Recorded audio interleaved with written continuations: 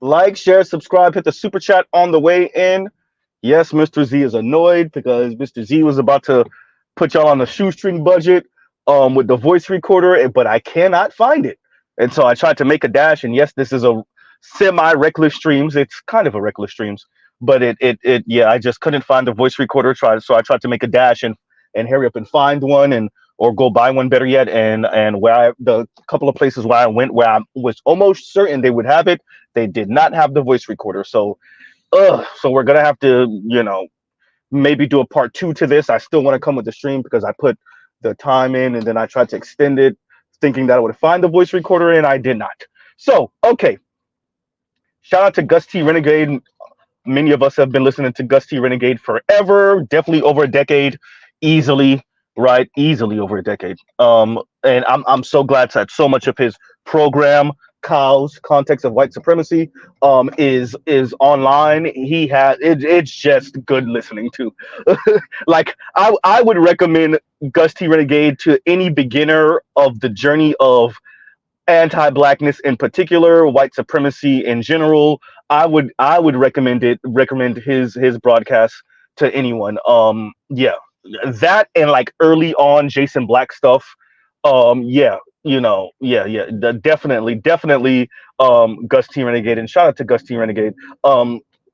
So as we have said multiple times about, and obviously the title Tragic Arrangements comes from Gus T Renegade. I'm using the term I've heard him use like multiple times. Like I can't even count how many times I've heard him use it, and he's using that to refer to non-black with, well, excuse me, non-white with white people situationships, relationships, sex, marriage, all of the above intimate interactions, right? Now, let's go to, so I didn't find the exact clip that I was speaking on, but I found something pretty good, but just about good enough. And so if you look at the hour and about 40-minute mark for the first clip with Miss Cheryl Janice or Janice or Judice, there we go, Judice, which is a very fair-skinned black woman, light-skinned black woman, who said, essentially she is not the victim of white supremacy, and I so didn't want her to run off the broadcast, because I knew Gus T Renegade was, like, he kept on saying he was going to skewer her. I knew he was, because and let's pause right there. When Miss Judice said that she was not a victim of white supremacy, all it screamed to me was Chrissy and Paris and Cynthia G and Mahogany Pink and Lexus Exodus and Shira 7 and name them, right? Name them, right?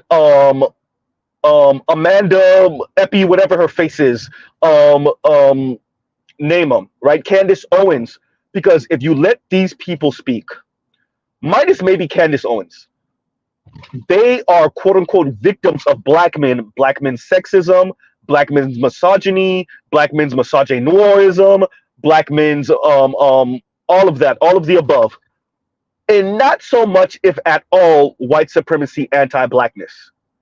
Yes, y'all heard correct. These are black women, and shout out to Dr. Tommy Curry, because he said as much when he was on Yvette Carnell's show years and years and years ago. This is back in like 2017, maybe 2018, 2017, more 2017. Young lady, I think she made a comment in the comments. Y'all give Z 1 second, of course. Y'all give Z 1 second. Y'all talk amongst yourselves.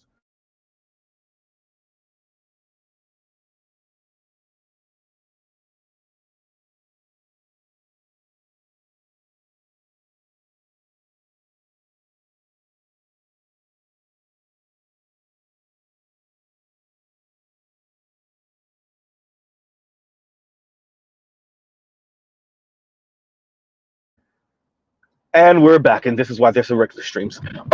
So, oh, don't forget your train of thought, Z. Don't forget your train of thought. But yeah, no. Oh yeah. So Tommy Curry, when he was on Yvette Carnell's show, one of the black young women said something in the comments like, "No, we're really the victims of black men," such and so forth. And Dr. Tommy Curry said as much, which is, yeah, there are a number, essentially paraphrasing, yes, there are a number of black women who feel like they are the victim of black men, and white supremacy or anti-blackness is really not the threat. Um, which we saw or heard Miss Cheryl, Doctor, I think she was Doctor, but let's say Miss Cheryl, um, say, right? And this is the lady, by the way, that wrote the book, and we've seen the thumbnail for this book multiple times, Black Women and White Men, or and it has on the, it's kind of like this lighter green or aqua, not aqua, color book, black and white handwriting, and it has the kind of a picture of a black woman and a white man. We already know one of these kind of books speaking about interracial relationships, really promoting black women with white men relationships. So if you go to, and actually y'all should check it out now and maybe come back in a couple minutes. Go to, start it off at the hour and 40-minute mark, maybe 1.5 speed, and give it about 2 or 3 minutes, and you will hear Gusty Renegade's producer, black woman, say what I always said. The older, and this is the second time. This is not the clip that I'm speaking about from Gusty Renegade, where I told y'all the older black woman spoke of how many black women are having sexual intercourse with their white male co-workers on the low, and then they come back to the hood talking about how loyal they are to black men. This is not the same lady. This is not the same clip. This clip, though, the Gusty Renegade's producer, she literally said the same thing, and this was a few years later, which is there is a whole lot of sex between black women and white men in these office buildings with their co-workers in these apartments or homes or whatever. The producer was saying, once again, this is a black woman saying this, right? And so they were speaking about interracial relationships. So this is after the author of the book ran off on Gusty Renegade, talking about running off on a plug twice, ran off on Gusty Renegade because she wasn't ready for that work that Gusty was gonna give her. And so when Gusty brought on the panel, they were speaking about this, and even black women were speaking about how confused black people are when they have sexual intercourse with white folks.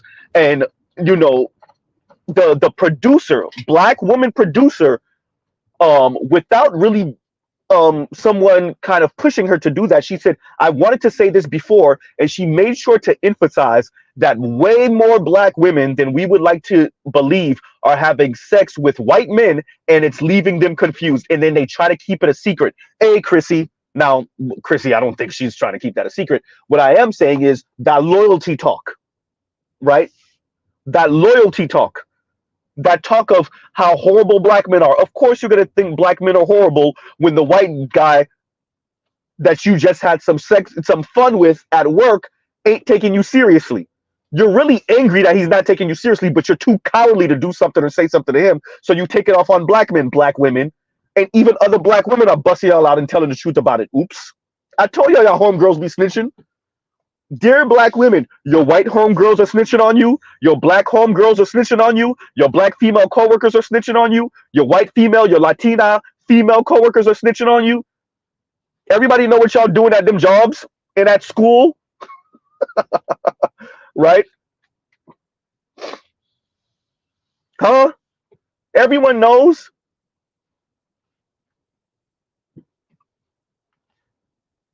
Right? So, you know, it was very interesting to listen to the producer, black woman, say that. And I want to be very clear because I don't want it to seem as if Z's putting words in her mouth. She said lots and lots of sex with white men. I want to be very clear. Her words, the producer of the Cows, black woman, right, said the black women are having lots and lots of sex with white men in these offices, in these apartments, in these homes. Her words, Chrissy. Her words, Yanni. Her words, Paris. Her words, Cynthia G. Y'all want to talk about, oh, no, her words, Tanya TKO. Oh, we're too loyal to black men. Her words, Madison Brown, Amanda Marianne, all of these black women. Oh, we're too loyal to black men. No, you're not. You're having sex with white men, and they're not taking you seriously. They're not turning it into marriage. This is why Mr. Z always says, Something like 4 to 5% of black women are married interracially. Are we saying only 4 and 5% of black women have had sex with non-black men, particularly white men? Is that what we're saying?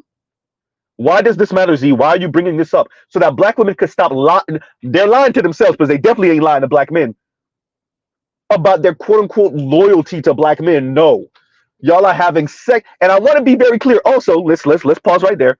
The producer made sure to say that's a black woman once again. That yeah, publicly you might see black men with white women, but secretly black women are having, once again, in her words, lots and lots of sex with white men. Y'all want to talk about loyalty? Huh.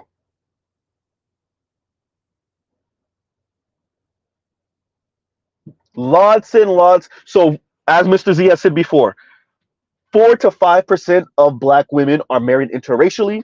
Are we saying only 4 to 5% of black women have had sex interracially?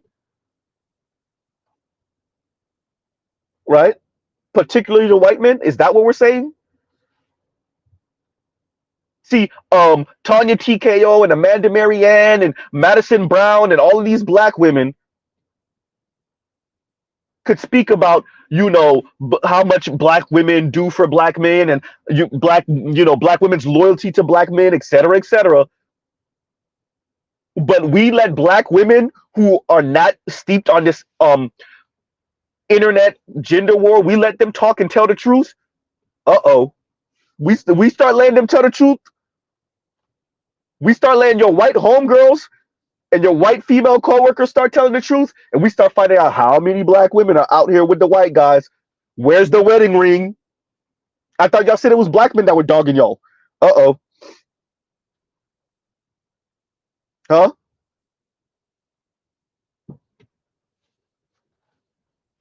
I thought you said it was black men that's not taking you seriously. Huh? I thought y'all were telling us about how great white men are.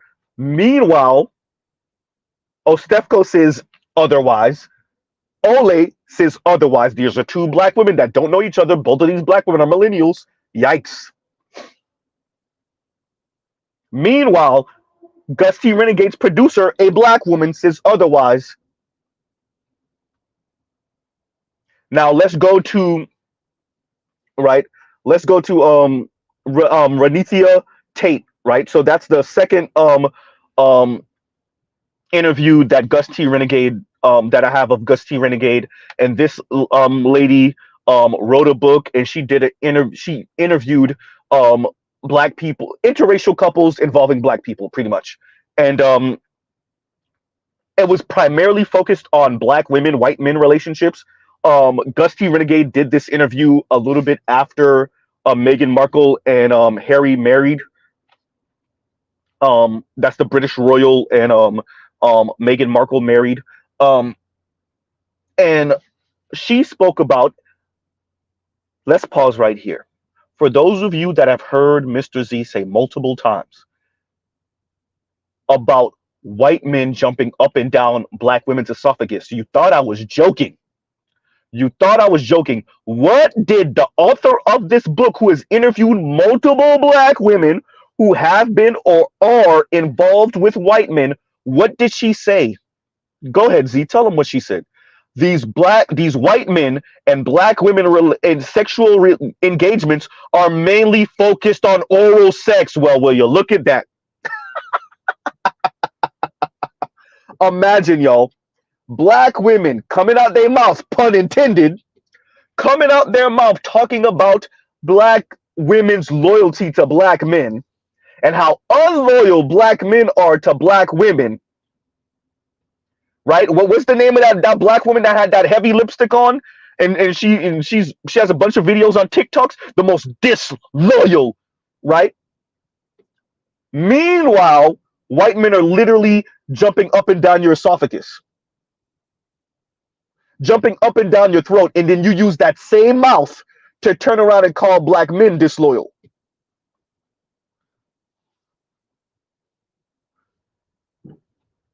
Imagine that. So let me get this right.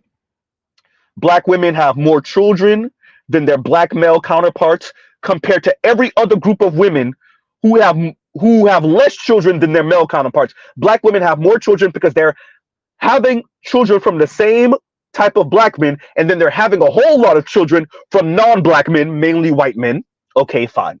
Then black women are engaging in a whole lot of sexual activity with non-black men, white men, and having a whole lot of giving a whole lot of got 3000s to non-black men, white men, and then they use that same mouth to tell black men how disloyal black men are.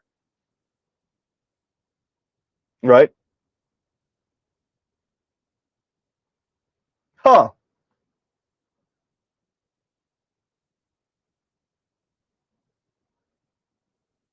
They use that same mouth to turn around and tell black men they're disloyal. Oh crap, trailed.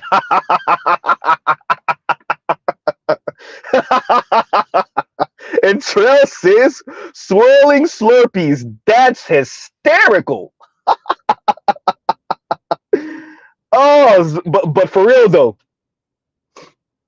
For real though. So for those of you that remember when Mr. Z put the link to one of the adult film sites, we'll say, that's I was, you know, when you scrolling and you looking for a certain um amateur whatever, right? And it was a sister. I was like, yo, she cute. I want to see more of her. And then mess around. The one video I saw initially was with a brother, but then you look and it's nothing but white dudes other than that, right? And it got me thinking. Like, oh yeah, this is a thing. No pun intended with that, but this is a thing, right? Huh? I said it before. Black women are having a whole lot of adult fun sex with non-black men. Y'all just mad these men won't marry y'all. Let me say it again. He's not going to sacrifice the 1969, 1970 Mustang from his uncle for you. He's not. He's not going to sacrifice granddad's house for you, black women. Not to mention, before we even get to that, fine. His family's not going to overtly blackmail him like that and tell him to break up with you. Simply put, white men know they could get y'all and they don't have to do anything. So he's going to marry his white wife. He's going to marry the white woman and he will have black side chicks. That part, right?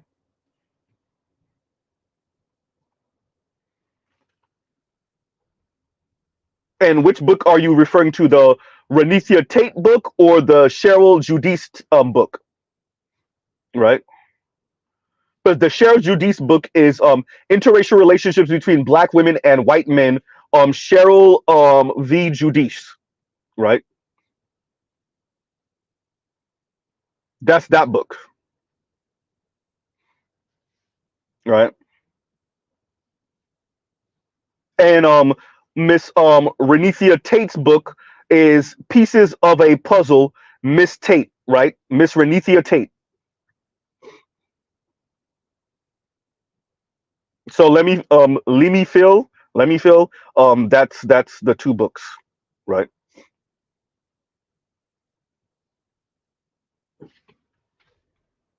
So not only are they having according to the producer of the cows context of white supremacy, not only are black women having a whole lot of sex with white men, according to Miss Renithia Tate, it's a whole lot of oral sex. So these are two different conversations. These are two different times. So the black woman producer of the cow said black women are having a whole lot of sex with white men.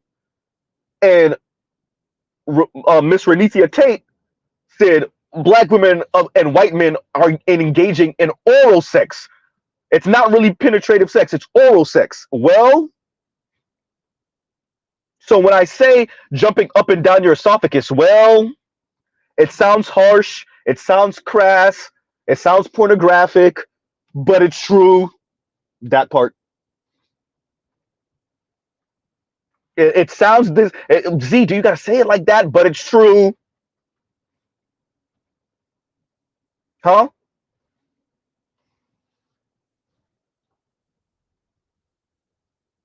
And yeah. I read some of the comments, and somebody said this too. And Leon says, and thank you for the super chat. Like, share, subscribe, hit the super chat. And Leon says, bruh, that woman is AKA Blue Vein Society connected to Dusty White peas hippie nun salted cracker mixed mulattoes first gen plantation master child HBCUs. Oh, she a OG. She a OG Blue Vein Society. Right? Huh. She definitely passing the brown paper bag test, that's for sure. By far. Right? Huh.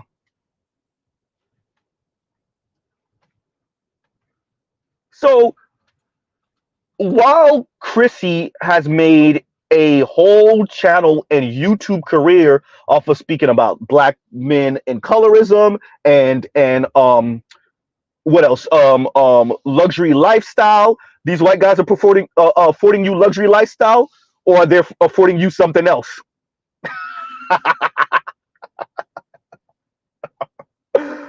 They give you something other than money, right? Paris is telling us how Kentanji chose better and Serena chose better, right? Meanwhile, the vast majority of black women who have engaged in adult fun with white men end up with, well, something sticky in their mouth. That's a fact, by the way. Let's pause right here. Y'all talk amongst yourselves. Give Mr. Z 1 second. Like, share, subscribe, hit the super chat.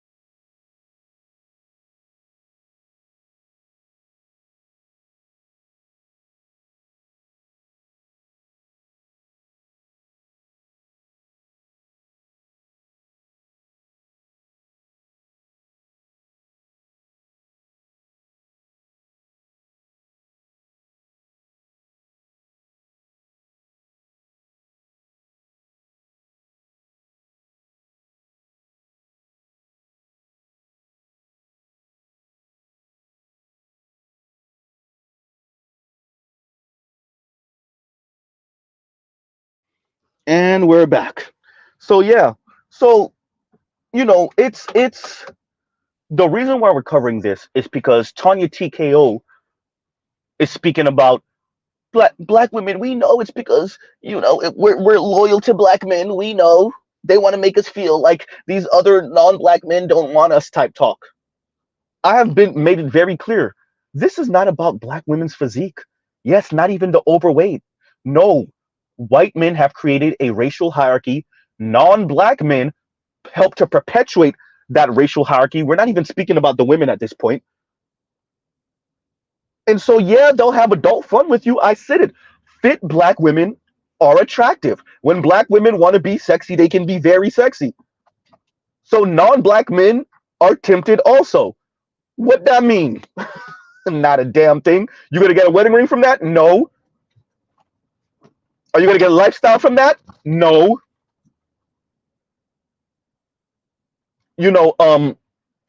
Miss Renithia Tate said when she was interviewing a white man, he cut her off and randomly said, "No one can protect you." I want you to understand. She's interviewing couples, white and black women and men who are in not just interracial but relationships with white people in particular. And she says a white man cut her off randomly to say, "No one can protect you." That's a white man telling a black woman, "No one can protect you." Shout out to all the black women who look at interracial relationships as somehow liberating, right?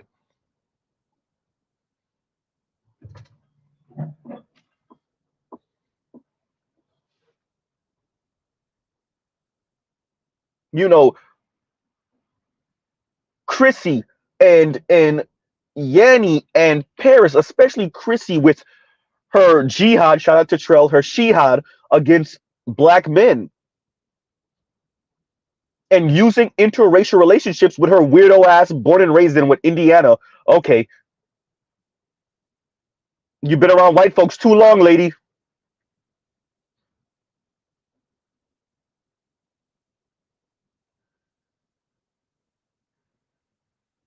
This is what it really is, and this is what it's always going to be for black women. Until we put the stomp down to this anti-blackness, white supremacy specifically, this is what it's always going to be for black women. It's always going to be this. Y'all got a whole goddamn country south of the border, Brazil. That's an example of this. They got, when slavery ended, they got ready quick. They brought in a whole bunch of train tracks. They brought in a whole lot of white men, poor white men from Europe, and had them have fun time sex with black women. And what that meant, nothing. A whole lot of mixed, confused ass children in Brazil. That's what it meant.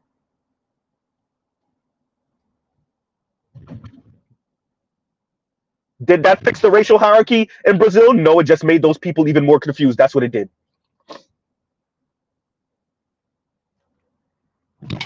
All across Latin America, you see this, right? So this came about, and where I am in the conversation right now came about because they were speaking about how black women in specific seem to be a bit more confused when it comes to this. And once again, the producer of the Cows, Context of White Supremacy, Gus T. Renegade's broadcast, the producer, a black woman, spoke of, yeah, because black women are having lots and lots of sex with white men. Uh-oh. And it's leaving them confused. Then y'all want to know why there's this angst, this vitriol towards black men in specific coming from black women. Yes, they're louder online than they are in real life, but that does not mean they're not just as loud and vitriolic in real life. You know, and when Miss Renethia Tate spoke on this, she essentially said the same thing as the producer. And black women are giving mouth hugs, a whole lot of mouth. You imagine using that same mouth to tell black men how disloyal they are? How black women's disrespect of black men knows no bounds. It knows no bounds. You use that same mouth you just gave a mouth hug to a white dude, raw pink meat. You use that same mouth to turn around and tell black men how disloyal they are because the white dude you just gave a mouth hug to ain't leaving his wife for you, ain't leaving his girlfriend for you. He's single. He's not even trying to be in no relationship with you. He's just having fun with you. Huh?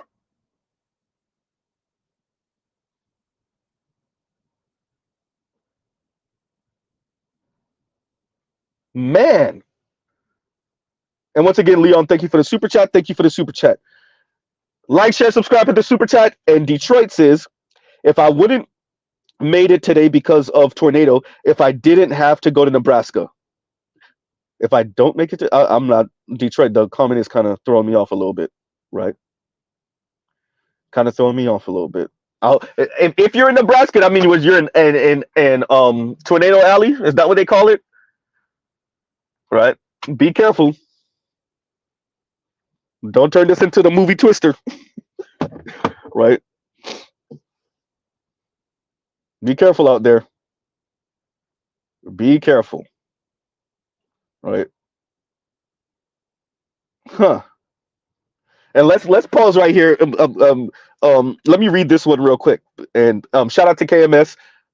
Thank you for the super chat. Thank you for the super chat, Detroit. And KMS says, because I gotta skip to this one now. KMS says, I went to a PWI and had white roommates. Post graduation, a former roommate called me up about G-gaggers, ghetto gaggers, and how he's kicking himself about not having the technology in college. Everybody pretend not to know what black women on. In other words, he was jumping down, up and down black women's esophagus in college, and he's mad that he wasn't recording it back in the day. Is that what you're saying, KMS? Right? Huh. And Detroit, once again, thank you for the super chat. Thank you for the super chat. Huh. So what this is not, it's not black men, or at least Mr. Z, trying to police what black women do with their bodies. First of all, I'm a black man born and raised in America. Black women ain't trying to hear what I got to say anyway. Right? This is not about policing black women's bodies and what they choose to do and who they choose to do it with. With that, you don't get to claim loyalty just because the white man won't marry your ass. A lack of choices and options does not mean loyalty. What it means is the person you thought you were going to pull the magic tricks with, the sex magic tricks with, to turn that situationship y'all had into something more than just the situationship, and it doesn't work out that way, that does not mean you're more loyal than black men. It means the white men played you the way you need to be played. Huh? And Cameron said yes. Yep. So that means he was jumping up and down. The white man was jumping up and down black women's esophagus. He's just mad he didn't record it and put it online. Make a whole industry of it. Huh?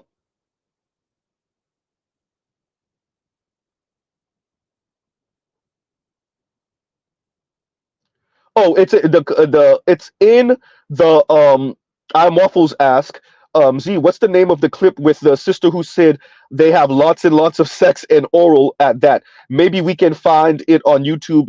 I'll look for it. No, so the lots and lots of sex is so the first link that I have in the description box, started at the hour and 40-minute mark and let it run through.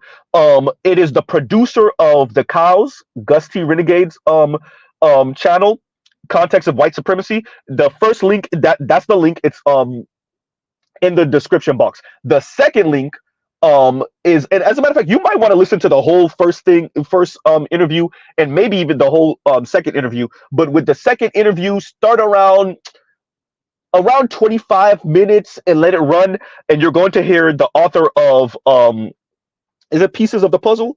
I'm gonna tell you right now. It is, yeah, Pieces of a Puzzle.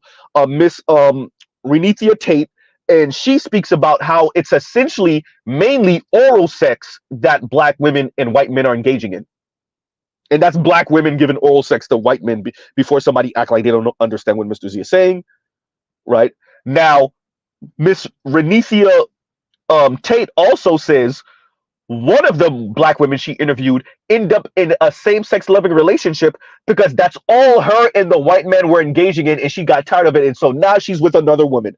Wait a minute, Z, haven't you spoken about this before? How black women will be mad at black men because black men, they make them upper middle class and rich white women, so they will go engage in sex fun with white men, hoping that that white man turns it into marriage, and maybe he will, but it will it won't be what she think it is. It's not the lottery ticket. And when that eventually fizzles out, she then engages in same-sex loving relationships. Hi to Aisha Taylor. Huh. Yeah. Right. Yeah.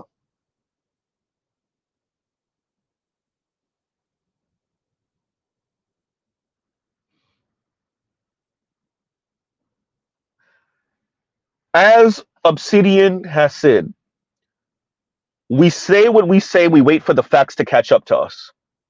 So these are two black women. Let's say that again, see?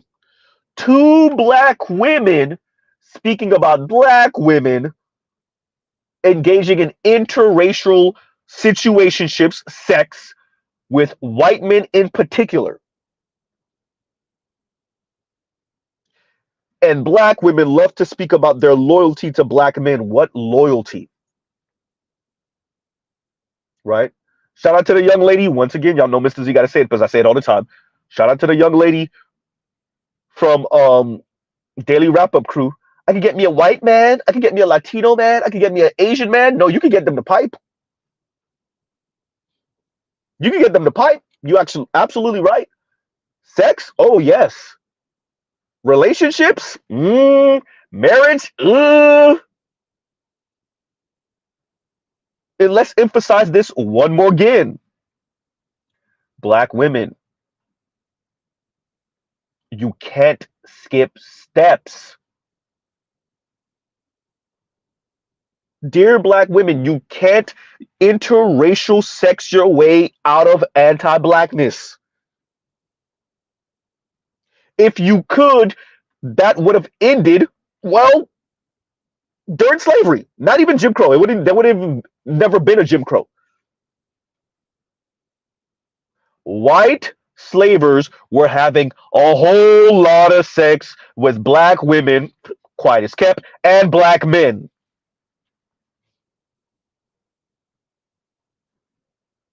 Slavery ended, right?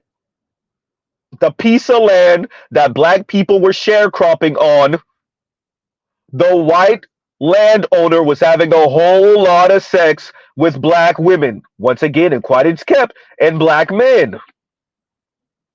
All right, we move to a different era of Jim Crow. This is where you get the honkies. Once again, white guy drives up, honk honk, a whole lot of sex with black women, quiet as kept, and black men, and cross-dressing black men.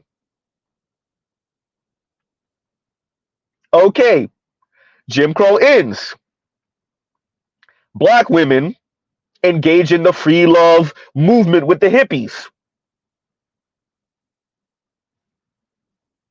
And a whole lot of Black Panther women, y'all want to talk black and sleep white.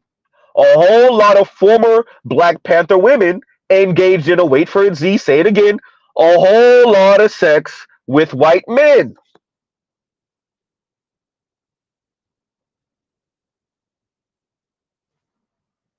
Huh?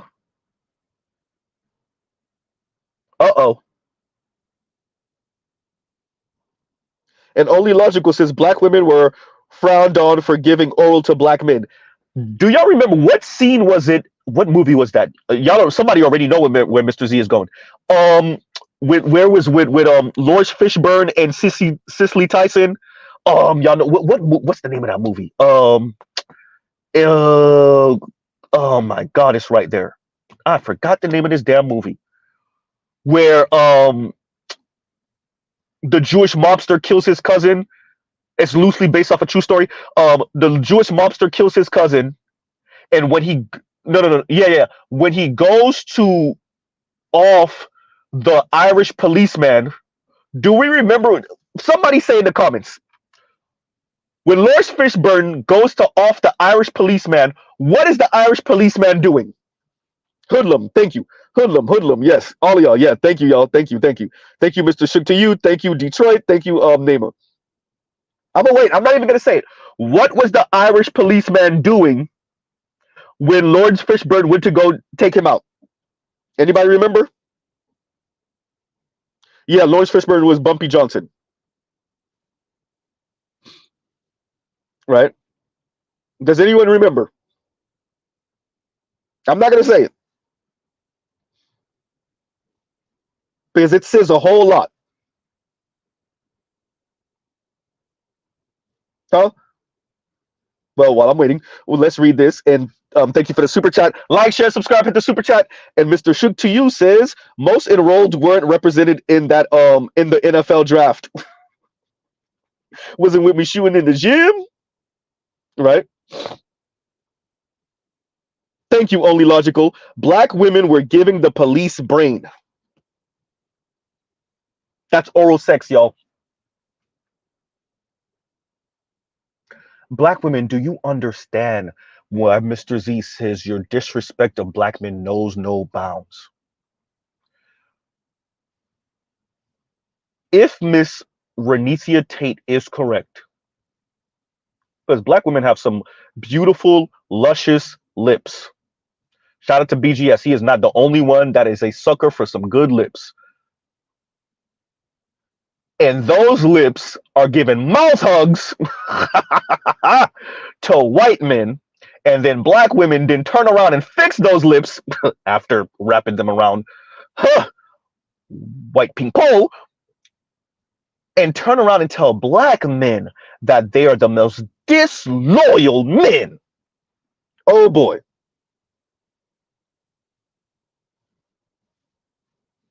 Huh.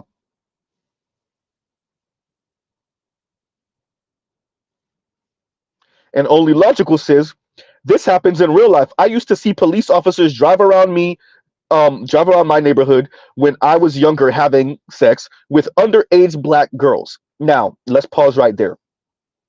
Do we remember just a few months ago, the white police officer who got caught somewhere in the DMV area with cheating on his black wife with another black woman because she was jumping into the back seat and he was doing something strange for some change with her?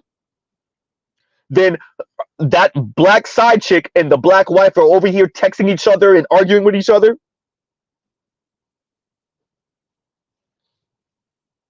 Huh.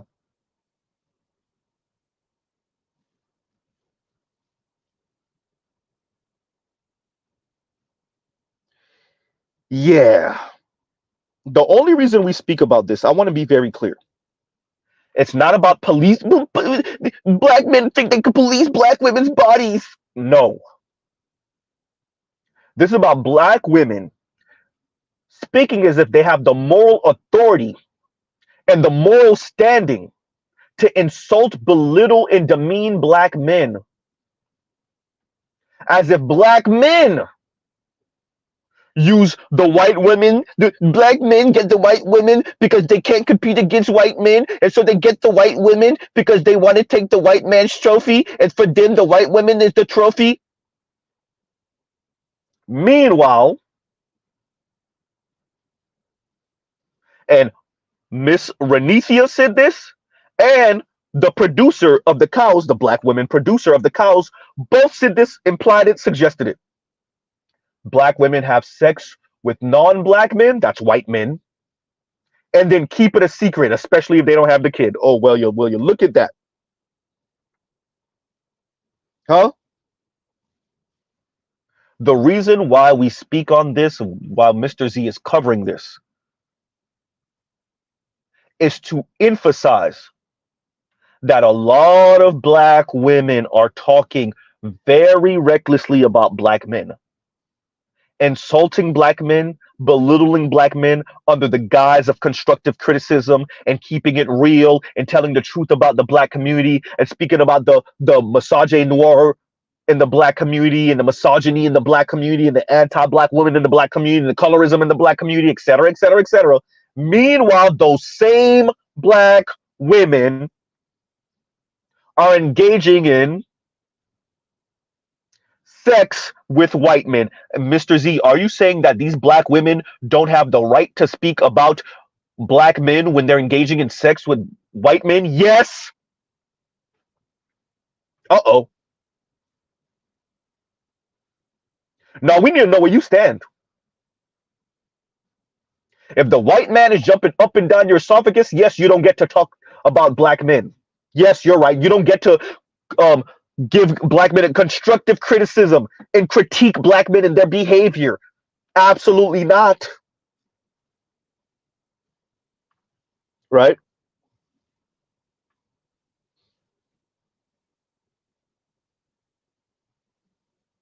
Huh? Huh.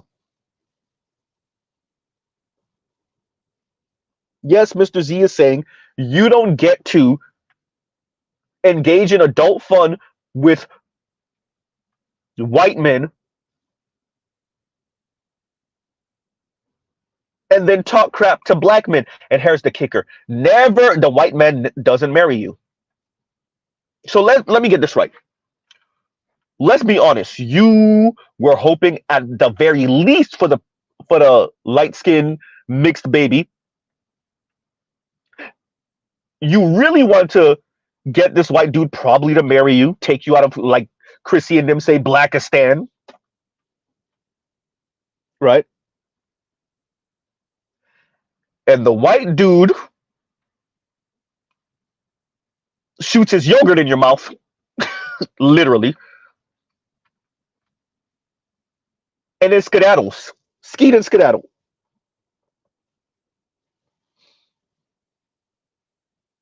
Huh.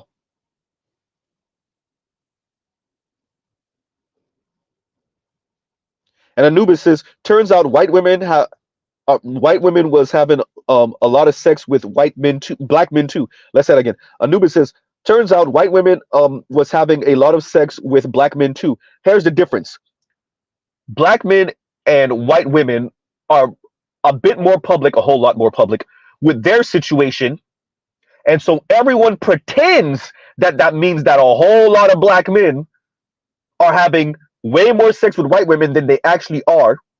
And then black women and white men are having just as much, if not, and according to these two black women, right?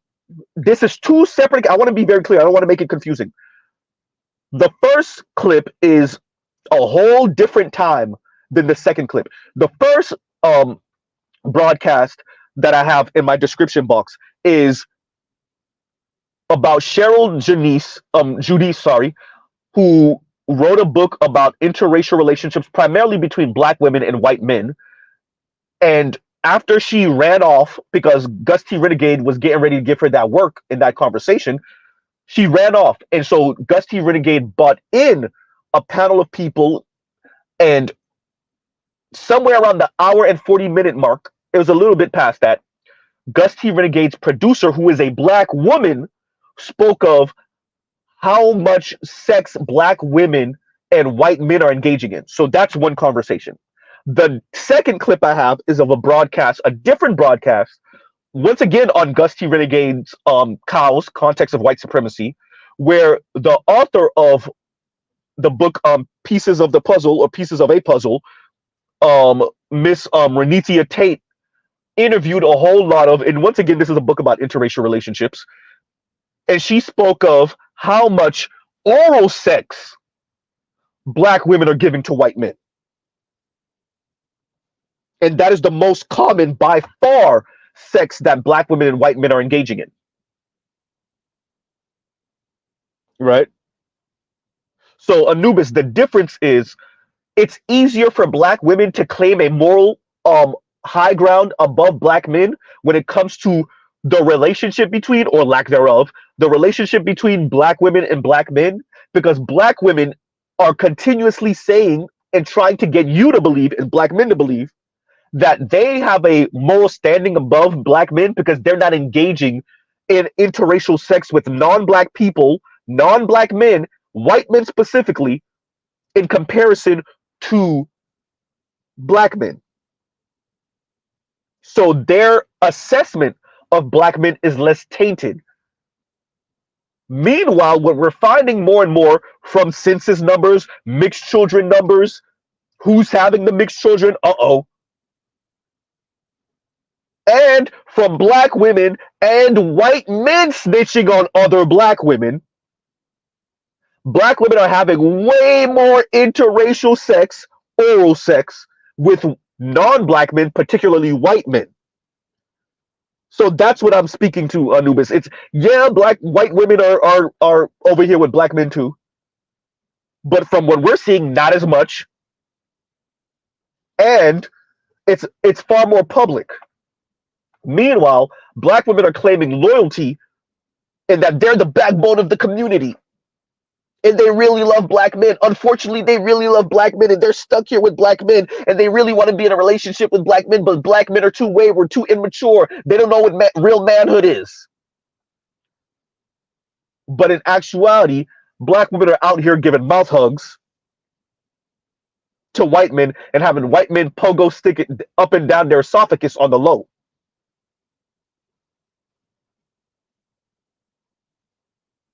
Anubis continues, white fathers tell their black sons, or black girls, excuse me, white fathers tell their sons black girls are for fun, not marriage. And there you go.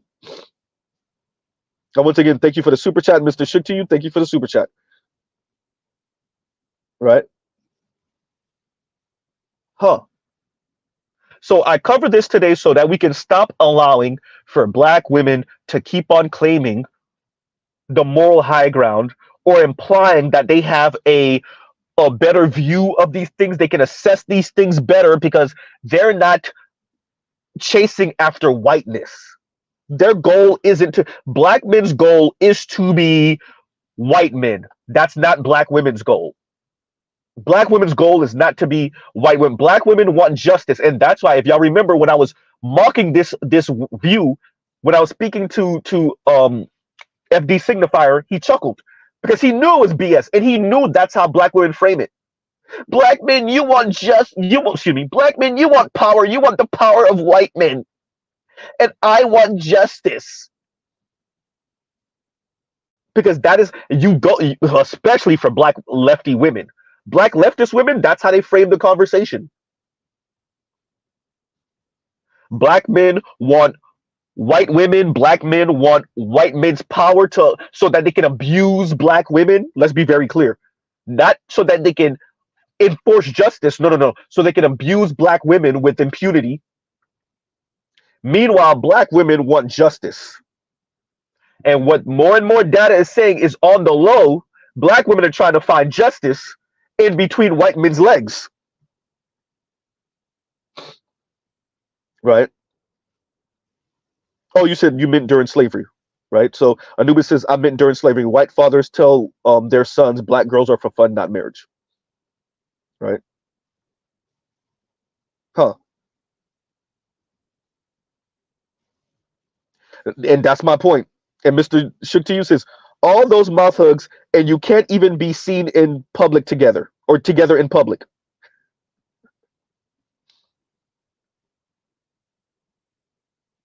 Hmm.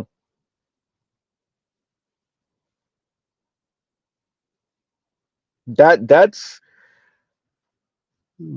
is a cruel joke to play on black men. Speak about your loyalty, speak about how much you love black men. Unfortunately, as wayward as black men are, as immature as they are, as much as they don't want to step up for black women, as lazy as they are, as shiftless as they are, black women still love them some black man, right? I love me some him.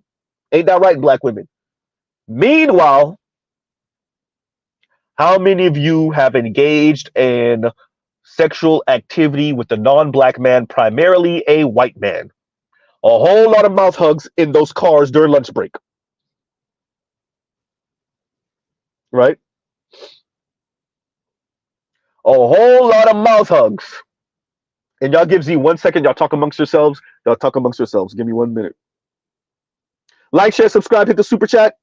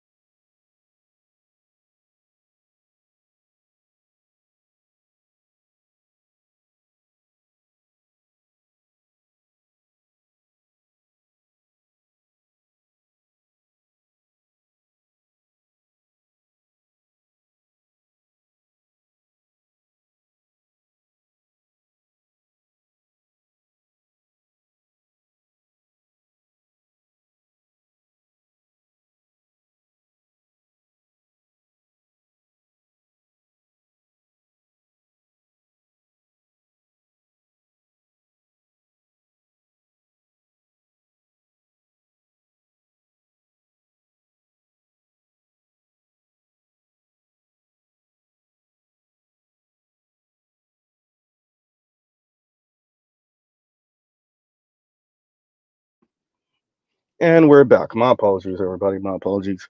Y'all already know it's a reckless stream, right? Okay, let's see. And L's active. Thank you for the super sticker. Thank you for the super sticker, right? So, we're speaking about this and why it matters. There is a back and forth between black men and black women. For those of us old enough, we have heard the term over and over again about how black men talk black and sleep white, and how this skews black men's vision of justice, of, excuse me, equality, of fairness, right? If you let black women talk, black men just have a very skewed view of the world. And if we are to, let's say black women are correct, black men, because of interracial relationships, interracial sex, situationships with non-black women, primarily white women, it skews the way black men view black women. And it causes black women, causes black men, there we go, to not want to protect black women, not want to provide for black women, think that black women aren't women, masculinize black women. Okay, let's say everything black women say is correct. For argument's sake, let's say that they are correct. And what we're finding from the data more and more is that black women have more mixed children than black men. Uh-oh. That black women are engaging in more interracial activity, sex with white men in particular. Huh? That black women are in more and closer proximity to non-black people, white men in particular, right? If what black women say about black men is accurate, and we're finding out more and more, actually, black women are the ones who are engaging in interracial sex more than black men. Black women have more mixed children with non-black people, namely white men, than black men have mixed children, namely mixed children with white women. If what we're finding out more and more is that black women are the ones who are actually engaging in this far more than black men are, then what does that mean about black women's argument? If black men have a skewed view of the world because they're engaging in interracial sex with non-black folks, primarily white folks, then what does that mean? And y'all give Z 1 second.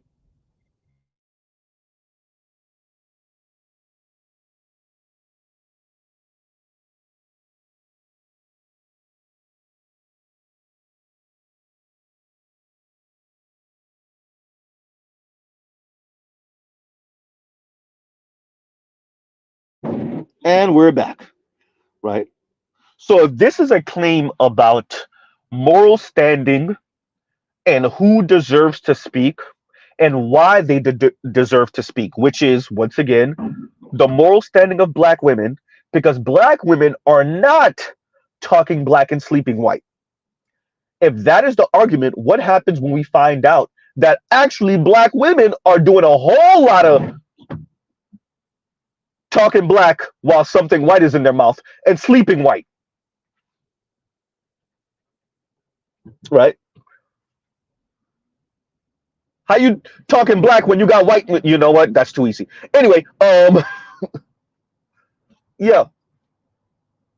What happens when black women continuously say that black men are talking black and sleeping white, when we find out that black women are trying to talk black because they can't really talk because something's in their mouth,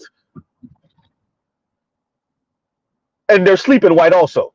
What happens to the argument then? Huh?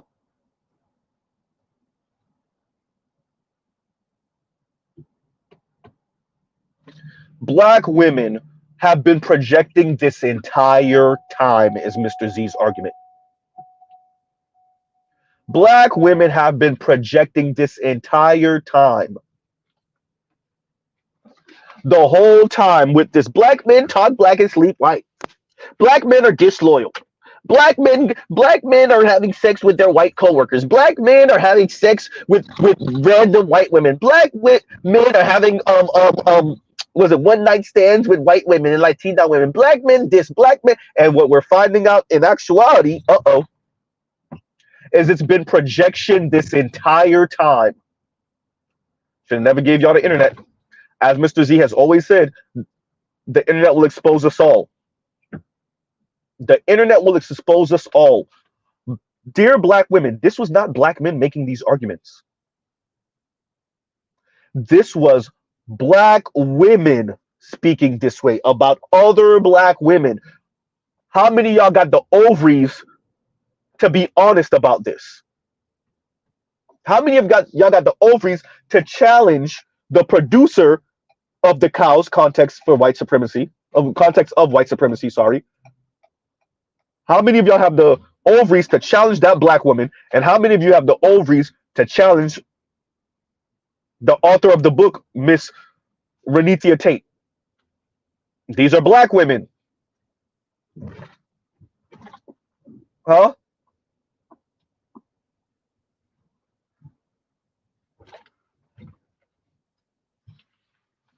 So all of this talk about black women's loyalty in actuality is it's false. It's factually inaccurate. It's false. It's a lie.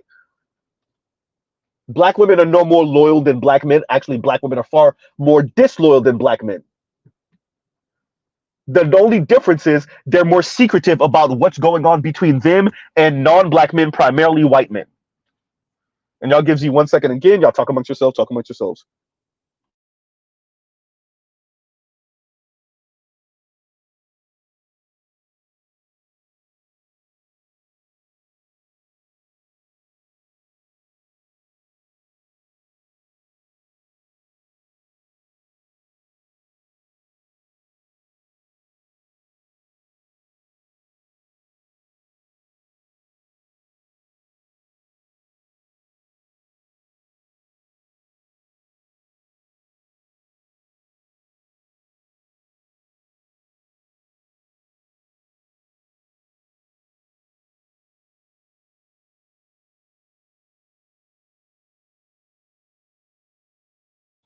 And once again, thank you for the super sticker. L's active. Thank you for the super sticker. Let's read this one now. And KMS says, and this was his second comment. KMS says, I was an athlete in college, and my roommates had a house off campus, so we was running through all of the chicks. My point is that I don't want to hear how black men are bad as black women are getting air tightened by Brad, Chad, and Tanner, bro.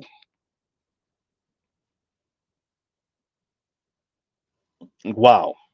And it is true. And you know, black women are part of this society also. They grow up in America also, right? Black women want the quote unquote finer things of life also. And if what media has portrayed for years and decades is the white man engineer, the white man guru, the white man smart man, the white man witty man, right? The white man is king of the world.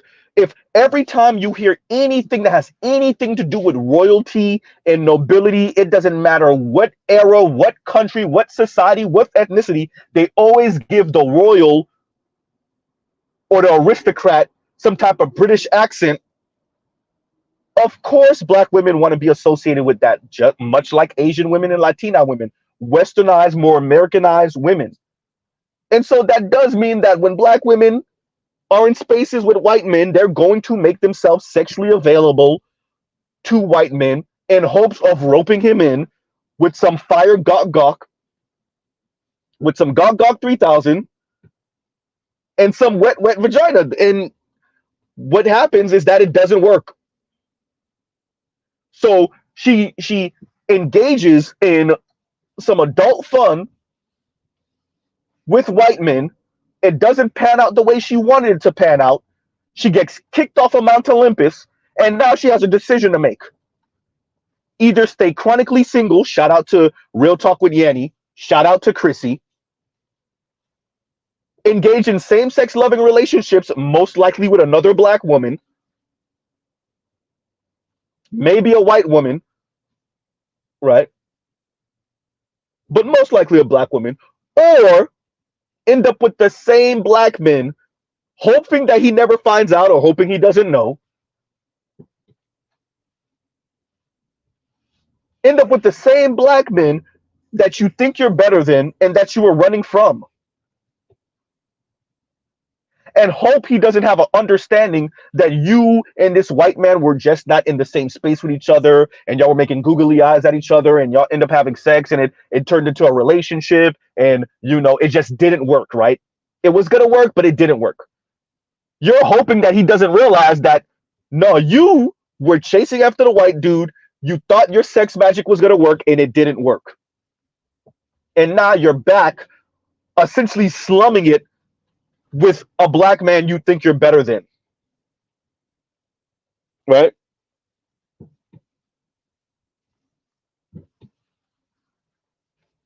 And so that's one of the most open kept secrets. I've been saying it, and many of us have been saying it for the longest. One of the most open kept secrets in the black community is how much black women are having sex with non-black men, white men in particular, right? So one of the callers um, on the stream, so the second link with Renisha Tate, one of the callers, a black man, was speaking about how one of his girl cousins, I want to say, was dating a white man, and how much his black female relatives were celebrating that. They like, it was celebratory. They were celebrating that. And of course, right? And of course, as I said before, black women have been projecting this entire time. Black men give other black men high fives when they're dating white women. They encourage other black men to not date black women.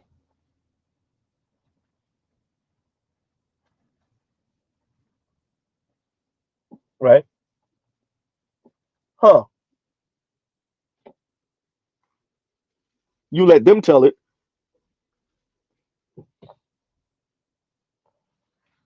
And what we find is, actually, black women encourage other black women, shout out to Chrissy, to expand their options. Shout out to Cynthia G. I'm telling you that I don't care who you end up with, just don't end up with a black man. Anyone but a black man. And also, a lot of gay black men, Themis, are on the same thing. Pun intended. Right? Huh. So that's what we have. I went out looking for the particular clip I kept on referring to from Gus T Renegade. And I couldn't find it, but I found something pretty damn close. Once again, for the first clip, you will click the first link in the description, and around the hour and 40-minute mark, you will hear Gus T Renegade's producer, which is a black woman, speak about the fact that black women are having lots and lots of sex. Her words. That's a black woman, by the way. Lots and lots of sex with white men. And these offices, I think she said in these apartments and homes, etc., etc. And if you click the second link, around 25, 27, 28 minutes, something like that, the author of that book, which I think is Pieces of the Puzzle, or Pieces of a Puzzle, Miss Renithia, excuse me, Tate, speaks on black women and white men primarily engaging in oral sex. And by the way, that's black women giving white men oral sex. That is the primary sex that they engage in. As I said, I'm going to keep on saying this over and over again on this broadcast. And yes, today's could probably be an open panel. So in a minute, I'm gonna put the link in the description. I'm gonna put the link in the comments in a minute. Black women turn around and use that same mouth they were giving the white man mouth hugs with and tell black men how disloyal black men are and how loyal black women are. Right?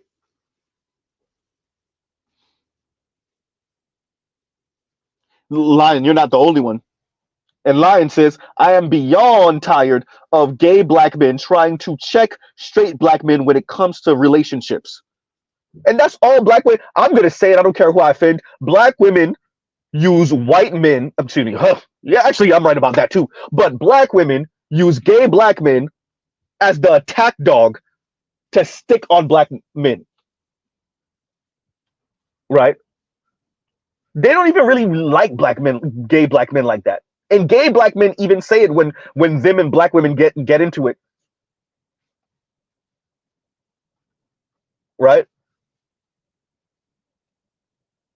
They just use gay black men as the repository for all of their black men ain't ish rhetoric. And oftentimes because gay black men either had an uncle that disapproved of their sexuality, were maybe made fun of by straight black boys when they were younger, or black boys just avoided them. And so now they formed some type of alliance with black women on some straight black men ain't ish thing. And y'all both chasing after the white peen. Here's the funny part. Gay black men less so. Because straight white men, excuse me, well, actually two supposedly straight white men, even though they be engaging in gay sex, whatever. Straight white men, quote unquote, straight white men and gay white men have made it very clear what they think about gay black men. Right? They have made it very, very clear what they think about gay black men.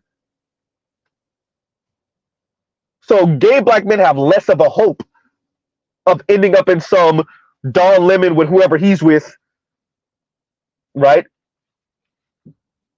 Type situation. As compared to black women having their Serena and Kentanji and Kamala fantasies and Eve fantasies.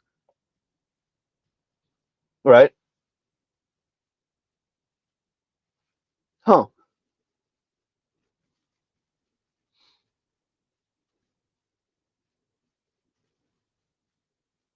Thank you. And Ishmael said, had to go and listen to that part, Z. Yep, she said it. Black women been sleeping with white men secretly. It's not like we didn't already know. It's just other black women, white men are all busting them out now. That's all.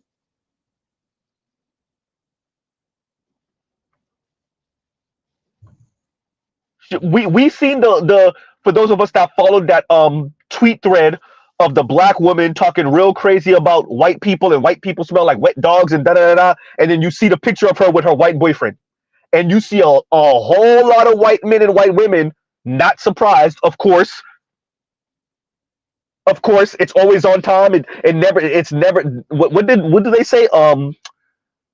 It never ceases to amaze me and all these other things because they already know a black. Oh wait, it's a black woman doing all this virtue signaling about BLM and pro black this and pro black that. Okay, let's see who she's having sex with, who she's in a quote unquote relationship with. Oh, a white man. Oh, no surprise there,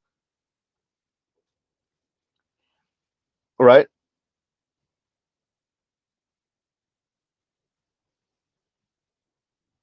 Thank you. Indigo says if that ain't something out of Dear White People, huh? For those of us that watched the series and watched the movie, so I watched the movie and I watched everything but the last season of the series when it was on Netflix. I think it might still be on Netflix. I'm not sure. It was just a confusing ball of mess. Everybody's having sex with everyone. The black girl is in a relationship, the mixed black girl, sorry. White daddy, black mom, by the way, in a relationship with the white dude. Then she feels guilty about it because she's friends with all these black characters. And then there's the brother that's chasing after her. The brother damn near gets killed by the cops because he gets into an altercation with a white dude at a house party. Then she gives him kind of sympathy sex. What? The dark-skinned sister tries, not even tries, because the show definitely has her check one of the brothers on some intersectionality and I'm more oppressed than you thing, man, that series was a flaming pile of trash propaganda piece, right? Then you got the LGBTQ brother sleeping with the Latino dude. Oh boy, was he Latino or was he just white? I don't remember. Right? Then the dark skinned Sadiddy sister is actually fronting because she's from the hood. And then she feels a certain way about her hair, so she always got her hair in a relaxer or some weave. Then she's sleeping with the actual brother that grew up with some money and status. Then he says one thing and it turns her off, and then she messing around and sleeping with the white dude. It was a hot pile of mess. The whole series. Then she has an abortion for the black dude because she got pregnant, and but nobody really knows what. Right? And she's sleeping. The last thing I remember is the wannabe Sadiddy sister who actually came from the hood. This sounds so. This is like classic '89 climber, not '92 climber, '89 climber, '83 climber. Anyway, huh?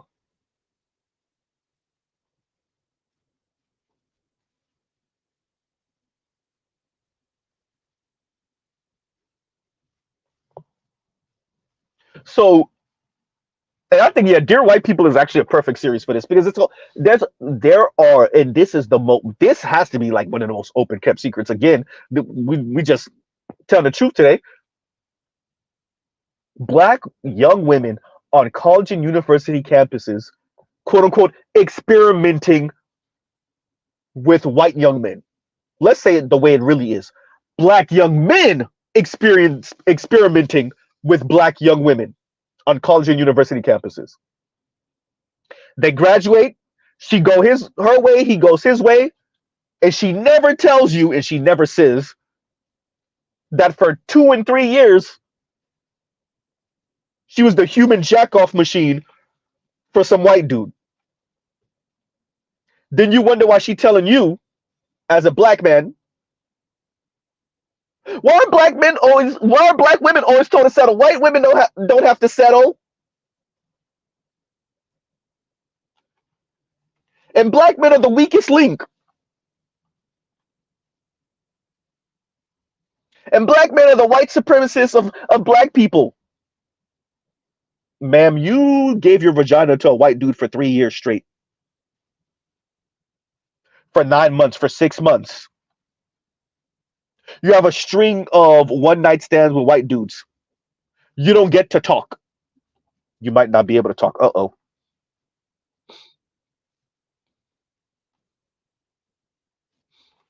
Huh?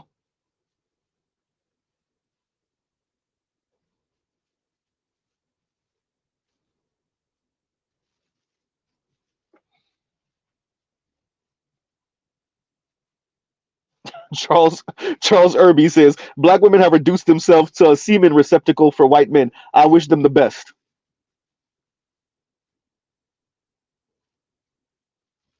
Man. And Tony says, I saw they were saying activists in the streets colonizing the sheets. Man.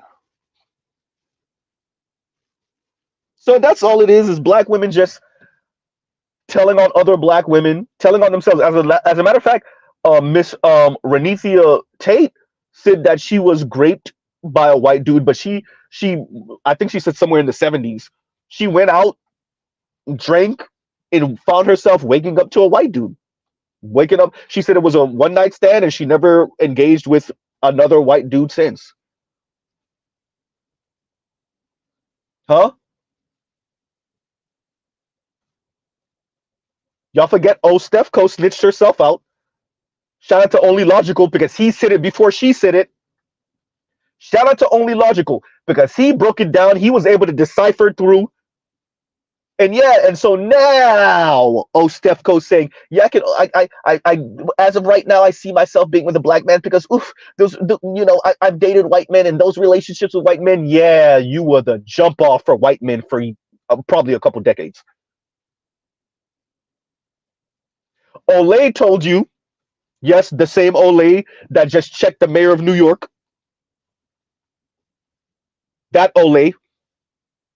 For those of you that saw the interview between Olay and what's his name out of New York on the Breakfast Club, that same Olay. If you don't believe me, check Bad Faith podcast when Olay was on Bad Faith podcast speaking about relationships with Brianna Joy Gray. She said it, her words. All these black women who think being in relationships with white men is going to be so much easier. Oof.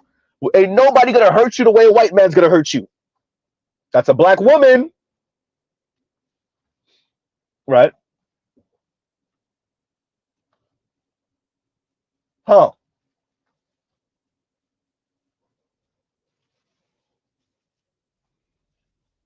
Yeah.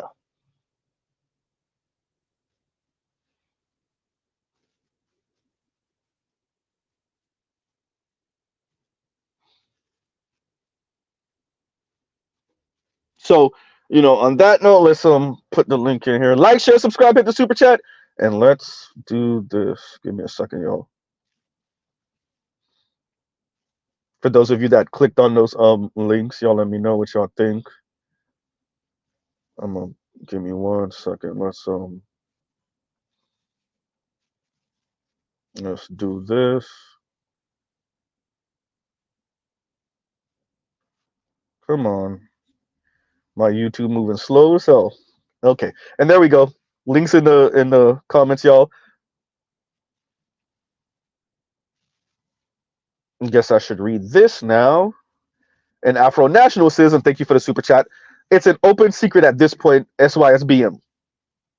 And I'm not gonna say, I really do think that there are black women that wouldn't touch a white man with a 10-foot pole. I know that's a real thing.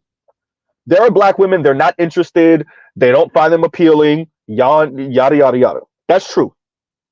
But far more black women are fronting and pretending that that's the case.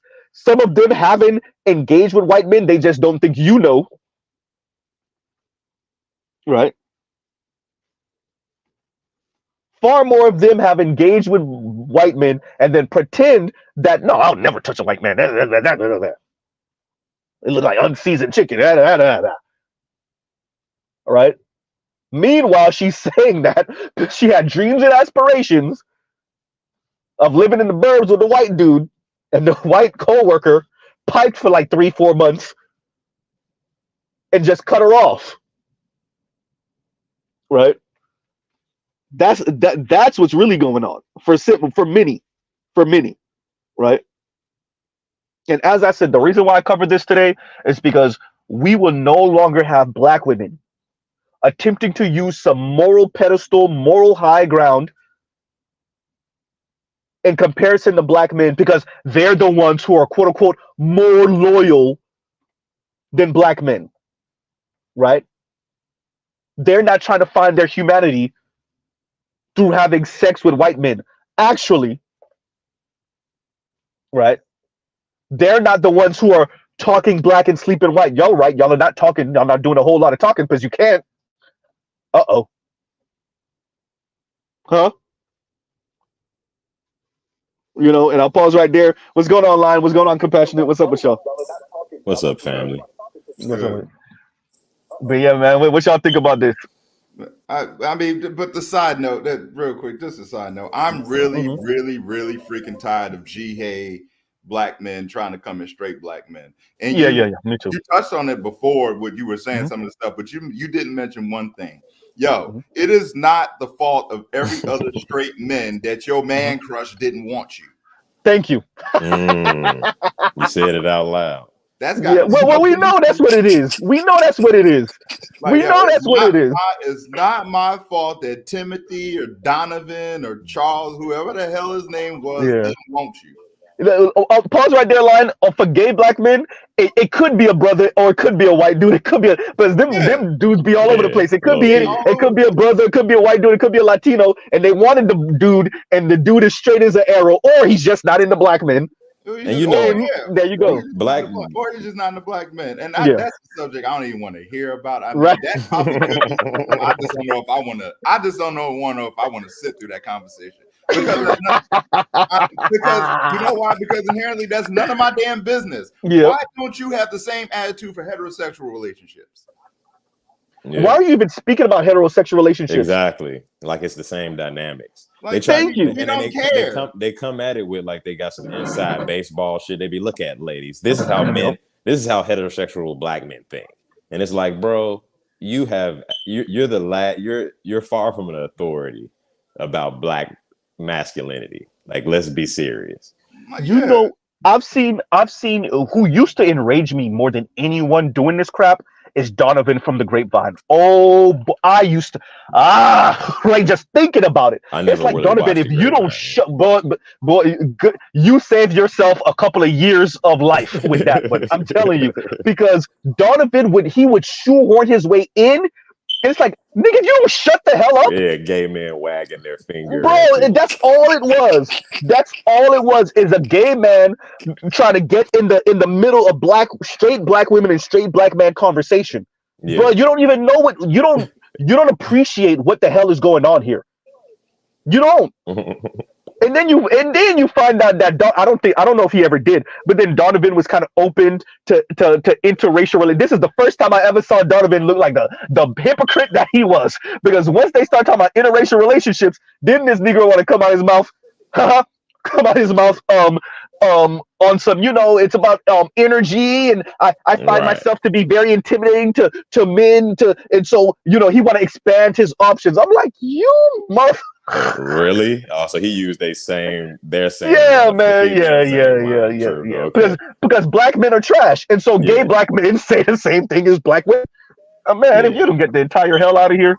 Gay black men are interesting because they try to channel like black female energy or thought, and they have like as black boys, we know we grow up with like a firsthand account of like black male misandry from women. So they carry it. I recently saw a gay man giving like the top 10 red flags of relationships for black women, and it was like he was obviously channeling everything he said was basically what a black woman would say, but it's very odd. It's extremely odd.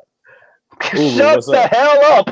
Well, What's going on, Black Uru? I would say that from the beginning, I would refuse to have any discussion at all with a gay man about relationships between black men and black women, and I would make a point of asserting that to black women, and I would tell them, how would look, you say whatever kind of deal, whatever kind of deal we're going to make is going to be between a straight black man and a straight black woman.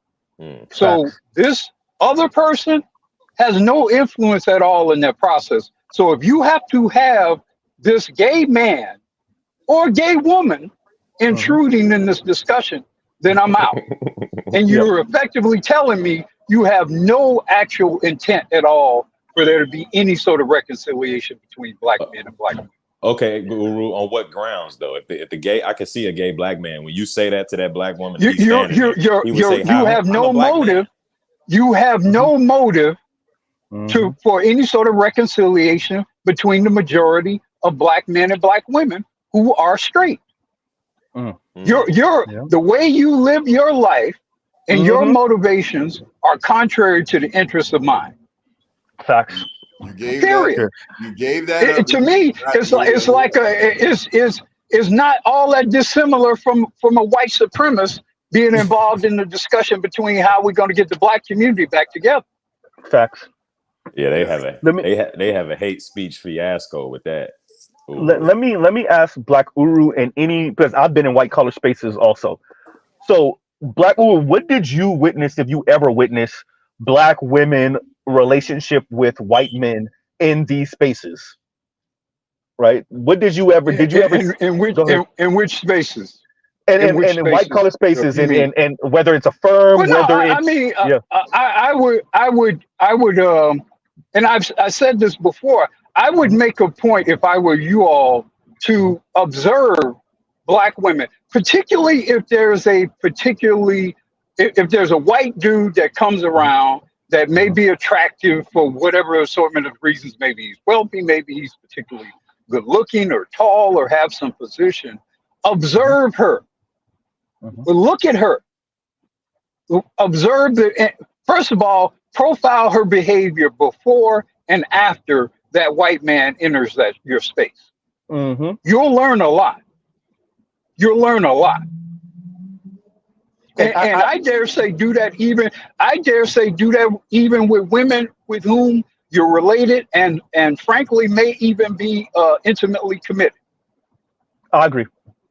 Because I think a lot of I try to emphasize this on my channel. A lot of the issues we have with black women is what they're doing internally, comparing black men to white men, right? And deeming black men lacking.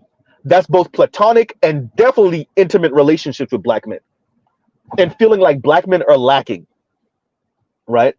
And so when they're around the white guy Chisel Chin Chad, and she's looking at Chisel Chin Chad like, damn, I wish I had his wife's life.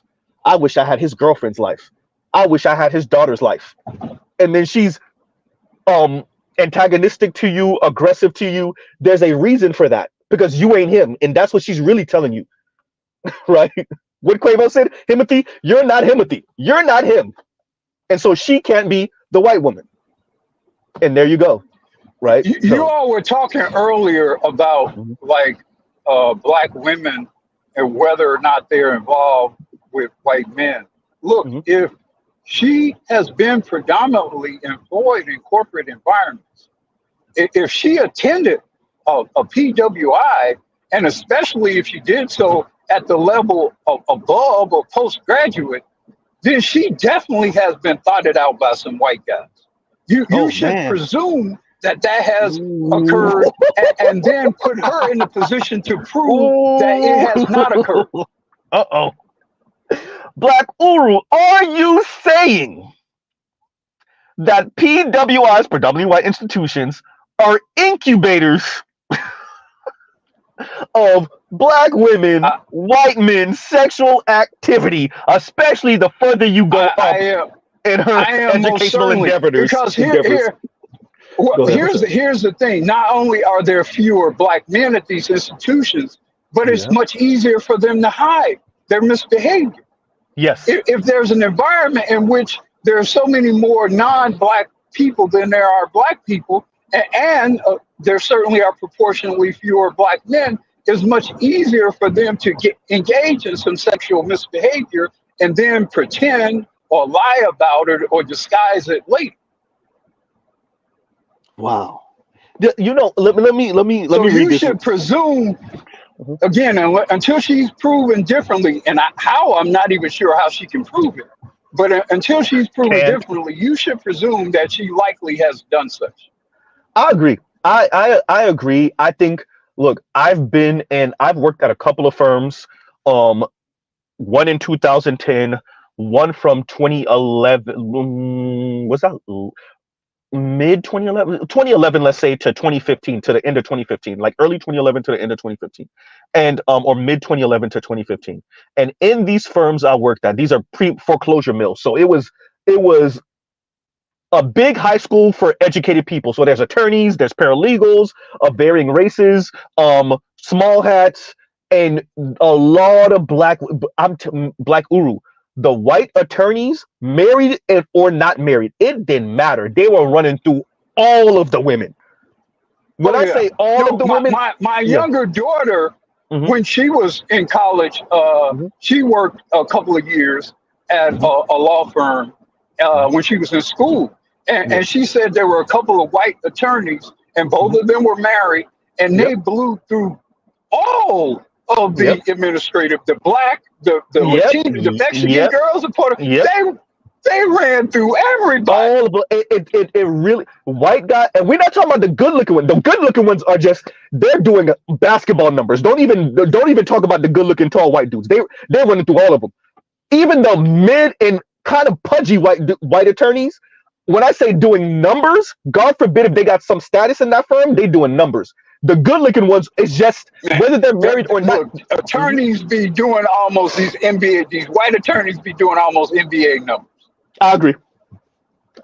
And the reason why that matters is because some of those black women are married.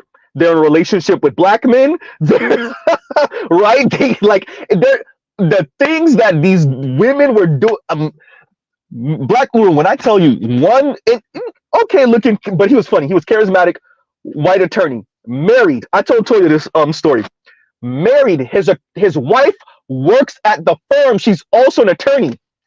This dude is piping slim white woman who's also married, a medium-sized Latina who's also married and husband works at the firm, super thick black Haitian woman.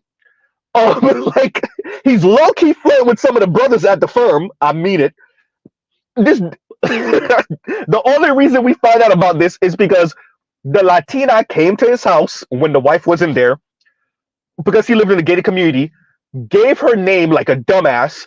So when the wife gets home, the security guard says, "Oh yeah, your cousin." I don't even know how this makes sense. Liz was just here. Liz. Oh, so she waits for the husband to leave his phone at the house by mistake. I think she actually hid the phone. Gets the phone jailbroke and found all the texts with all the different women at the job. So she ends up divorcing him, and then he don't freaking care. He's a lead attorney, for God's sake. And yeah, so he just ends up blowing through more of the women at the firm. She quits. But yeah, and then he ends up settling with one Jamaican woman for a little while. Mind you, when he was cheating, she was pregnant with the second child. So like, this is a thing.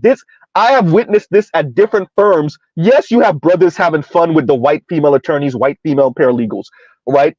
But it's no comparison. It's just no comparison with what the white guy is engaging in. The reason why this matters is because of black women's moral standing in the black community, because of, I don't know where black people get this idea from, black women not engaging in this. I don't know where we get this idea of the almighty earth mother goddess black woman who will not stoop so low as to have sex in the car with her with her white male coworker. And that happens, right? And we just have to be honest about it. I'll pause right there. Let me read this real quick. And KMS says, "I really stopped my workout to say this. Black Uri reminds me of my uncles who were ladies' men. Bitch, if you don't expect me to provide for you, right? No, excuse me. Bitch, if you expect me to provide for you and lead your life, there's only one program, mine. Get right or get left." I agree. Thank you for the super chat, KMS. Right. And so I just want to be very clear why I'm covering this today. I do not think that black men writ large, outside of some of the Hotep brothers, are trying to police what black women do with their bodies. First of all, we're not even socialized to think that we can do it, right? So there's that. It is really to forward to black men. Bump all this talk of black women's loyalty. Don't even let them pretend like they're on that, because they're not, right?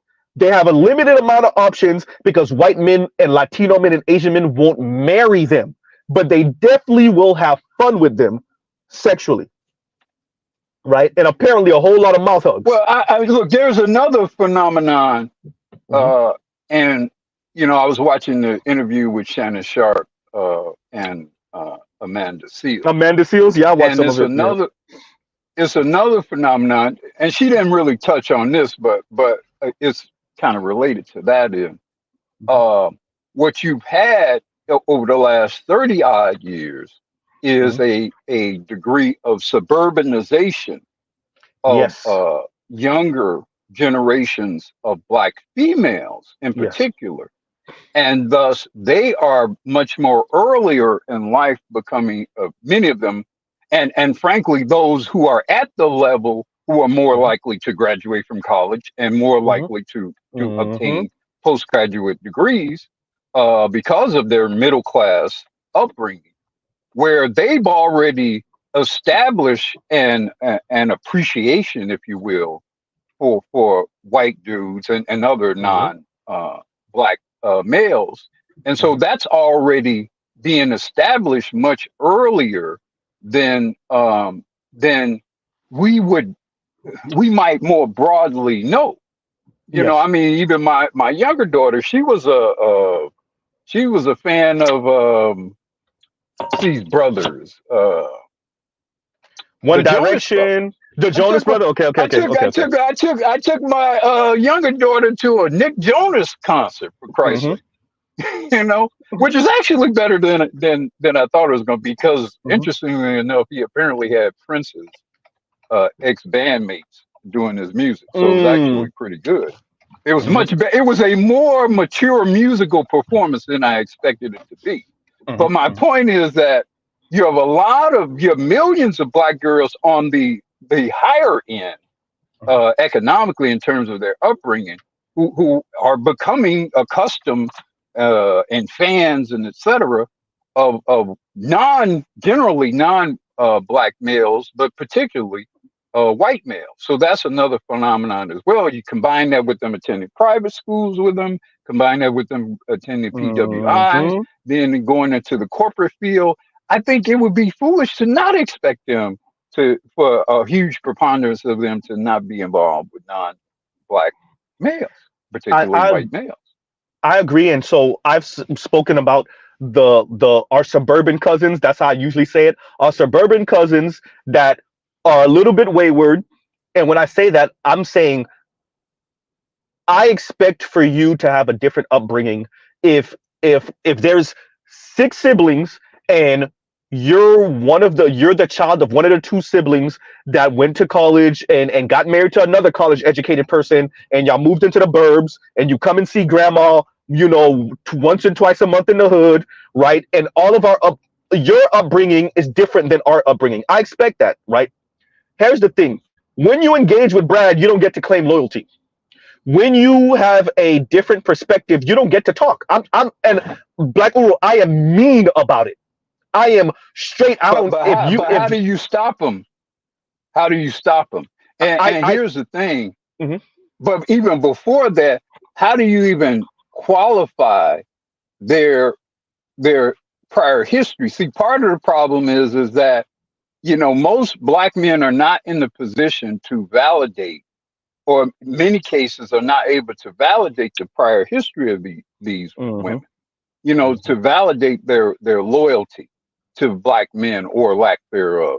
So you go into the world, and a lot of us, you know, we don't really think, you know, it has taken us some time to mature, to understand what, and to learn amongst each other the implications of how these females are being raised and what they're being exposed to. And we're, you know, it's one thing, okay, I'm attending school and whatever, and I'm trying to get through life and etc.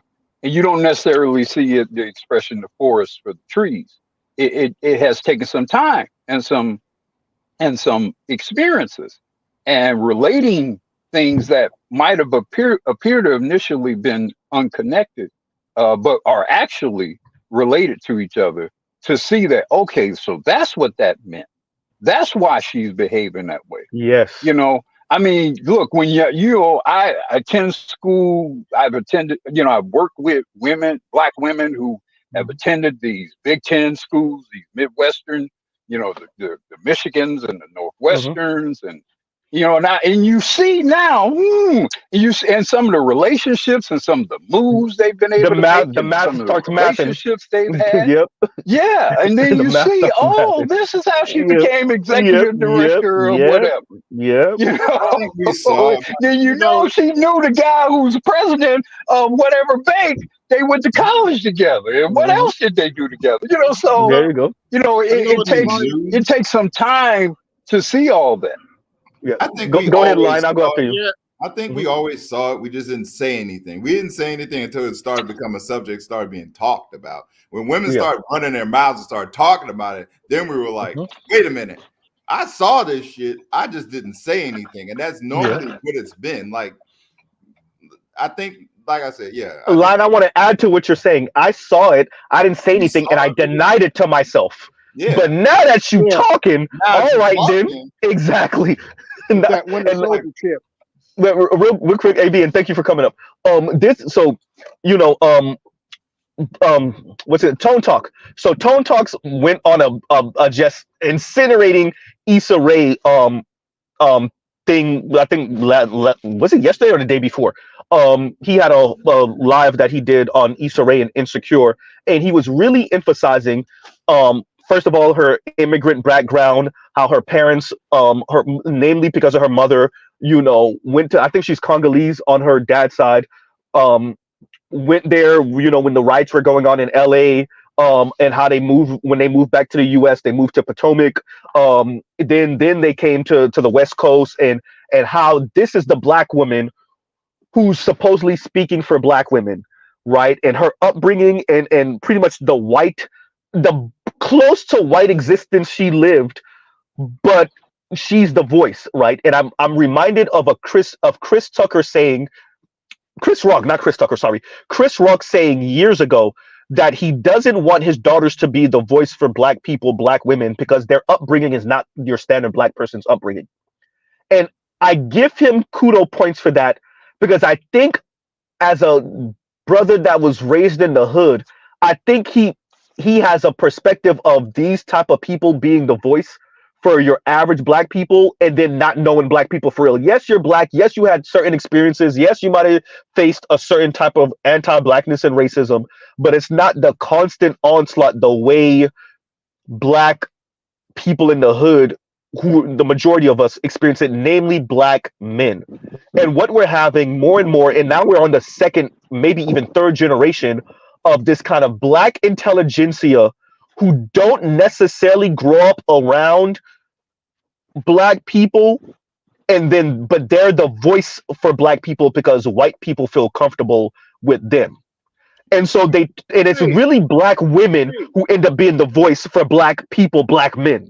Go ahead. Don't talk about Simone Sanders like that. The Simone Sanders, there's so many people. I see their faces. I can't really get some of the names out. Patrice Cullors, not Patrice Cullors as much as Alicia Garza. Oh, definitely Alicia Garza.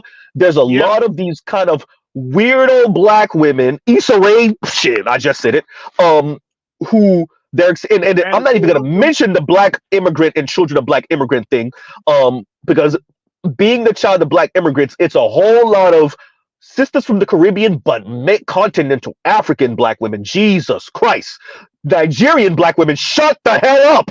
But Jesus Christ, because these people think they should be the voice for Black people, and they be having the worst takes ever on Blackness. Like the worst. They think because they took Africana studies in university, that gives them some type of right or authority to talk. Shut up. I can't help it, y'all. I can't help it. But yeah, go ahead, y'all. I'm about to start ranting about it if I don't let y'all go. Go ahead. I'll give you something to rant about. They're on this new tick. 1-800. I have a term for it. They rather pick a bear. I'm not going to yell. Oh yeah.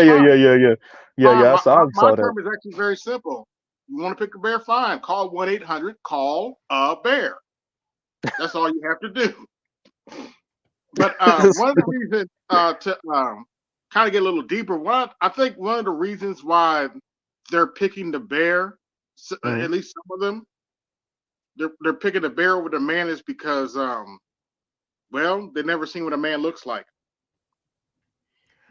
No, I think it's just to be antagonistic. That is the stupidest.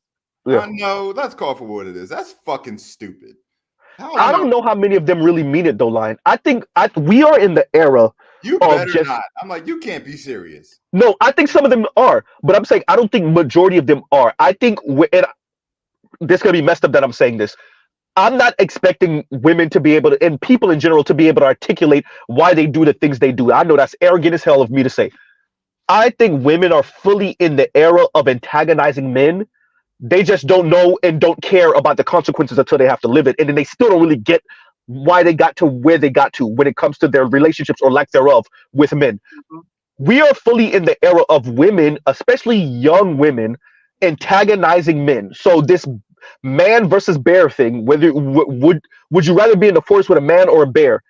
Yes, they don't really understand the power of a bear. They don't really understand what a bear is. No, they said a cage. They said a forest. They said, Oh, I thought it was like, oh, okay. I thought it was okay. That makes it worse. That makes it worse. Yeah, that's why I said it's stupid. But, I'm like, no, you're fucking stupid. And, Like and you are playing. I just really think it's the entire. It's about sticking at black men, because if you look at one of the clips, and I've seen her. She makes her rounds on TikTok. The darker skinned black woman that BGS played a clip of her saying, and at the end of what she said is, this should get men to think about what does it mean for women to choose the bear over a man, and like that's the antagonizing part. That's the stick part. That's the. Don't you get it, men? We would much rather be in the cage with the bear than you. Shouldn't you fix you then? It's like, no, go in the cage with the bear. No. I just take it as you're fucking stupid. That's how I take it. Right? Like, that's why I came up with the term. Okay, just call 1-800, call a bear. And in other words, fuck around and find out. Let me read this real quick. And Afro National says, real quick, Afro National says, nah, that's majority of people, Z. It is what it is. He's saying, no, the majority of the women really mean it. And Let Me Feel agrees with him and says, Z, trust me, they mean it. I've seen many videos of them breaking it down about why they'll pick a bear. I've seen some of those videos. I've seen them also. I've seen them also. Your dumb ass. Man, that's the frightening part, is the ones of them that actually mean it.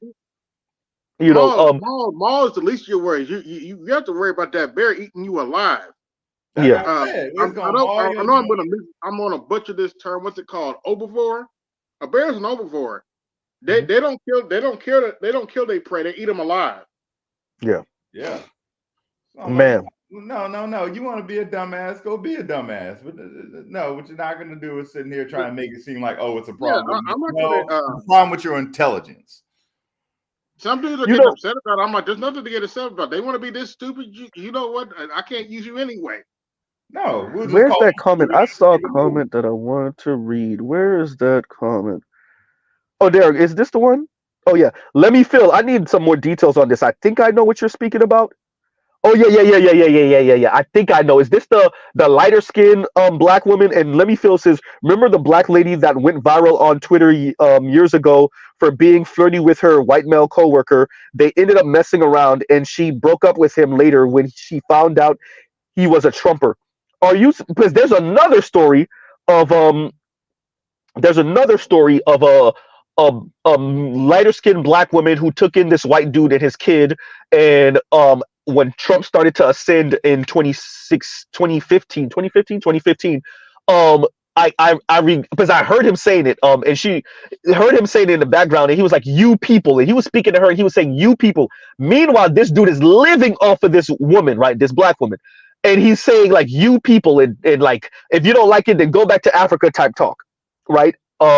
So I don't know if we're talking about the same situation. But yeah, no, black women be finding out the hard way, pun intended. Excuse me. Really, what these white men are on, right? Finding out the hard way. You heard about while they're trying to antagonize us. You heard about what Joe Biden's doing to Title IX, right? No, what happened? I missed it. Basically, they're trying to rewrite Title IX so that Transformers can be in the girls' locker room and play girls' sports, and if the schools don't want to comply, they'll take away their funding. Okay, well, black women and women writ large.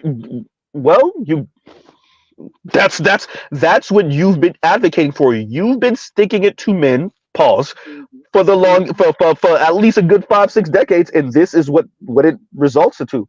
Now they're coming for your spot. You've been challenging men's masculinity. Let's see what happens when your femininity gets ripped from your hands. When we'll call it Decepticon men. When Decepticon men say we could do femininity better than you, let's see how that looks then. Let's see what you have to say then. Let's see how antagonistic you are to straight men then. Oh well. Yeah, well. I don't know what they want us to say. If they want to lie down, let this happen. You know what can I say about it? And let me read this real quick. And KMS says, and thank you for the super chat. Mr. Uru, thank you for being you. Shout out to Black Uru. Please start a channel. Everything he's saying is right. I know from experience. And you know, as Black Uru was saying, look, and I want to be very clear about what I was saying. I do not say that just because you have a different experience as a Black person, that means you have to shut up for real, for real. What I am saying is there is a reason why you are elevated and not the standard Black person that comes from a working class background, number one. Number two, for Black women that find themselves in these spaces, why are you elevated? Is it truly only because of your talent? This is a real question you have to ask yourself. Is it simply because you are talented and you are well spoken and you know how to move it? What Jay-Z said, I know how to move in a room full of sharks or whatever the hell he said. Is that the only reason, or is it also because they see you as the safe negress? And what does it mean to be Malika Andrews, the safe negress, Sage Steele, in the space? Oops. Simone Sanders, what does it mean, Bowser, to be the safe negress in a room full of white folks? It means you screw over your own women because, believe it or not, Mr. Z, now, believe it or not, now I'm starting to see TikToks from Black women talking shit about their Black women managers. Oh, yeah, no, but look, women generally do not like working under women. They hate it. They hate it. From my experience, women hate working under other women. Right? That's right. You would know. You're in that circle. Yeah, you would know. Yeah, and yeah, you know, they really don't. Now they have to play camaraderie on the surface, but yeah, they don't really like working with other women. That's not their thing. That's not their thing. You know, when me and Black Uru were speaking earlier, the thing that I think really, you want to know what grinds my gears, what really chaps my ass, what really grinds my gears with this is, I expect as Black people get further and further from Jim Crow on paper, that we are going to have a upper middle class, a growing upper middle class group, the real Cosbys, right? And we're going to have solid middle class Black people who have different experiences. I'm not about holding Black people hostage to a one narrative.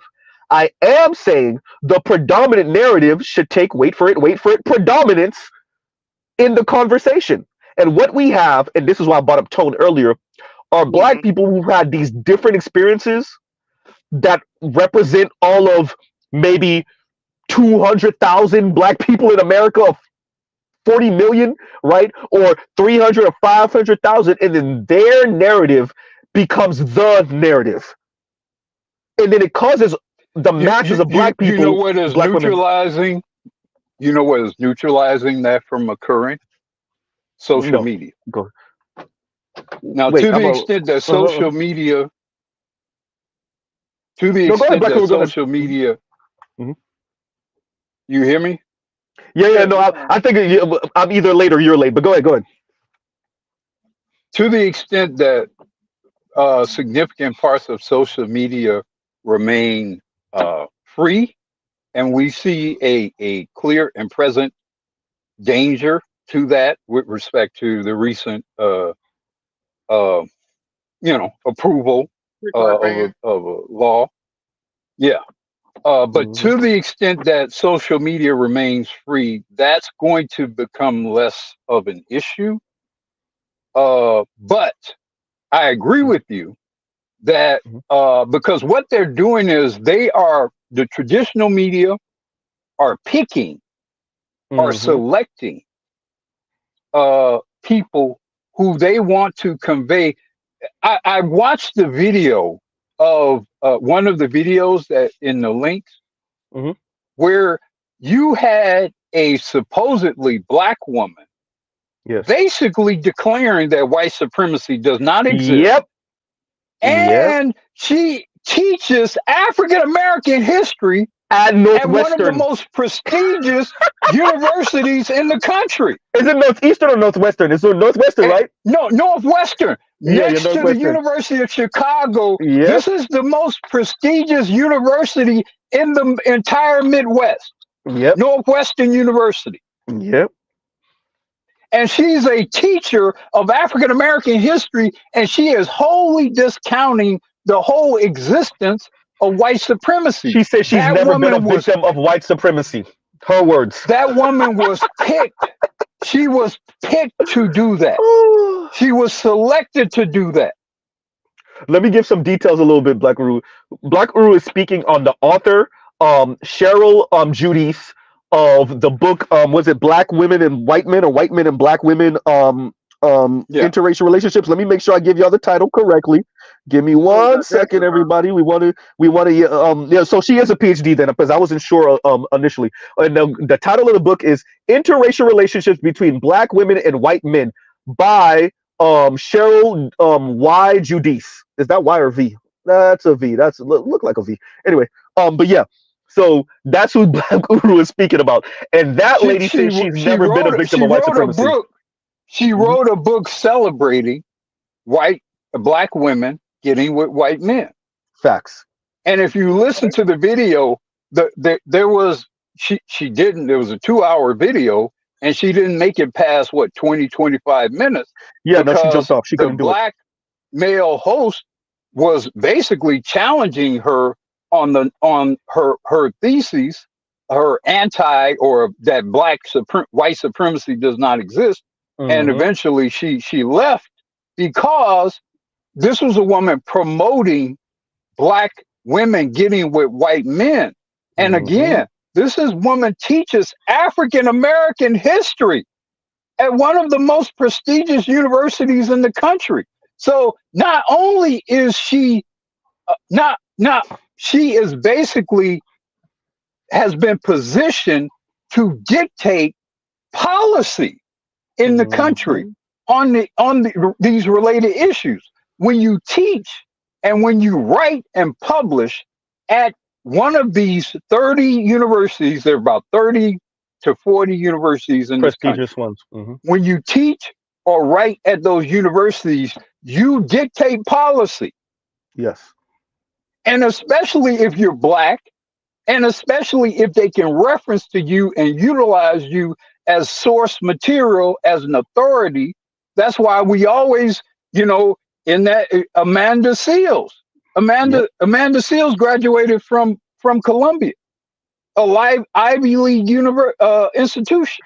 And Issa Rae graduated from where? Stanford. Very important. One of those 40 institutions. So basically, these people have been selected. They've been selected. So basically, this is Bell Hooks 2.0. This is Bell Hooks' dream.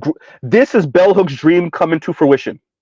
When you hear Joe Biden, the reason why I keep on, and shout out to the Rogers Report, because he was like, it wasn't leaked tape. It wasn't a leaked tape. When I keep on referencing that quote unquote leaked tape, when Biden checked all of those supposed civil rights leaders, and he said, look at all what he said, interracial commercials. All I heard was, oh, so y'all doing this on purpose, for real.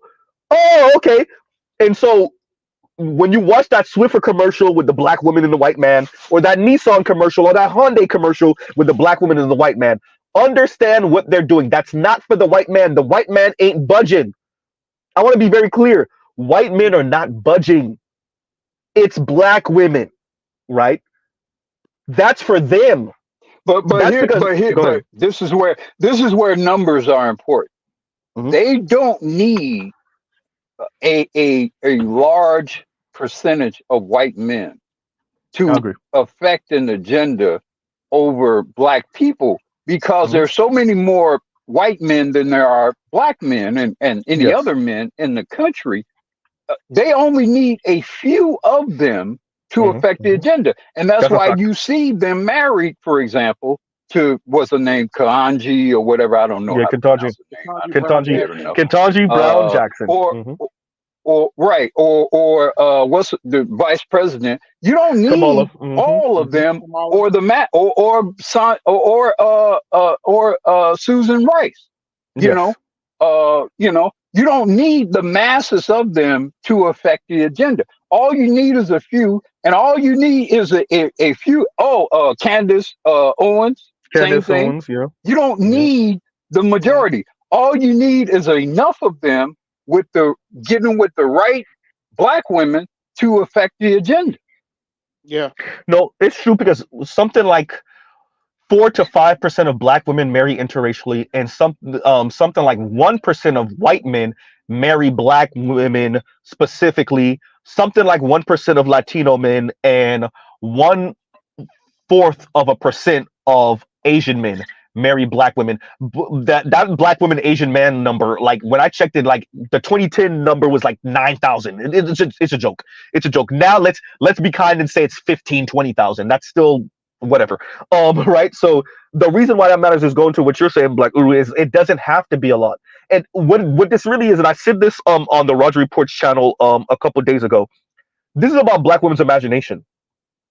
This is about what black women do and say and don't say, and how they advocate. Cheryl, Doctor, I guess, Judice in this case, how they advocate because of how they see black men and then how they see white men. Right. And what we witness with Dr. Judice is that, right, that and the way she came on antagonizing Gus T. Renegade, number one. Number two, and the fact that, and this speaks exactly to what we're saying, look how she played down white supremacy. I'm not a victim of white supremacy. Oh boy, I'm not saying it doesn't exist, but I refuse to call myself and there you go with black women seeing black men as the primary issue in the black community and not anti-blackness perpetrated by non-black people, specifically white people, specifically the same white men they covet, right? So there's that. Then once again, Gus T. Renegade's producer, who straight up said black women are having a whole lot of sex with white men. So if black women are having a whole lot of secret sex with white men, how can they be your advocates? These are the same women that end up having, funny, position in our society to talk for black people. That includes black men. They're in the rooms with the policy writers. Do you see the problem here? Black women who are given a whole. Go ahead. But this is where background, like you know, the woman, and this is why black men have to talk, and you have to talk with men. You have to talk with older men, and ideally, and somebody's background. Somebody mute your background. If you don't let that man go and let them people have somebody mute your background. Family, just because you had a baby with somebody, that's not me. Have to live. Oh, okay, that's long. Okay, well, okay, go ahead. Because the woman, she graduated from Lake Forest College. The woman, so you know, Lake Forest is a very exclusive, affluent area north of Chicago. And this is a supposedly black woman. But when you see her picture, I damn near thought she was a white woman. Like real talk. Yeah, she's definitely. So I'm questioning a lot about what she thinks about race and identity. You know, you're up here with these rich white folks. You could pretty much damn near pass for one of them, and you're teaching African American history African studies. I'm like, what? You know, what the fuck? Hey, I never heard Black Uru laugh like that before. I think you were at a loss for words. You know, I never heard Black Uru. I mean, sometimes, a lot of times, the background of these people tell you what you're dealing with. Yep, it really does. This is heifer on TikTok. I think her name is Candace. I can't think of her last name. She used to be like a TV show host, and she's going around talking about how your grandfathers used to, you know, grape your grandmothers, yada yada yada. You unalive us at certain blah blah blah, and she's a school teacher. Yeah, well, so we already we know that we are not going to base black women's wayward and quite frankly anti-black male misandrous talk on their careers, because if y'all start digging, y'all don't really want to find out how many of these black women are, like you said, AB, teachers. I've said it before, attorneys, principals, nurses, your bank tellers, the bank manager, a judge. Y'all don't really want to find. I'm telling y'all, police officers is going to get real ugly, right? And Only Logical, and thank you for the correction. And Only Logical says Gus T Renegade does not have a producer. I believe it was Cree, and I think that was the name. That said that, who was married to a white man once, by the way. And there you go, right? And there you go. This is the lady that said black women are having a whole lot of sex with white men in these offices, in these apartments, etc., right? So, and thank you for the super chat. I mean, they're having sex with servicemen, white servicemen. You know, these so-called independent sisters, and particularly those who got houses and apartments and condominiums, and especially in these situations where they're caught up financially, they busting down these white servicemen. Gee, I wonder why. You need to be suspicious of pretty much all of their exchanges with white men. Yes, you really do. I agree. And let me read this real quick. Passport OG says, Black Uru channel, please. Black Uru, they asking you to start a channel. Black Uru, they're asking you to start a channel. And thank you for the super chat, Passport OG. And let me read this one now. And Afro Nationals is Black Uru tax. What KMS and Passport OG said, right? And I gotta have to go up for that one. But black women are definitely black women are having sex with everyone. To be honest with you, they're having sex with other women. Yeah. They're having sex with Latinos. They're having sex with the 1 or 2 Asian men that are okay with it. They're having sex with the white dudes, definitely. They're having sex with maybe a white woman if they could pull her. By the way, white women are even more racist than white men when it comes to engaging in or at least being seen publicly loving on a black woman in that way. So yeah, no, black women are engaging in this with everyone. Wait, Mr. Z, wait a minute. If she's a so-called feminist, she's definitely had sex with a white one. Oh man, that's pretty much a game. Mr. Z, don't talk about. Go ahead. Stop talking about the porta potties that go over to Dubai to get well. Oh man, the Arab dudes, come on, man. All the Midwest area, the Northeast area, them Arab dudes is having fun with black women too. On the West Coast, the Persian men are having fun with black women too. Come on, let's stop it. Let's stop it. They go to Dubai to be a fucking toilet. Eastern European men are having fun with black women too in America. Definitely. South Asian men, that's the Indians, the Indians, the Pakistanis, the Sri Lankans, the Bangladeshis, they having fun with black. By the way, I don't even care. You know what the issue is? The second you start talking like you're quote unquote loyal to black men, and therefore you should have a moral standing in the black community superior to black men, while you disparage black men and compare black men to white men primarily and deem black men lacking. That's the problem. Thank you. That's the only reason that matters. That's the only reason it matters. I wouldn't care what you do with your body.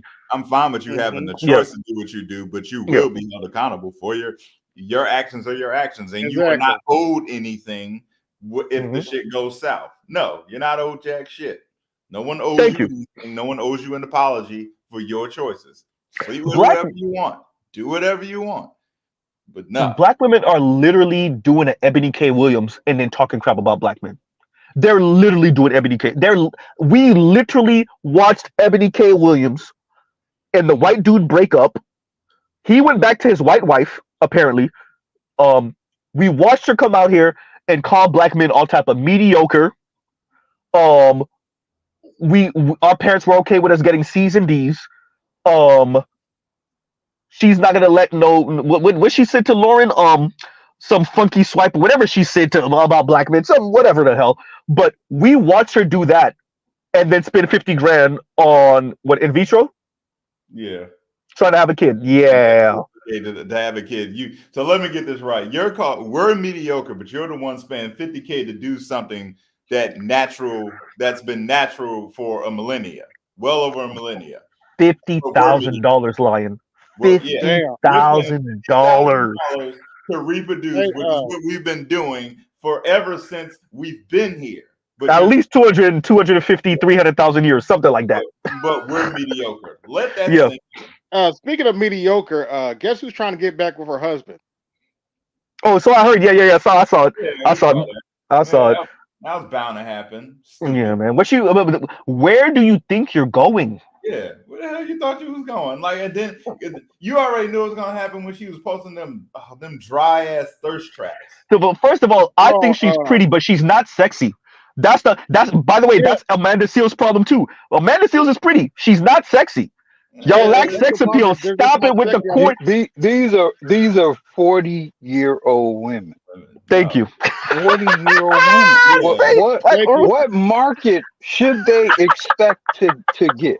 Yeah. Oh, 40. They're go up. You're gonna meet more scrutiny because let me be more specific. Frankly, they're 40-year-old light-skinned women. Oh boy! And we know the lighter you are, the quicker you age. I knew you were going to say that. They might have been. They might have been at the top of the totem pole when they were in their 20s. You're not fucking at the top of the totem pole in your 40s as a light skinned or a whitish woman. You're not. All the way. You fell all the way off. Should have stayed in the gym. Should have went to the gym. That would have helped. As you pointed out, her thirst trap videos, they're turn off. I'm like, really? They're corny, and that's why I was going. Look, there is no. To emphasize the point, there is no light-skinned version of Angela Bassett. Ooh. That don't exist. I'm trying to disprove your point, Blackwood. I'm trying, and I can't. Show me. He's not lying about that. I think the closest we got is still over a decade younger than her, and it's Regina Hall. That's the closest I could think of, but Regina Hall is like 51 now. 52. No, I'm gonna tell you one who may be close. That's Nicole Murphy. Yeah. Good point. Yes. And even she is probably about what 10, 12, 15 years maybe behind. Younger. Angela Bassett. I can bring up another woman. She's a whole nother nationality. Selma Hayek. Selma Hayek. But that's rare though. I think Selma Hayek is that real vampire character that she played about 25 years ago. Because I've never seen a Mexican woman. But they don't hold up like that. They don't hold up like that. Yeah, for the most part, she looks the same. She does not look like a totally different person. Does she look older? Selma Hayek, I think she is a vampire. Probably. I think she is a vampire. That's funny. Probably. But yeah, because she's been hot for a minute. You got a good point, Black Rude. There's some. And that's look. I went to high school. I grew up around Latinos. You do not see 50 plus high end 50 plus Mexican females looking like Selma Hayek. That shit don't happen. Nope. Not ever. Not ever. They're saying she's Lebanese. She's of Lebanese descent. No, well, she's Mexican Lebanese. You don't see no Mexican. You don't see no Lebanese, whatever, Coblinese or whatever that look like fucking Selma Hayek at what 55 plus. That don't happen. Rare breed. Rare breed. Still fine. Yeah, but let me because I want to stress this point about the Maury twins. They're cute. They're not sexy. And that's okay. Amanda Seals, I think Amanda Seals is pretty. For 40, she's pretty. Especially when she do herself up, okay. But she ain't. You lack the sex appeal.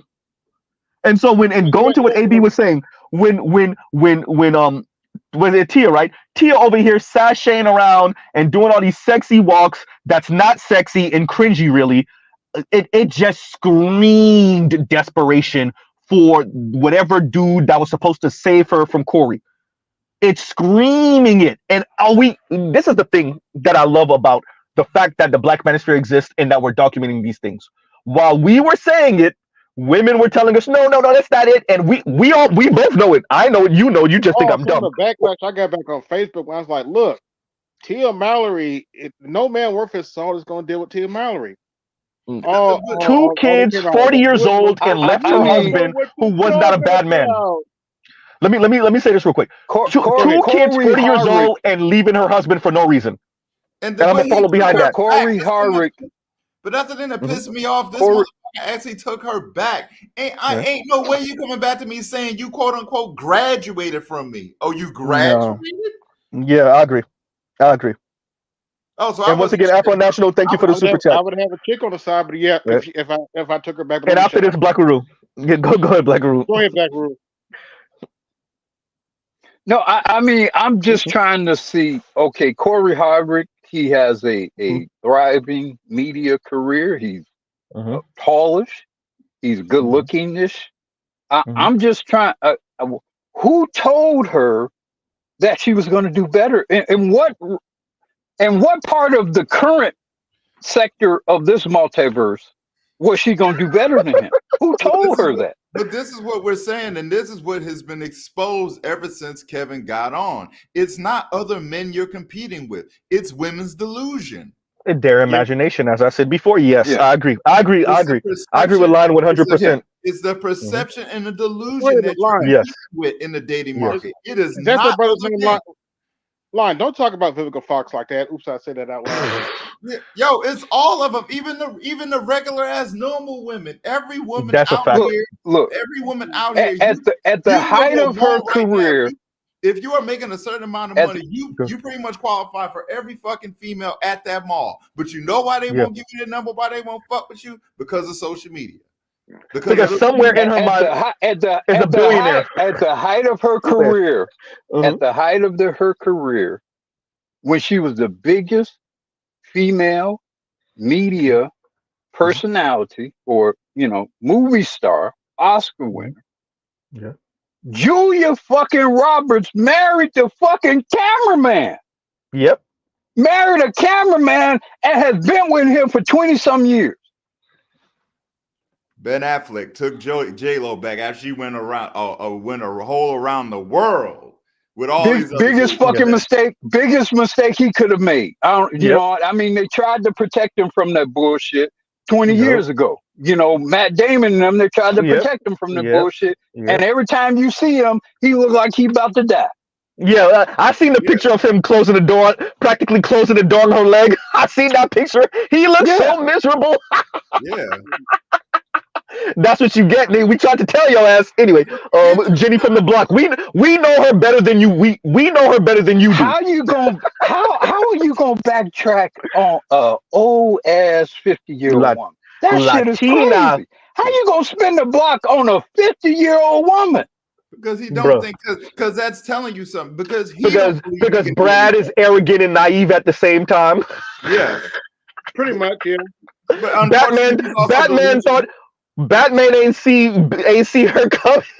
Yeah, but I'm like he doesn't. But at the same time, I'm like at the same time they don't really put it like this. They know, but they don't even believe that they're white.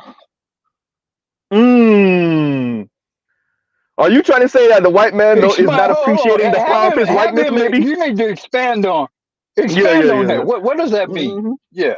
When it comes to the date, specifically when it comes to dating, that's like let me bring it to another way. Why, when it came to Will Smith, think of Will Smith and Jada. Why did Will take her back or even still deal with her? Because he didn't think he could do better. Because he didn't think he could do better. Deep down, he didn't know or believe he could do better. I think Will. I think. Well, first of all, I think there's several things going on. I think there's some stuff about Will that he don't necessarily want to have released, and he think the sure way to preserve that is to stay with Jada. And Jada has already proven herself to be a loose cannon. So after they break up, she's much more likely to go weapons free on whatever she has against Will. I also think Will is one of these guys who's trying to prove some shit. He's one of these guys. And what happened with Chris Rock in particular is proof of that.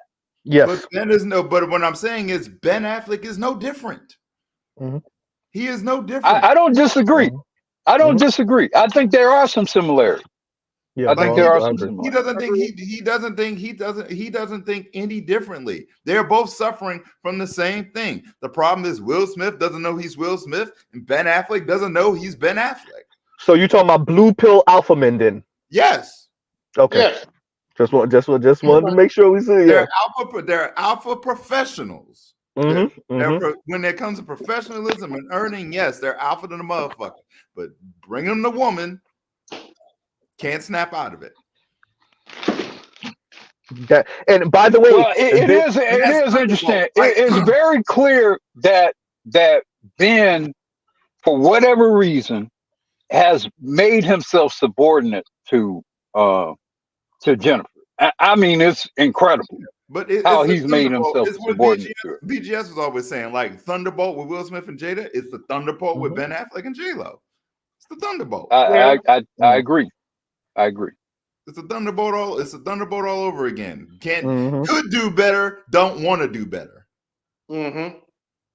Thank you. Indigo said it right here. Will is trying to prove he's a better man than his father, probably. Promise Yes. Call them promise keepers. Yeah. I'm gonna be better man than my dad. Yes, absolutely. Absolutely. You already are. You just don't believe it. Yes, I agree. And Jada's playing on that, by the way. She's playing on that insecurity. Mm-hmm. Going back to the topic. Look, I got to keep on saying this. I am not here to police black women's vagina. We can't do it anyway. Number one.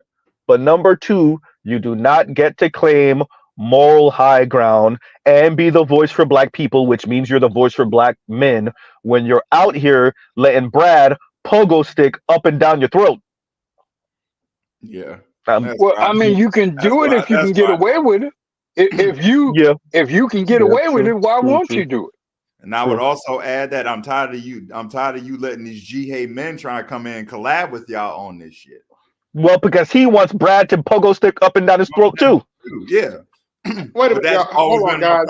Well, but also the whatever you call them, I didn't really. G-Amen. I love it. I'm gonna start using that. The G-Amen.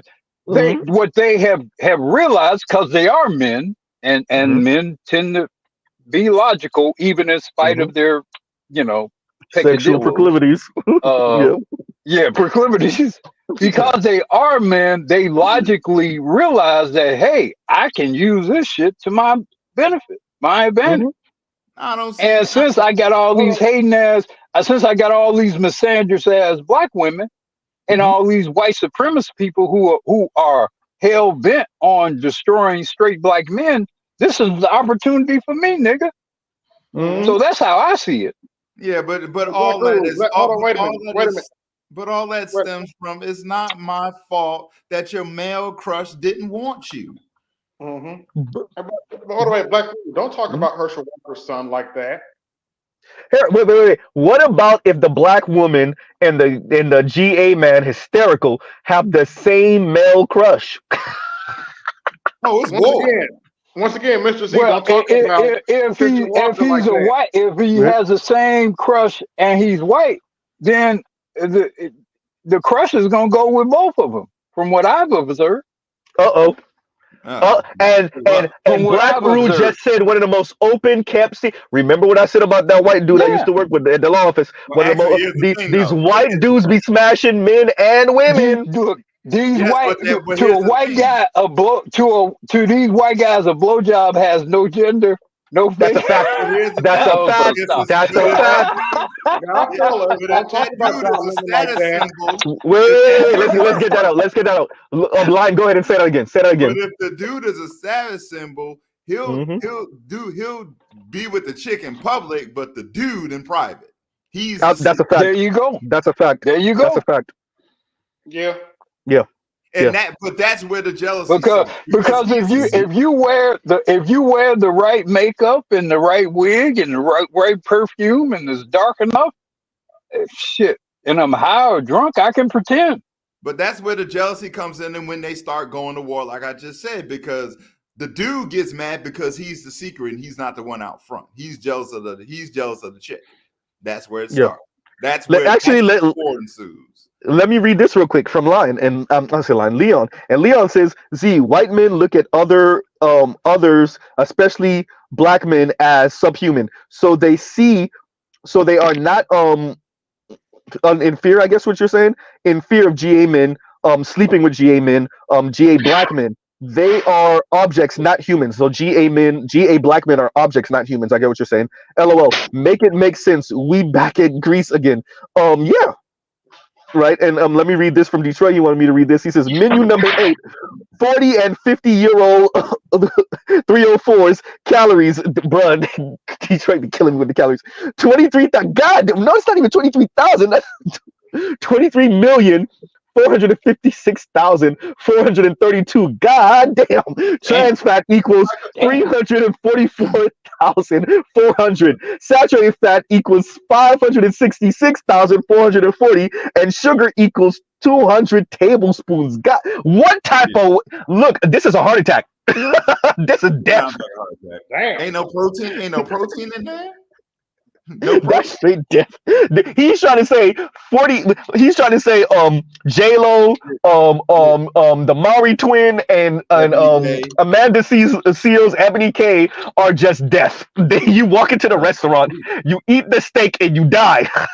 Like man, shout out to man was doing a cover he was covering yesterday. He was talking about that interview with Stephen A. Smith and Ebony K. And I'm like, yo. And she's sitting there talking about, how, she was like, how those high value men like want attractive women.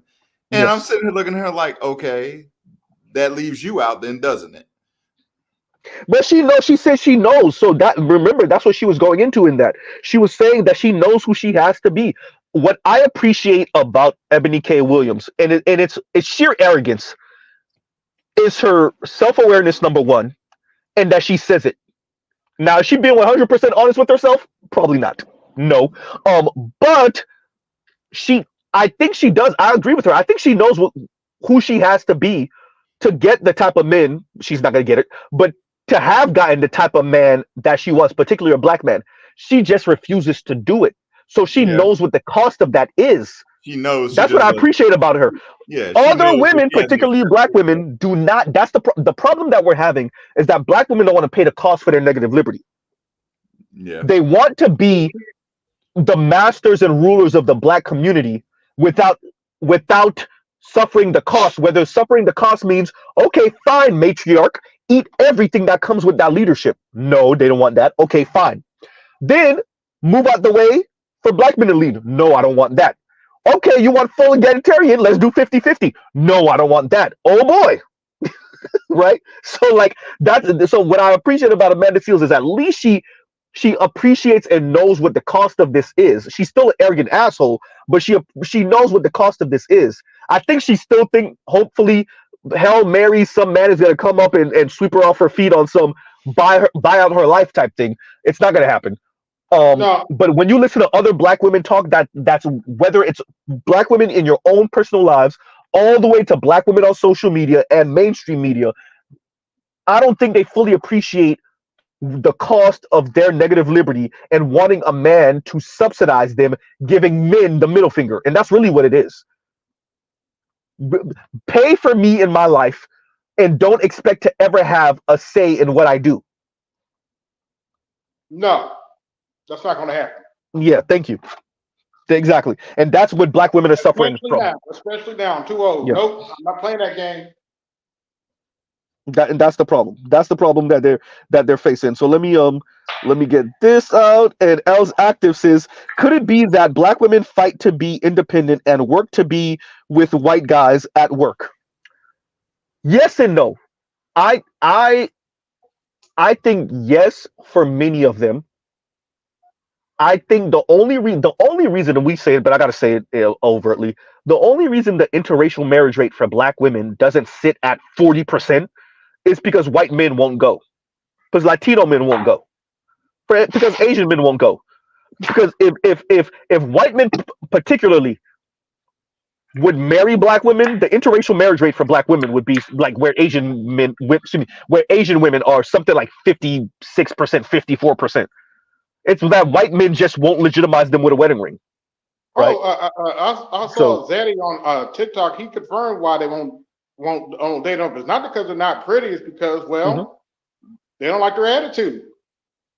but and that's once again black women's negative liberty, them their middle finger to men, their middle finger to structures, to norms, to rules, to regulations, to standards. They black women, particularly in the West, particularly in America, have a middle finger to anything that looks normal. Okay, fine, fine. Then you should be okay with foregoing normal relationships. Okay, you say you are. Then that means you're okay with foregoing provider men. Oh, there we go. That's where the problem is. You want provider men to be okay with paying your way through life while you do what you want to do. In other words, are you saying they have to take, since they don't want to be, be submissive to the man, they have to take drizzle? Oops. They AB, are you sure you know what you just did there in light of the conversation? But there's a pun in there. I mean, apparently, according to the author of pieces of the pieces of puzzle pieces of the puzzle. There we go. Pieces of a puzzle. According to Miss Renithia Tate, black women are already dealing with a whole lot of drizzle. I'm sorry, it's too easy. It was too easy, y'all. It was too easy. To be fair, totally fair, that's neighbor. Because a lot of these heifers who complain about there ain't no good men out here allow worthless males to live in their house and not pay anything. So there's some truth to that. Shout out to the homosexuals. Ain't no good men, but these bitches stay pregnant. Ain't no good men, but these right. Shout out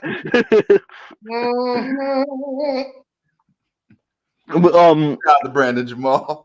Right. So yeah, no, it is so that I'm going to continue to cover things like this because look, I am tired, man.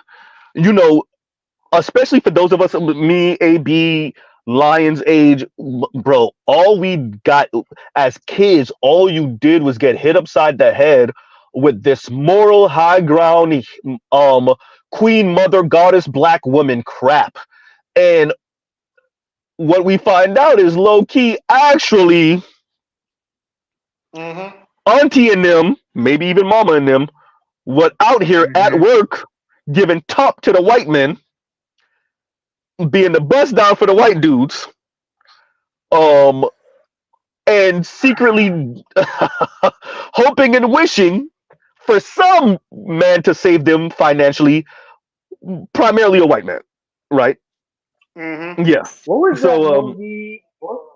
What as a man, what you don't know is the influence of or know as acutely as a female would, the influence of hypergamy in a white supremacist system. And as much as we want to believe in, and in some cases luxuriate in this whole black, pro-black or whatever thing, and we believe it, what we don't know as men fully and personally is what does white supremacy mean when combined with hypergamy. Rachel? And what we regularly see is that if non-white females have an opportunity with white males under certain circumstances, they'll take it. And you may not necessarily know about it as a non-white male. You may not be familiar with or connected with what's going on, but because of black women in general, not just black women, women in general, particularly with respect to sex, are able to very easily and freely operate sexually in ways in which we may not necessarily know and appreciate.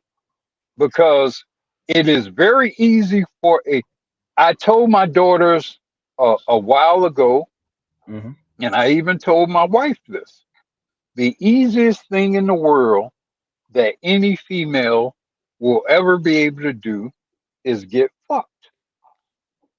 That's the easiest thing.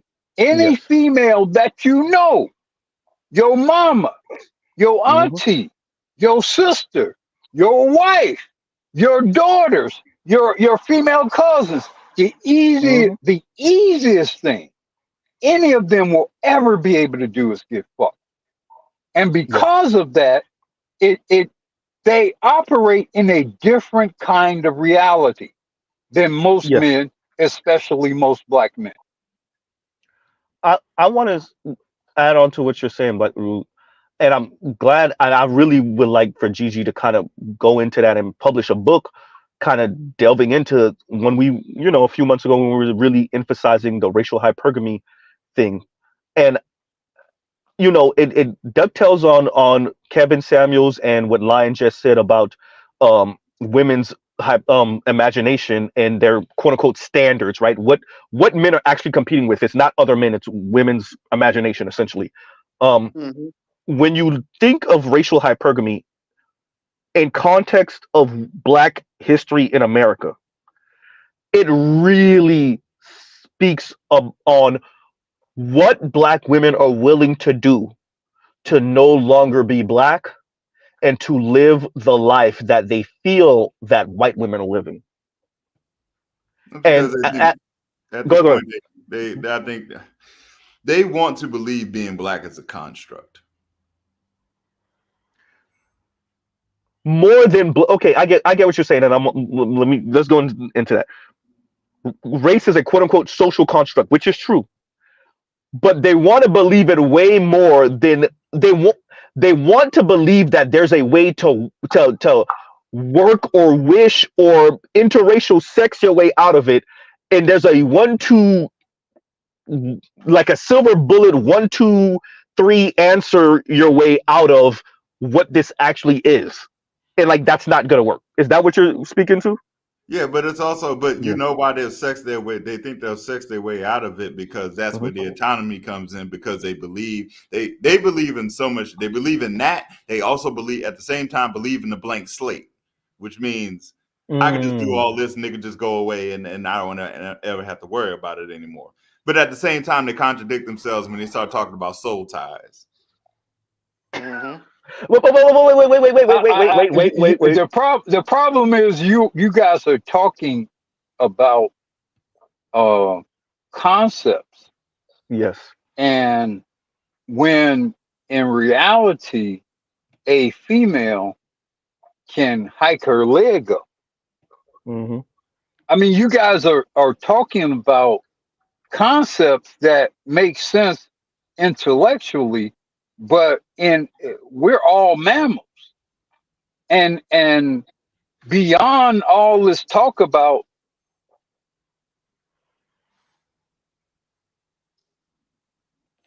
is that me? Black Roo, you went out. Nah, he went out. No, his phone. Oh yeah, his phone died. He did say that, but okay. Oh, Black Roo went out. Oh crap. No, the wait, y'all. Let me say this real quick. When you said soul ties, Lion, what does it mean? Oh, that's better. You. What does it mean to be a Black woman who has had interracial sex with one or more white men in America?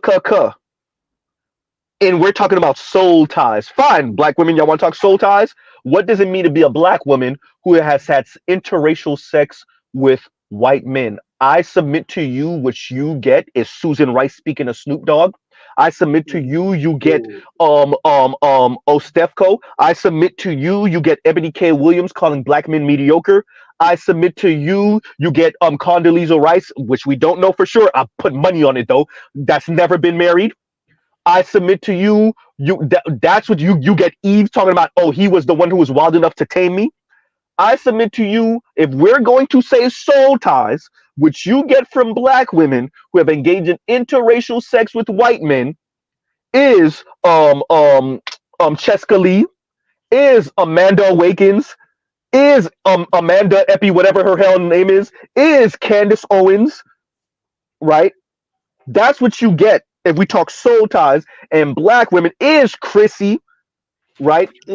Is Lexus Exodus, but right? If you want to talk soul ties and black women, go ahead. But at the same time, the delusion is what feeds those soul ties, because that's the where they get their perception from. So they think because they had sexual access with this man, this increases their chances of actually locking this guy down, because women inherently know sex is credit.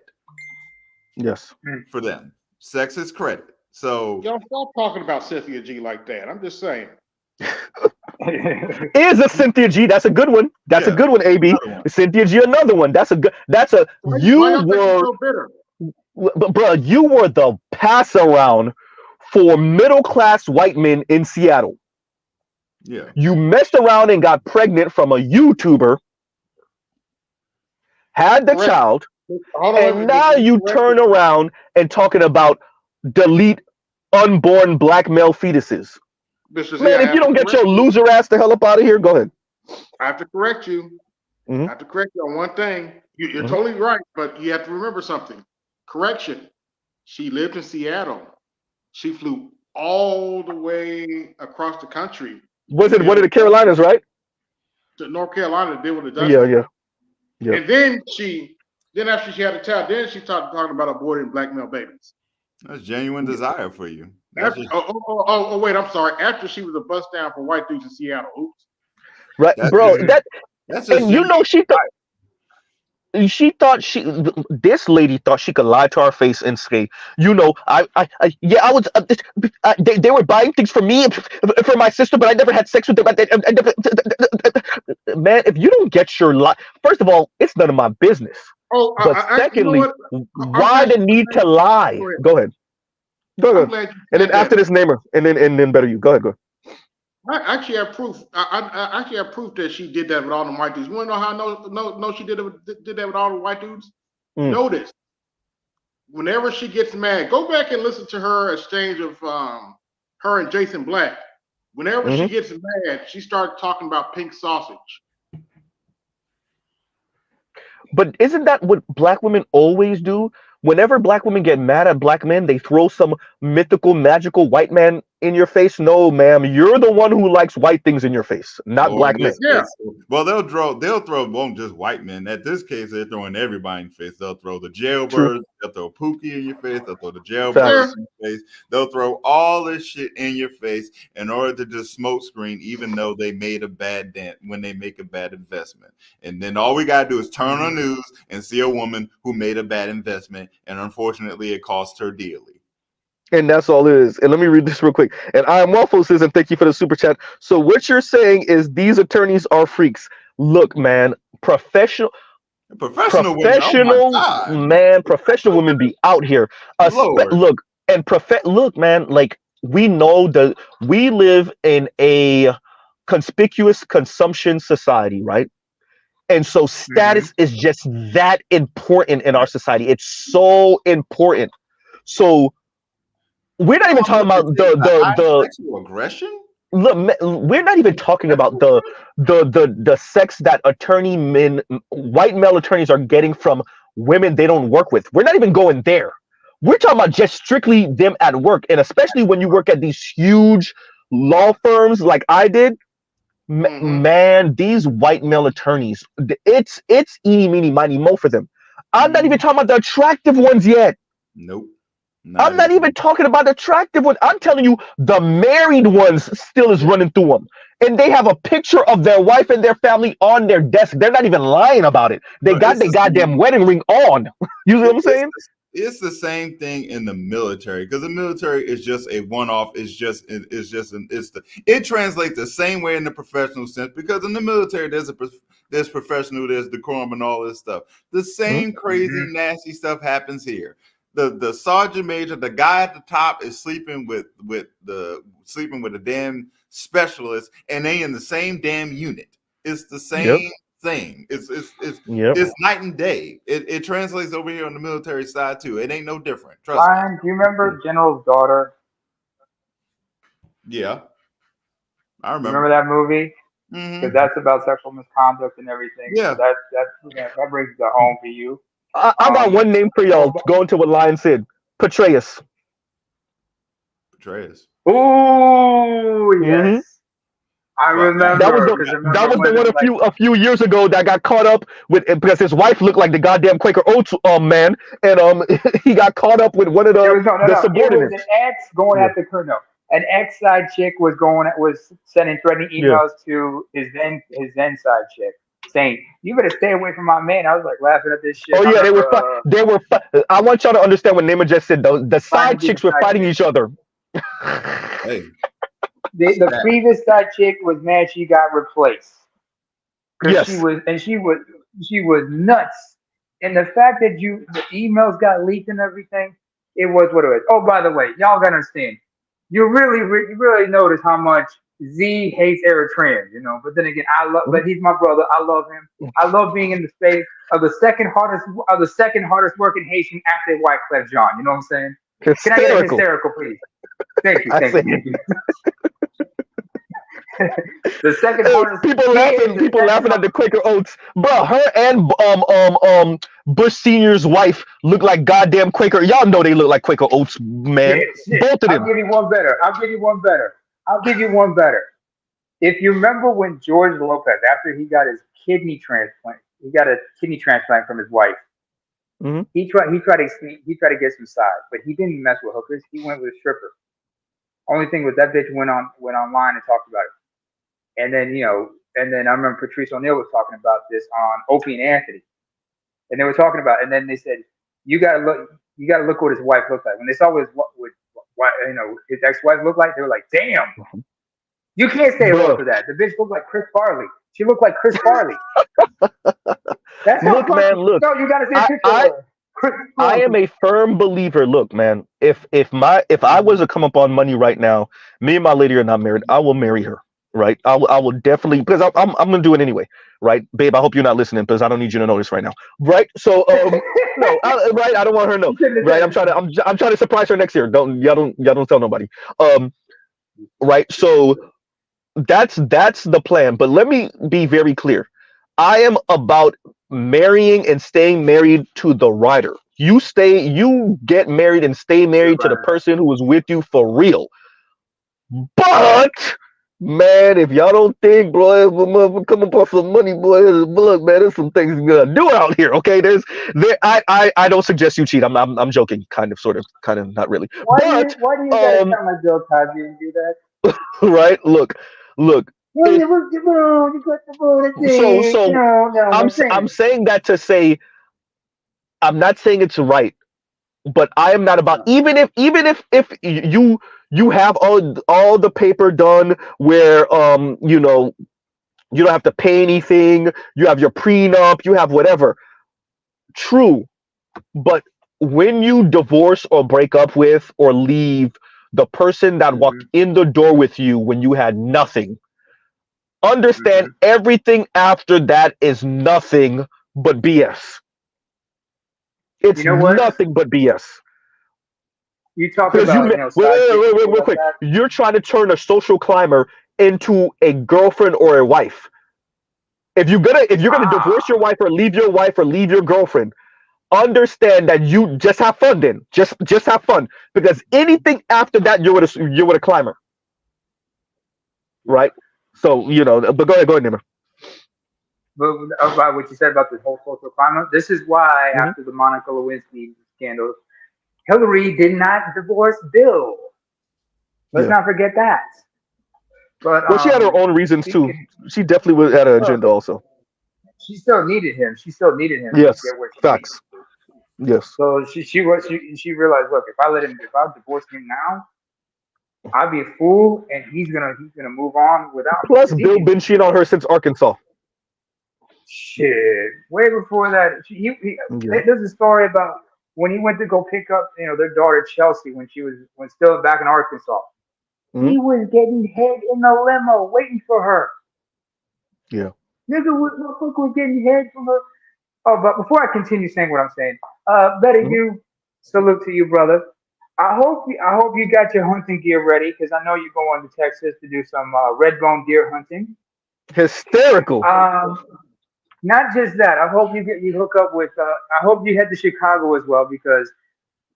Wait, can Blackaroo dance? No, he can dance, but he's got to teach you the fine points of stepping.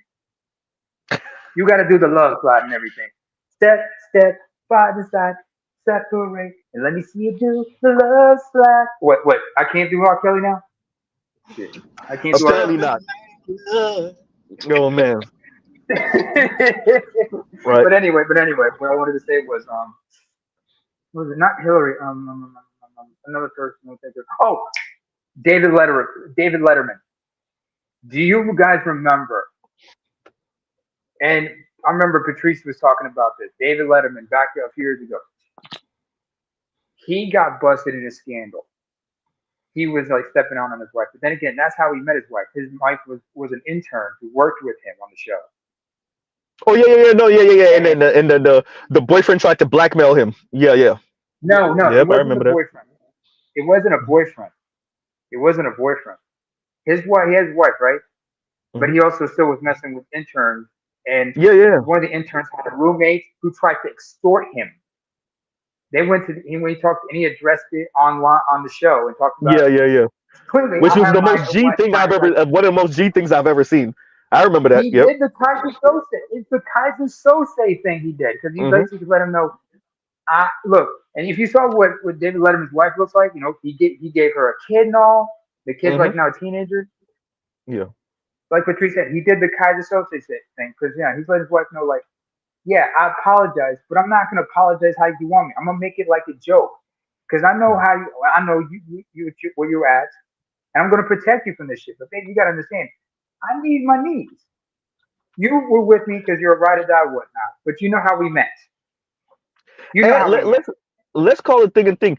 I like the way he did it because it's like, oh, you think I'll embarrass myself before I let you blackmail me? I'm not gonna lie to you. I respect that. I respect. Oh, wait a minute. You think? Oh, by the way, I can afford it. I just don't want to give it.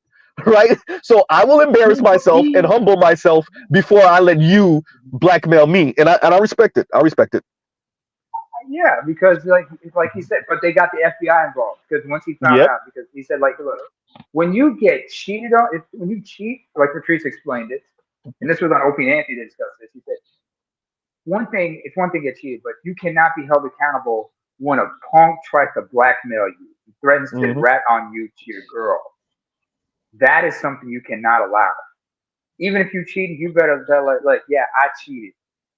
But you're not gonna let some other dude just put it out there and try to make you look bad. You're gonna go fuck him. You gotta, check him hard for it. And he made him pay. That guy was doing serious time because remember, extortion. You trying to extort me? Go ahead. Tried to extort him and everything, and the FBI got involved and they bust this guy's ass. The intern, I don't know. She might have had to part ways. Of course, he had to give a couple recommendations, and whatnot. But he moved on. And this is, I think, was it like afterwards he got like I remember that same year. Remember, he got into some hot water over the Bristol Palin reference because everybody thought he was talking shit about Sarah Palin, but he had to he had to explain. No, the joke was he had to explain the joke and apologize in public to her because it was a joke. It got taken out of context. So yeah, he had to apologize to the Palins for that one, and it was a genuine one. So everybody applauded for that one. But anyway. All right. But yeah, no. Let me let I said Black. Better you go. What's going on, Better you? What's up with you? Nothing much, man. Just trying to trying to make it on a Saturday. But Is this bedside ministries today? Nah. I've been up actually. We're about to say we're gonna start playing the organs. With Well, this the topic though. clarification, Dizzy. Second. No, go ahead, I said the Darius. Go ahead. clarification, Dizzy. Go ahead. I don't want him to lose his train of thought. Go ahead.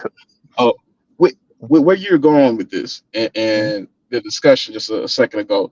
I know you've said this a few times, but really, it seriously calls into question the effects of white supremacy on, frankly, all people who aren't white, in particular females, because a lot of this is really, to Black Uru's point, the easiest thing a woman can do is have sex, but because of that ability, the one thing that I do notice is a lot of women confuse that attention for intention, and they put themselves out there, and it does create some type of desperation.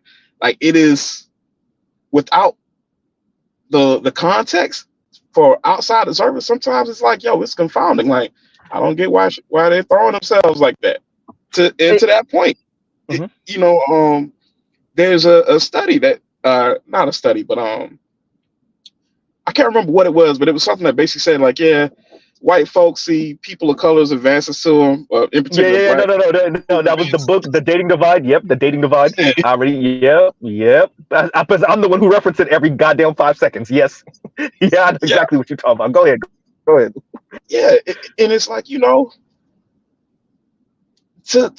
somebody said it earlier, it's not, honestly, I think Black women are the most beautiful women on the planet, but the issues that Black men and women have is not related to anything aesthetic. I mean, it's kind of related to aesthetic. I mean, now wait though, but go ahead. Well, 10-4 hat coming on, and these views are completely my own. They ain't Z's. Frankly, I really truly believe that because of that desire to transcend their Blackness and aspire to cleave on to whiteness, that is really why all of these alternative social lifestyles get pushed to Black women, and they thus become a cleaving agent for the Black community. And I agree, by the way. Really, so you don't got to make the disclaimer. I agree. Black women to divide and conquer. Well, I agree. The tale is on. Let me say this to what you were saying too. If Black Uru's correct, and I agree with him, that the one thing a woman can do, easiest thing she can do, is lay down and get piped. And Ebony has spoken to this multiple times, pretty much. When you are dealing with successful men, and for women of color, white men are successful by the virtue of being white.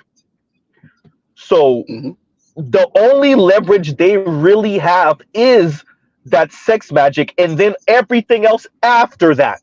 So your status and whether you're famous or not, or any of that. But what are you doing in the bedroom to catch him in the first place, right? That's why they said, what did Miss Renithia Tate say? The number one sex that Black women and white men are engaging in is oral sex, mouth hugs, gawk 3000, right? Shout out so Trap Queen that's man. What, right? Like, see what I'm saying? So that's what they're engaging in, to attempt to snare the white dude into a relationship, into the mixed kid, into something where he actually legitimates her, right? So if the easiest thing a woman can do is lay down and get piped, and we already know that for women of color, by virtue of his skin alone, that status within itself, then they are willing to go all the way with it for the one-off chance that they'll be the one with the white husband. At least the mixed kid out the deal. But if they don't get the mixed kid or the white husband, then she gets kicked off of Mount Olympus, and now she got to be around the niggas again. Jesus Christ, you imagine? You're You talking imagine? about one Patricia. You know what, Mr. Z? You're describing one Patricia Noah, Trevor Noah's like mother, because he talked about about his life, Black mother. how You his said white parents mother. met. Yeah, black mother. Yeah, I know what you're saying. His mother's black. His mother's Yeah. a Kosa, ethnic Kosa. That's the same tribe as Mandela. His father is German Swiss, who was living in South Africa. She was working as a maid and everything, and she said, "All I want from you is a child." Yep. And this is in apartheid South Africa, folks. Apartheid South Africa. I mean, you got to give it to the. No, my apologies, Namer. You got to give it to the African women who literally have signs up saying, "I'm looking for a white husband." Like, you got to get that. I mean, how much more bold can you get? I mean, as bad as black women in America are, they're not walking around with goddamn signs on the corner. Not yet, anyway. On the corner of the street, talking about, I just 3 kids, situation, whatever the hell, looking for a white husband. I mean, goddamn. Go ahead. Me, I can't go one better with. I can go deeper than that. I mean, I can look no further than within and around my own family.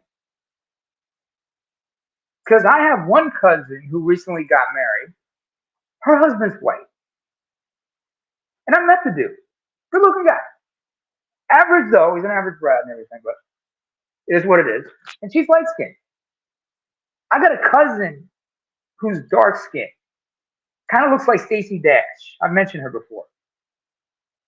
And she's got and she's with a mixed race dude. I know my sister, she's got some friends who are married to white men. I got another cousin who's married to a white guy. And African women, they're not just looking for white men in America. They're going worldwide with this. Oh, we know. Because they're going to, but the ones, yeah, I know some people who, I remember one of my boys, his ex-wife is married to a white guy. And he adopted my boy's son. But my boy had to head stateside just to be with his son. I said, but you understand this, it's not a surprise how far they're willing to go to get a man like that. Yeah. And how they charm them, how they meet them. There's a couple I know here, Nigerian. No, the wife is Nigerian. And she's got an identical twin sister who's married to an American. And I've met them both well, and they've gotten well pretty well. And I'm like, I'm not surprised about the level of marriages here. Hell, I've seen interracial marriages here. It's mostly, Norwegians with non-Norwegian, non-white women. But anytime I see and the only time I've ever seen a Norwegian woman and Scandinavian women with, non-Nordic men, it's like one is here I know who's British, but he's like Anglo-Indian. Others from Africa and whatnot. But many a times I've seen. Let me let Detroit get in, but before Detroit goes, let me shout out Samuel Isaacs. And Samuel says, Sub-Z and Uru, most powerful 92 males, example, lead attorneys, execs will run through most females at work regardless of their race. I agree. And not only do I agree, I've been witness to this with multiple white male attorneys, especially small hats will definitely run through some goddamn black women. The small hats, yeah, they mess with Latina women, yes, but Asian women and black women are the small hat specialty. Oh, they gonna run through some goddamn Asian women and black women, right? So yeah, no, that. Say it again. Especially considering their snip, their cut. Oh yeah, right, yeah. But yeah, no, they're definitely gonna go run through some black women and Asian women, and they could be married to an Asian woman, they could be married to a white woman, but that's once you start getting to men of any type of status in whatever endeavor or field they're in, they have like the unlimited spending limit when it comes to women, right? Especially if once they start getting tall and good looking, then it's like you You can't get women off of them because women are attempting. Let's call a thing because nobody likes saying this. Women are attempting to outdo the wife and maybe get him to leave the wife and end up with her. Right? Shout out That's to what it is. Viviano. That's all it is. That's all it is. And they fail at it with spectacular pleasure, in spectacular fashion more often than not. Mm-hmm. But they still try anyway. And every woman, like men, oftentimes we always think we're the exception to the rule. And yeah, nope. And on that note, let me let Demetrius go real quick. Let me let Demetrius go real quick. And Demetrius go, and then we'll come back to Naaman. Go ahead. All right. So what's up? What's up, everyone? What's going on? So y'all heard about what happened with the NFL draft. Once again, it happens every year when we see only some of the NFL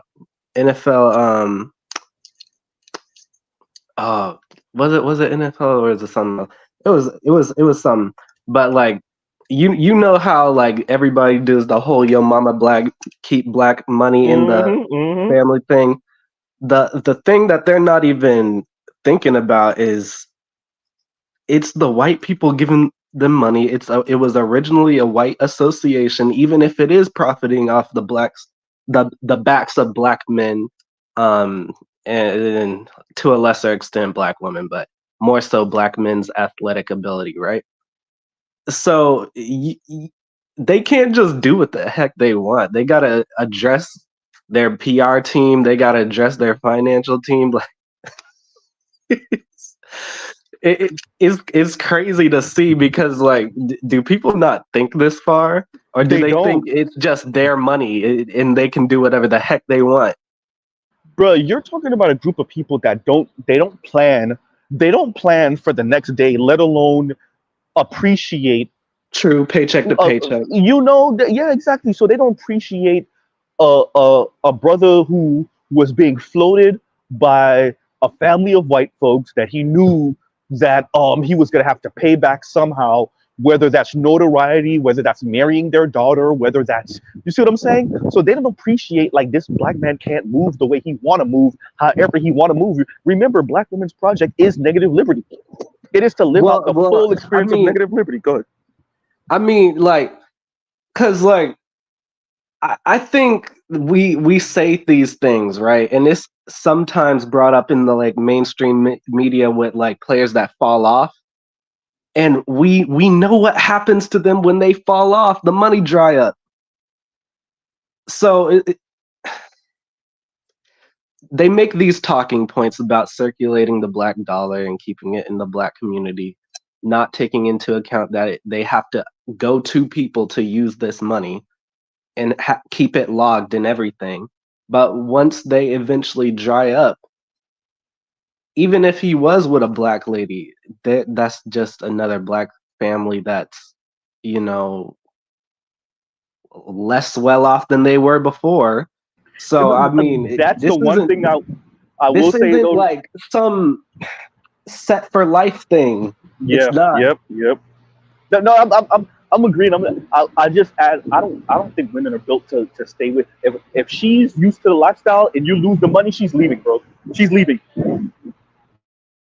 Right, because like they weren't even making a fuss about like a year ago, or like not even a year ago, 5 years ago, we didn't even know who these people were, and y'all sure didn't, especially the ladies, like the ones that go after those guys. They didn't even know who they were, and we could have lived vicariously through her. And exactly, and I'm sitting over here like, I get that, right? Because I've heard this theory that this whole thing that like older people, just well-off adults in general, engage in is just some mixed up, some sort of kind of fairy tale, like them trying to live vicariously through their imagination through other people, like them seeing people like Issa and Amanda Seales and like Whoopi Goldberg is kind of like when they used to play Barbie when they was little or something. And when they see those ladies win, it's almost like they're fulfilling a vision that they had when they was little. Yep. I'm like, agree. You still live paycheck to paycheck, so why don't you just worry about that? These people don't know your name. So focus on you. No, they Just want to live focus on vicariously. This is you. why they're so hyper invested. But this is why they're hyper invested in celebrities are doing with their life. And who's having sex with who's in a relationship with who spent money on who, right? It's because my life sucks. I only make whatever money a year, and my life sucks. And I want I want to at least be able to live vicariously through Lizzo, right? And I'll pause right there. Y'all go ahead. Y'all go ahead, I man. mean, when you think about it, hey, by the way, what's up, Demetrius? Oh, hey, Big Kev, how you doing, big man? Big Kev? Yeah, what's up, y'all? Yeah, Hey, man. Kev, go Yeah, ahead, man. go ahead when you want, Kev. Yeah, man. Yeah, man. I was Are just you, at the gym earlier today, man. I was able to get it to 345 on the bench, man. So hey, oh, all proud of right, all right. proud What, about bench that. press or Yeah, what yeah, we were the talking bench about? press. Bench Yep. press? Yeah. Okay, okay. Yeah. Because, we said squat or something like that. You got to be specific, Not everybody Yeah. is I a was gym about to rat. say yeah. Right. I said yeah, 345 on the bench. Then also too, about with Lion and what you were saying earlier, Mrs. Z. Again, I gotta agree with Lion. Listen, if you want to be out here sleeping with a whole bunch of like random non so-called black men, that's fine to do it. Just stop preaching to me. Fuck all this self-righteous bullshit about how you feel about what I mean what other so-called black men, or should I say what a so-called black man, what skin tone of woman he's having sex with, because I'm like, as long as it's consensual, what I mean, and they're both adults, what I mean, and nothing like crazy like that is going on, to me, I just stopped giving a shit. You know what I mean? I stopped giving a shit about a lot of this. We got to circulate the black dollar nonsense. Not because not because I'm against so-called black people working together, but because the people that say that are like literally the most delusional people in the fucking room. Like, these are people. To put it another way, these are the people who do no film study, don't work out during the week, don't come to practice, but want to come in the game talk about put me in, coach. They're those type of people. It's like they want to wait till it's the 11th hour. The team's down 42 to 3, 5 minutes left in the fourth quarter. Now they want to go on a furious route. Wait, I'm like, so well, so wait a sir, minute, Big Kev. yeah, Are you telling me I can't be 38 and finally now start looking for a relationship and then still land me the rich dude? yep, No. pretty much, yeah. This is It's not just a like, Disney movie. exactly. Yeah, man. Like, and like you said, you just get sick and tired of just like, and when people want to talk about why a lot of younger people, are turning away from, the church or being pro-black or whatnot, I'm like, it's simple, because most people that claim these things are full of shit. Most of them are. Most people who claim to be pro-black are full of shit. Most people that call themselves being super religious are full of shit. Most people that are political extremists are full of shit. It's just a circle jerk of just people that are just have no sincerity whatsoever and no shame apparently either. And what happens is that the real Yeah. reason why they get mad at spaces like this is because we're basically exposing it to younger men. We're just saying, hey, these people that come trying to, preach this stuff to you, don't listen to them. Like, these people are full of shit, and here's proof. Do what's in your own best interest. Don't feel guilty about being selfish to a certain extent. You know, within a reasonable parameters. Don't feel sorry about being selfish, and stop worrying about trying to be this fucking messiah figure, it, because it's not gonna happen. It's not gonna happen. Like, all the time we're waiting, trying to look for somebody to come and save us. We could have got half the stuff we can half our problems we can solve on our own without having to look for a savior. So I Y'all go ahead, get recall. in lunch. Go ahead, y'all. yep. Oh, then I shouldn't be saying what I was going to say then, if you're going to be ordering lunch. Or maybe I should. Nope, eating Um, tacos. Rather keep my And appetite. yeah, and a shout out to Control Bentley. He said self-centered, not selfish. So I'm like, you're absolutely right. That should be the priority. Like, yeah, yeah. it should be about focusing, doing what's in your own best interest, just not letting it get to your head, so to speak. Because But I yeah.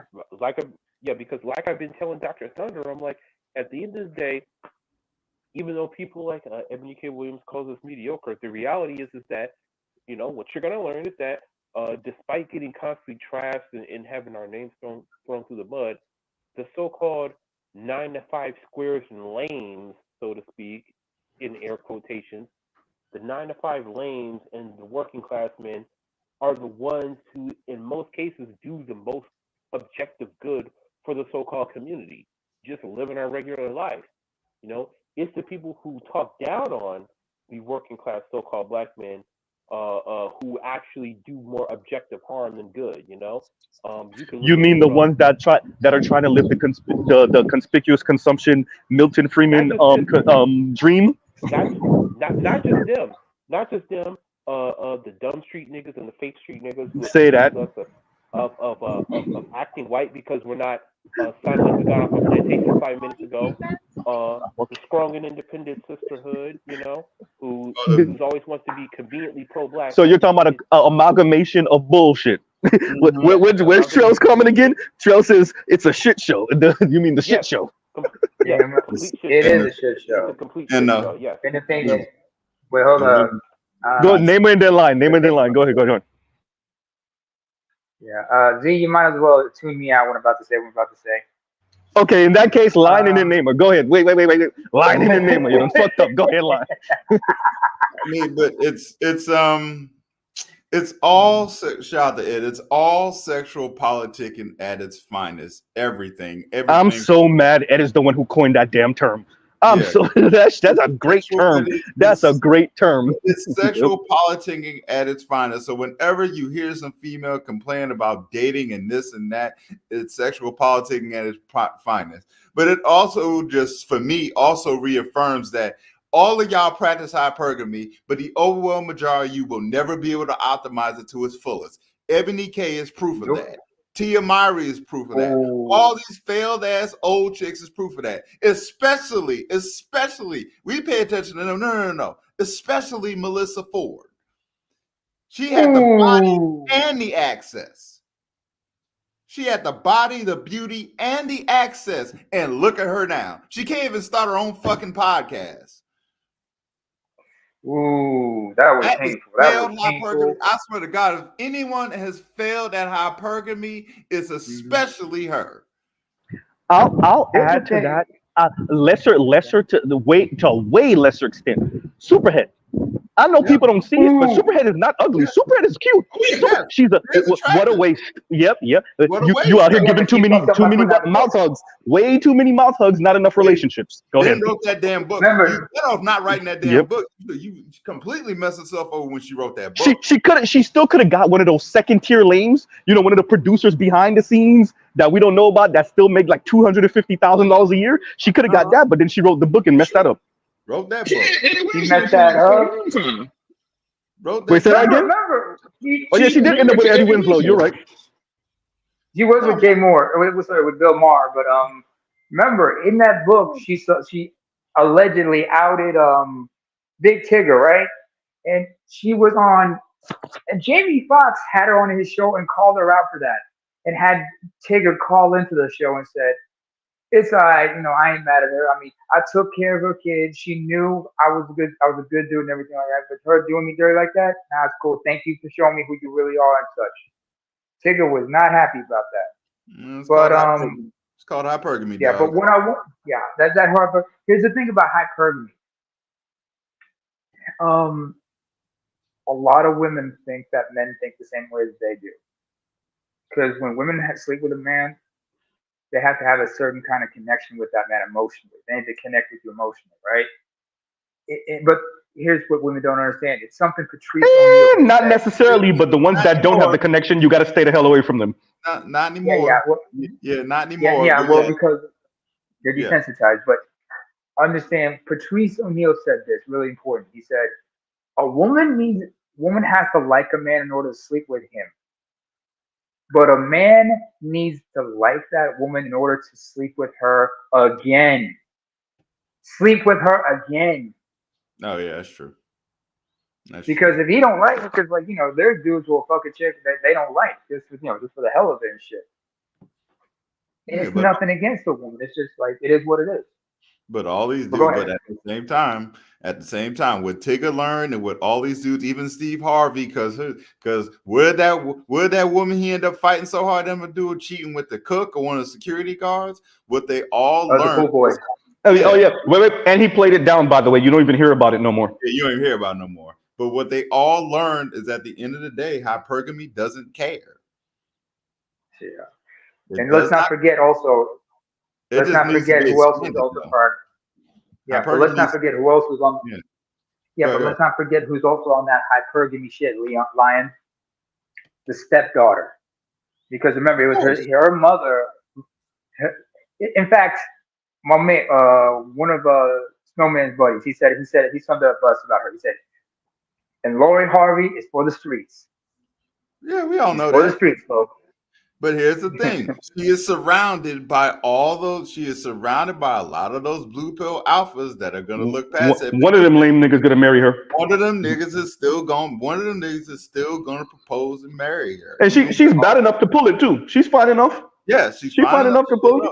But once she open her mouth up, and you hear the entitlement, I can't do it. I can once yeah. once you hear Lori Harvey talk and you hear the entitlement, I can't do it. Fuck away from me, bitch. But that's the problem. Those dudes are so damn blue pill and alpha. They're blue pill alpha, so they're gonna try and save her.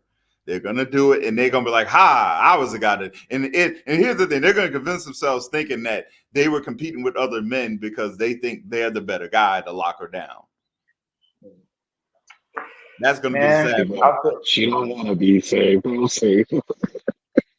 You can't save somebody that want to be saved. Secondly, she after this Black Socrates. Yeah, Socrates preto, as they say. But Neymar, she might not. Let me be very clear. I am not of the belief that that people get their karma in this lifetime all the time. I don't think so.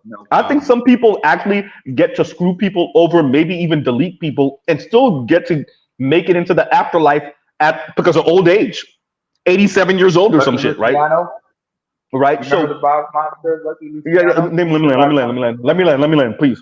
So that the reason why I'm saying that is to say it's possible because Lori Harvey, at least for right now, she still look good enough where she can live the life that we think she's living, have her fun, and still catch one of these dudes that marry her for 7, 8, 9, 10 years, 12 years. She divorced them and take half on the way out the door and end up with pull a J-Lo and end up with the dude like the backup dancer type shit.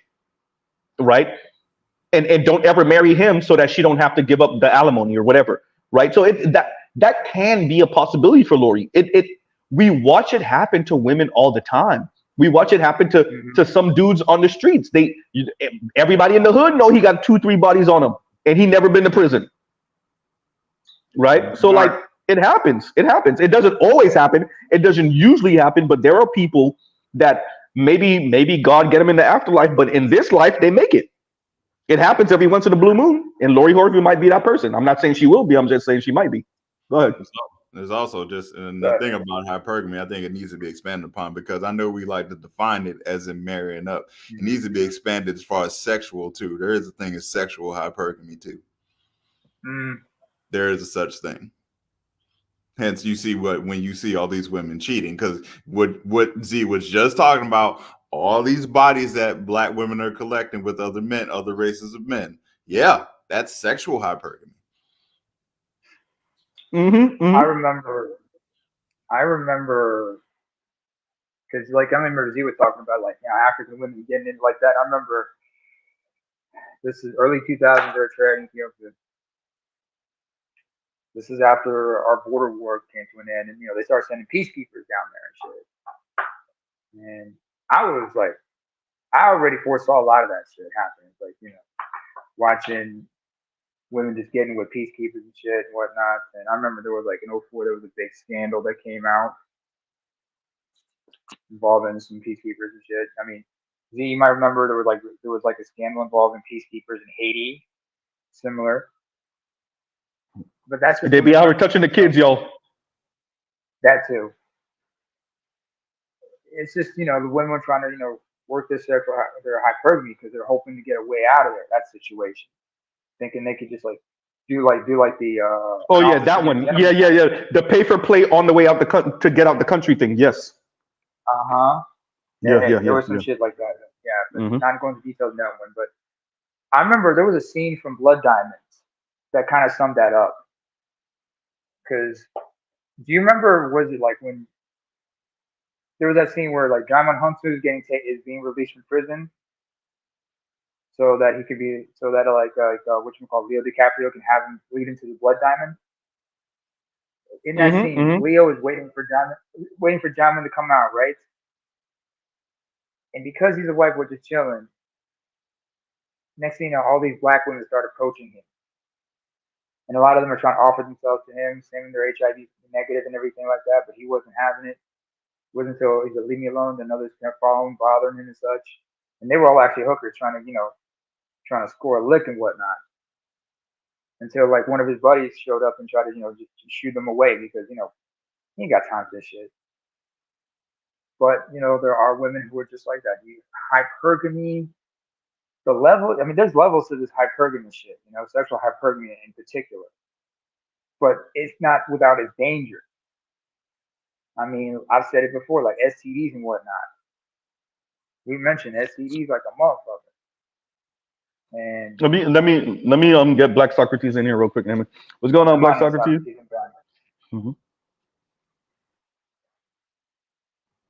Oh, still muted. Unmute yourself. Unmute yourself, man. No, there we go. Yeah, there you go. Hello. What's up with you? Hello? Yeah, we can hear you. What's going on? Oh, I'm good. How you guys doing? Good. Talking about I don't know if you clicked the links in the description. I should have timestamped them. I'm gonna timestamp them for the replay squad. But okay. Yeah, no, we're covering Black women mainly in workspaces, but Black women engaging in adult fun sex with white men and then claiming loyalty because they think Black men don't know. So the first clip is of author, professor also of Africana Studies out of Northwestern, speaking about her book, and she ended up leaving the interview early because she didn't appreciate the interviewer, Gus T. Renegade from the Cow's Context of White Supremacy. And so after that, Gus T. Renegade brought in a panel, and one of the women on the panel, remember, Black woman on the panel, said something along the lines of, Black women are having a lot of sex with white men in these offices, in these apartments, in these whatever, right? So she's saying that much of the reason why Black women are confused about racism, white supremacy, anti-Blackness, is because, first, obviously, the society is not on their back so heavy, but secondly, because they're having a whole lot of interracial sex with white men. So that's the first link in my description box. The second link is of a Black woman. This is another Black woman, author of a book called Pieces of a Puzzle, where she interviews interracial couples and Black people who date interracially or are married interracially. And she said, once again, Black women she's pretty much said the same thing. Black women are having a lot of sex with non-Black men, white men in particular. And she said the number one form of sex is oral sex. In other words, Black women are giving white men oral sex and then turning around and saying Black men are disloyal to the Black community and Black women. Okay. Because they think we don't know. Right. So yeah, go ahead. Okay. All right. Well, we all know that a lot of things that women say is poppycock or nonsense. So the fact that Black women keep on haranguing about this nonsense about Black men being disloyal is nonsense. Black women just generally just say stuff to get a reaction or say stuff because it's how they feel. It's not rooted in reality or anything logical or empirical. With that being said, I think what you're observing in a large sense is what a lot of Black people, in terms of what the conclusion they've come to. So I had a conversation with a friend of mine the other day, and he claims it's called buying out of Blackness. That people in the West, or Black people in the West, especially in America, have come to this concept that the way for them to thrive or to survive is to basically leave the Black community. And it's leave Black to stand alone. Yep, I agree. Correct. And that's a form of doing it, right? Like trying to get rid of a white person, trying to get rid of a person with different ethnicity, move to a different community.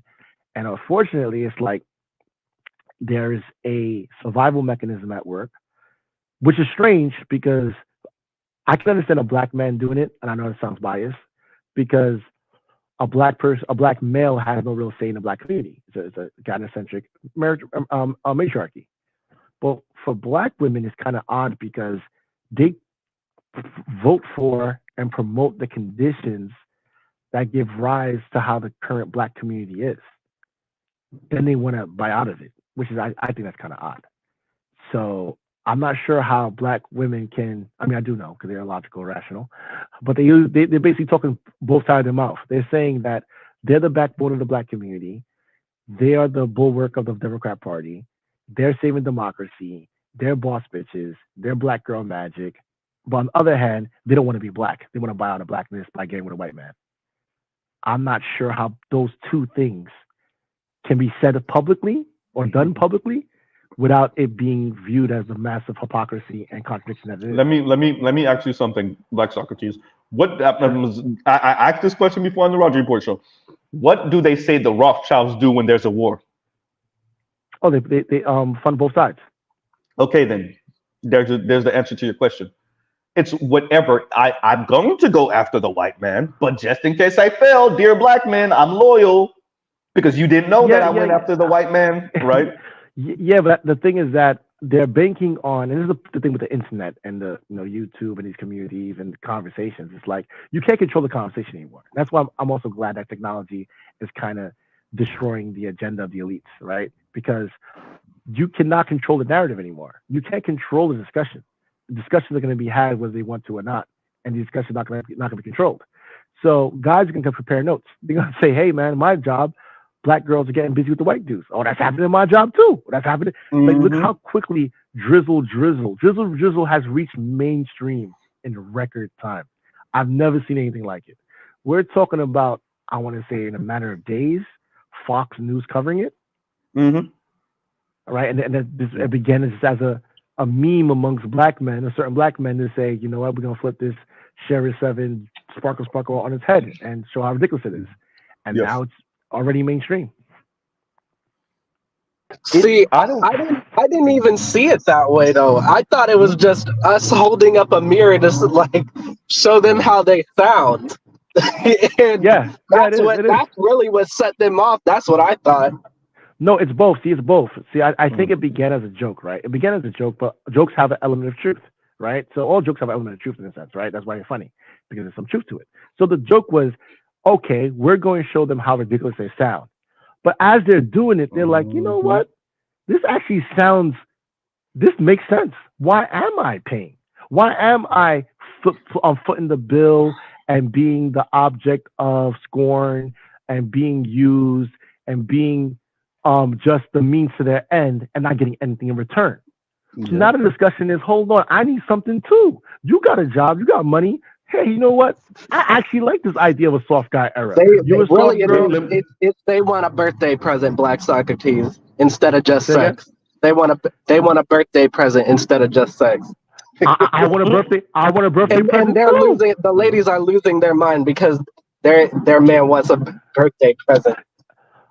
I want a birthday present too. Like I like nice things too. I like watches. I'm a horologist. I like watches. Get me a Omega. Get me a Rolex. I like nice things too. That's the argument. I like nice things too. You want to play this game? We're gonna play this game, and we meet in the middle. You want to take me out? You want to go to Nobu? Well, I like Capitol Grill. Now we'll basically have a Mexican standoff.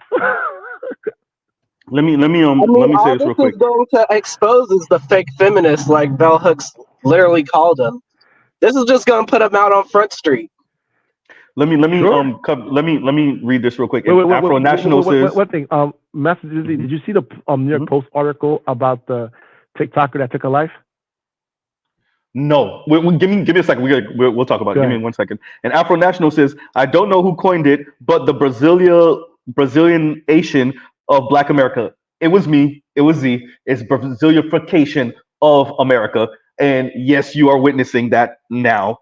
And to Better Use question in the back chat, yes, Fox News covered. I can't find the full clip, but Fox News did cover the drizzle jizzle kind of trend right now. Hopefully, it becomes more than a trend. But yes, yeah. Exactly. And Leon says you literally have white rich men trolling all women with drizzle. And, Yeah, because yeah. go ahead. Y'all go ahead and talk. I got to take this call real quick. Go ahead, y'all. It makes sense as an idea. Like, why shouldn't a woman pay tribute? We're not saying that men are not going to pay, but we're saying, why are we the only ones paying? Why? It creates the discussion. It changes the discussion. The discussion before was that men have roles, gender roles, men are supposed to do things, cool, whatever. Okay, we already had that discussion. Now the discussion is, what are women supposed to do? Because you have jobs. What is your money for? You have a job. You have all this empowerment, all this girl boss shit. Okay, cool. What is it for? If it's not for to take care of me or take care of your man or take care of your family, then what is it for? This is the thing. Like, it's selective. They're being super selective. They want this new era of empowerment when it's convenient for them, but they do not want any obligation and things that would come with these roles or with certain parts of the roles that they're attempting to step into, like being the breadwinner also means a certain level of responsibility for those around you. But what they want is essentially to pick and choose when gender roles are antiquated and irrelevant. Like, I want to go work, get my own money, but I want you to pay for everything. That's fine, but now they have to say that. They have to say that up front. That's why discussion changes. They have to say that up front. I'm gonna say, I want you to pay for dinner, right? As a woman, because you have a job, you're empowered. I like nice things. You're gonna pay. She's gonna say no. I want to do gender roles when I feel like it. Then we can say, oh, I see. You're arbitrary. You basically whatever you want. I don't like relationships that are unequal. So you're not equal, right? I like equal relationships. You talk about equality all the time. That's not equal.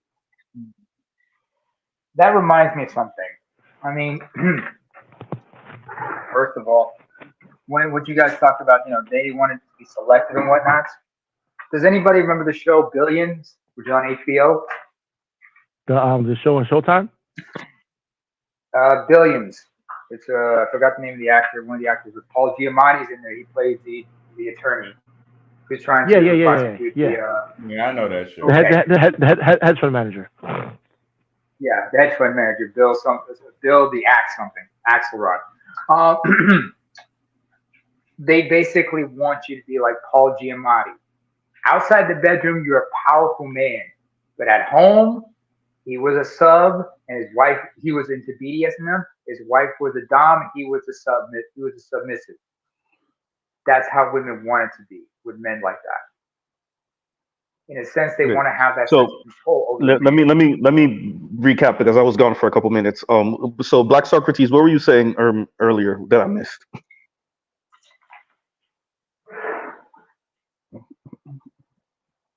Hello? Yeah. What did I say earlier? What did you say earlier that I missed? Yeah, because I had to go for a couple minutes. What I said is that we were talking about the drizzle situation. I was also talking about the TikTok. There was a TikTok store who committed suicide recently. That's what I was saying. Yeah. Mm-hmm. Yeah, that story. Yeah, go ahead. Go into detail about it. Hello? I think talking Black River, can I hear you? Yeah, he might be having connection issues. Okay.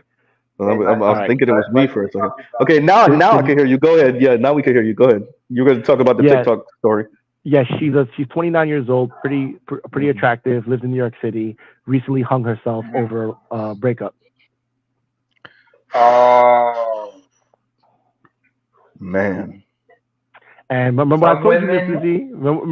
Remember I told you? Remember I told you last week, I predicted what was going to happen in the next 10 years? Yeah. They're going to be deleting themselves. Girls will be deleting themselves because and a friend of mine, he was asking me, he was like, why, that's so drastic. Why would she do that at 29? I said, it's actually not drastic if you understand the social pressures that put women. Women are basically set up to fail. Feminism have told them they can have it all, right? You could be a girl, you can sleep around, you could be hypergamous, you can do everything and it'll end up in good results. But that's not realistic. So they've been set up to believe that they can have everything. They're appeased at every front through commercialism. They're telling them that they're beautiful, they're great, they're wonderful, wonderful, wonderful, wonderful. Then they give them dating apps, which allows them to have access to the top 10% of men, but only for hookups. So how long has this girl been hooking up? Probably since she was a teenager. So she's been hooking up for about 11 years of disappointment. And she probably may have finally got her top 10% man. Then she finds out she's a side chick. And people think maybe think 29 is young, but for a woman, she loses 90% of her eggs by the time she's 30. If she doesn't get a man, if she's trying to get a top 10% man, if she doesn't get him by the time she's 27, the odds of her getting that man is like almost non-existent. Because if she doesn't have that man by 27, how long it takes to get to know someone to get married? About 3 years. So she has to get this man by 27, get to know him in 3 years, get married, then immediately start having kids before she reaches 35. And if she fails during this time, that's the last train leaving. So this is why especially considering what you just said. Say again? Because you don't have to be a gynecologist to know this, but a woman's fertility drops drastically by the time she enters her mid to late 30s.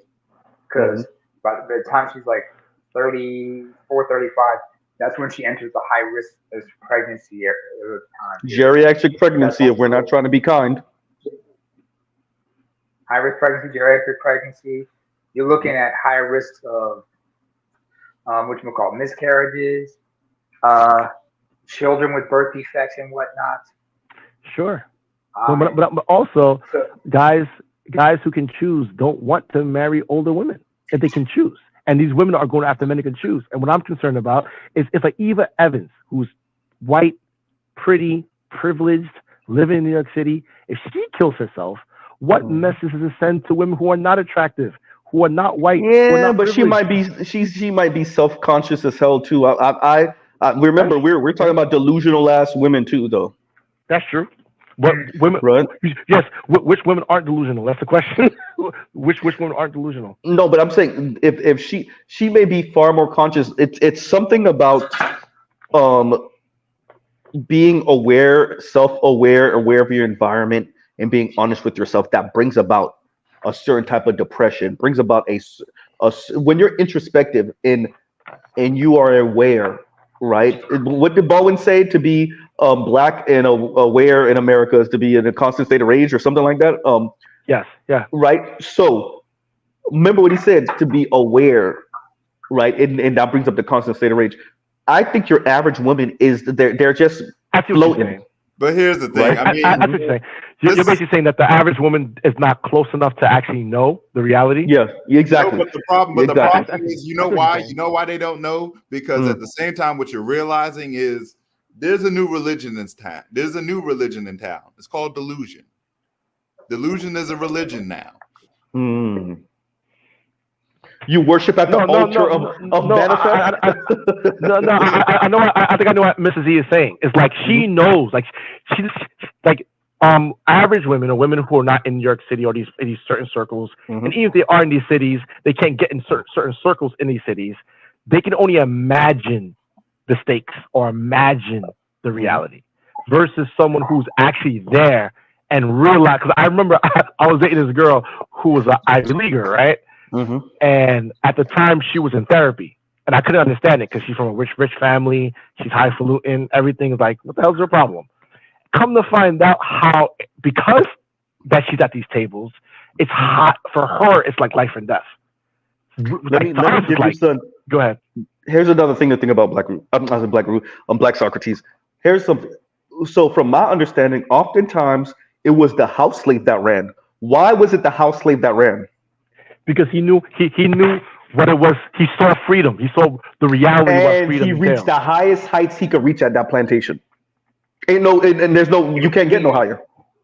You see what I'm saying? He didn't. There's no aspiration outside of that. I gotta get free because I realized that there is no is the word serendipitous I'm looking for? There is no win.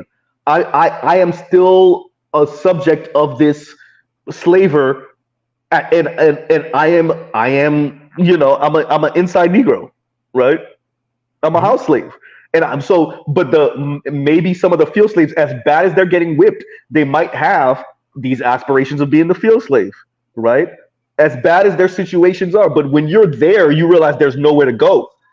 This is it, right? I see. And yeah. So I think for certain women, that's going to be a hard way to go, right? When they realize, God, there is no out. There's no white man out. There's no same sex loving relationships out. There's no being comfortable being single with my rose toy out. There is no I got to end up with a black man and then maybe live an average life. Yeah, I'm just right. So yeah, then they kill themselves. Like literally, then they kill themselves. I really think, and I think, especially it might not touch because like for some strange reason, black people tend to be very resilient.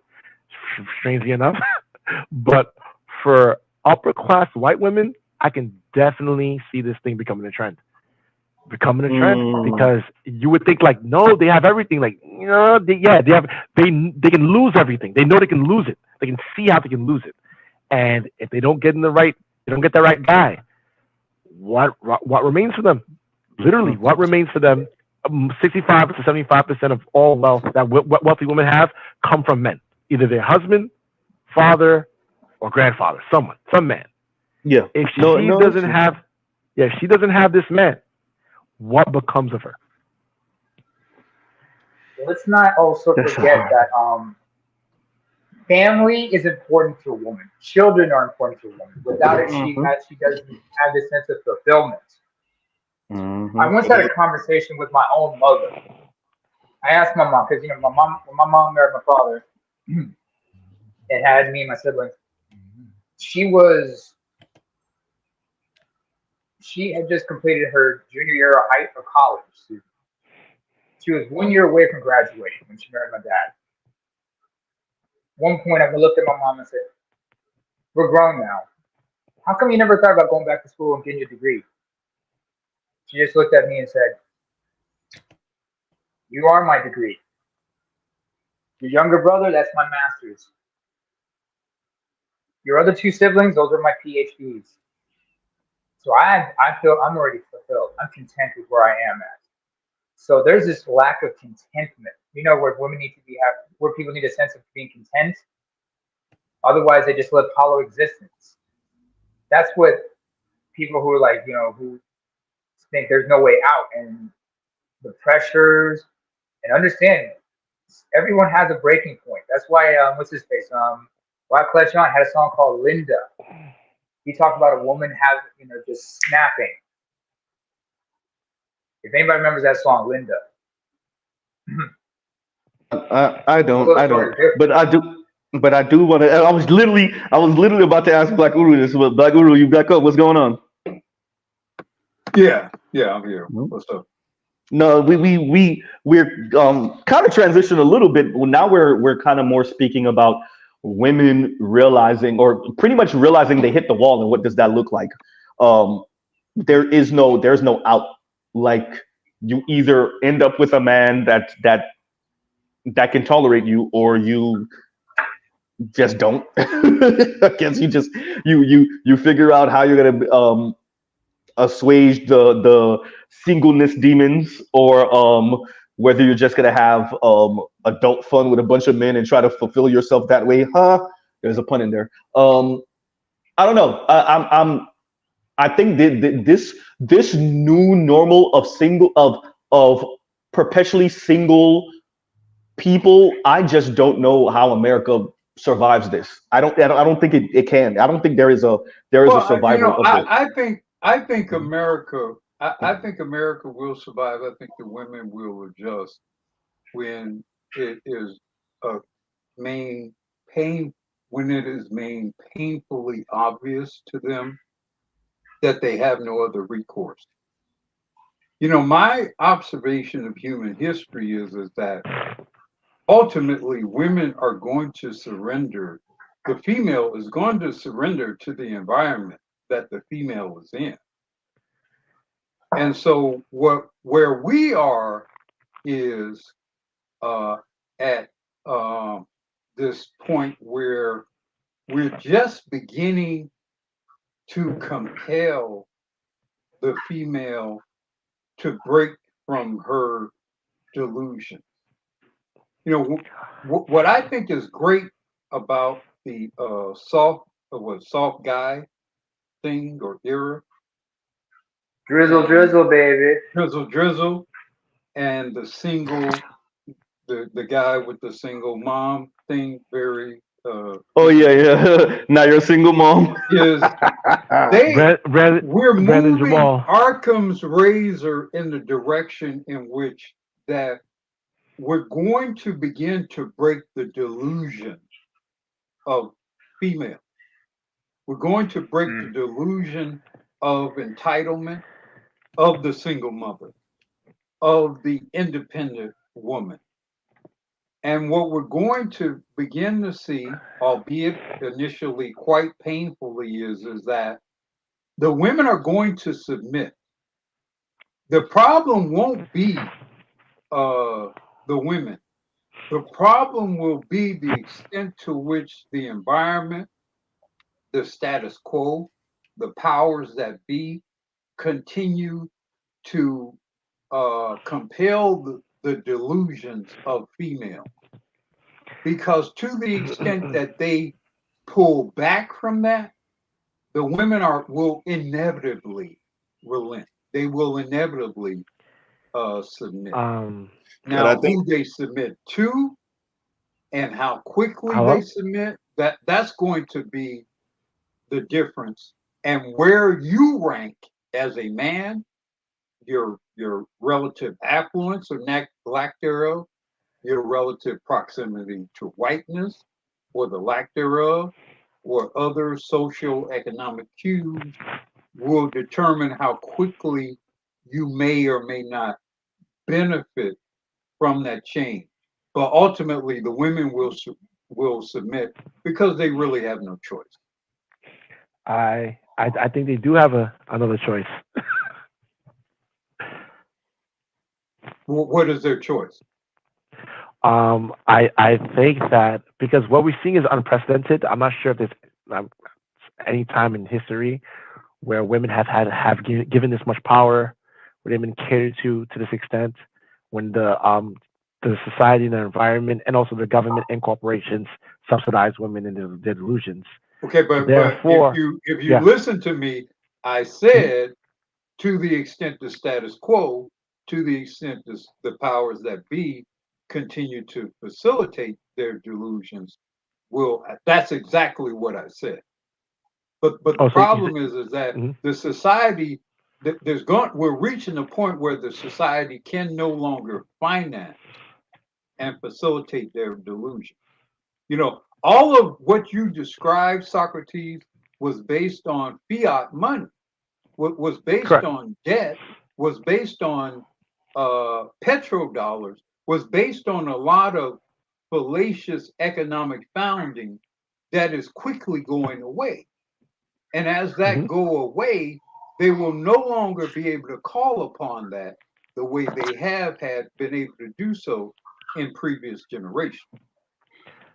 I agree, but the thing is that what I was going to say is that I think that these women have been socialized.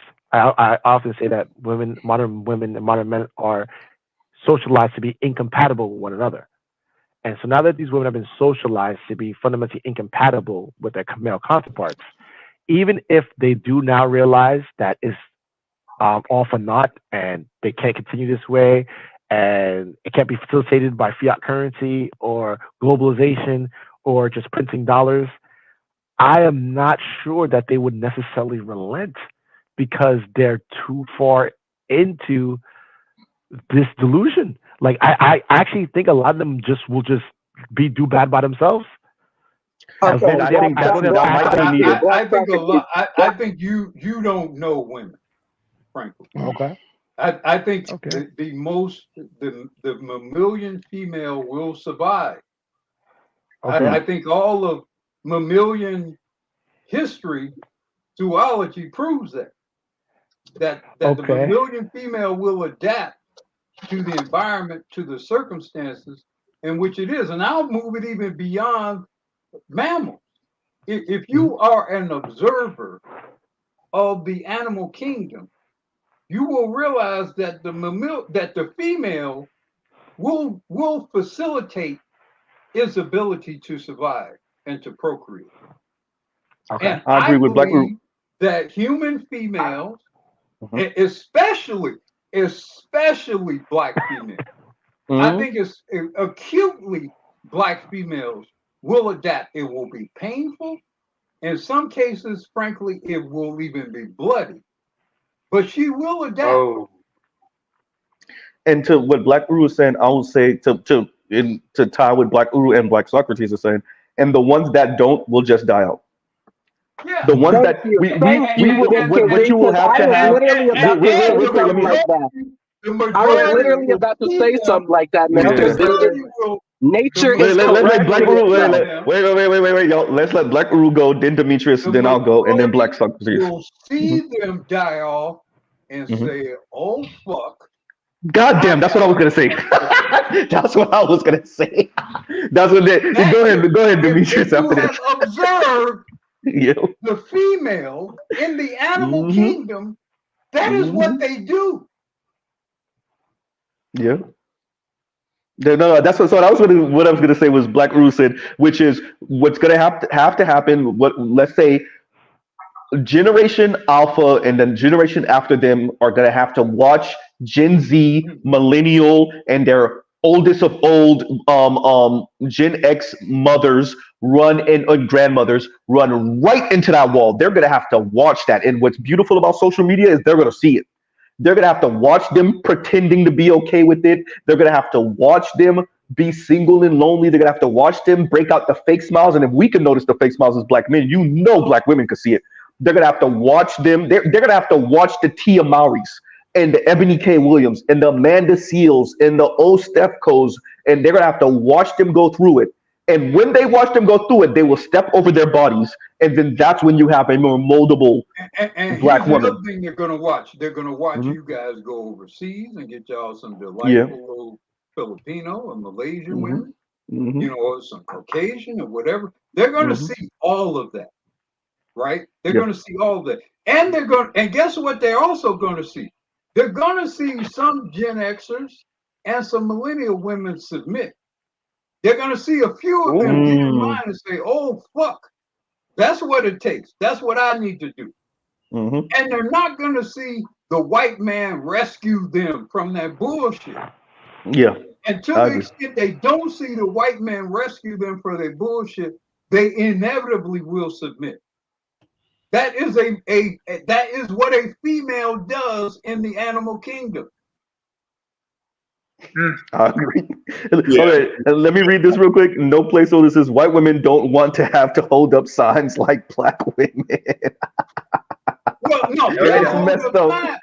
them same white bitches will hold up pussy hats and still go vote Republican. The white women are telling y'all what they are. White women got to be the biggest. White women got to be the best chameleons God ever created. God damn, white women is the black women. If y'all don't start throwing hands with these white women, I don't know. Y'all look, white women are overdue for stomping out, and I'm just watching black women try to be like them, but not do what they need to do. Anyway, go ahead, Demetrius, and then we'll have Black Socrates.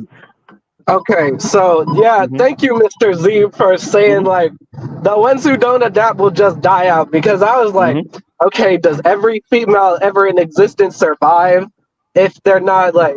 No, obviously some of them died out either due to stubbornness or due to circumstance. So I'm like, did anybody else just think this is nature's way of correcting itself? Say that. Nature does that. But Darwinism. Here's the thing, brother. And they've done this study. Well over 80% of the genetic capital of the modern human being is connected To the women. to female. So what you know what that says? Bitches are gonna survive. They are going to survive. Hey, if there's a nuclear war, we're gonna have roaches. That's not what I'm saying. I'm not saying that they won't. Okay, Black Guru? That's not what I'm saying.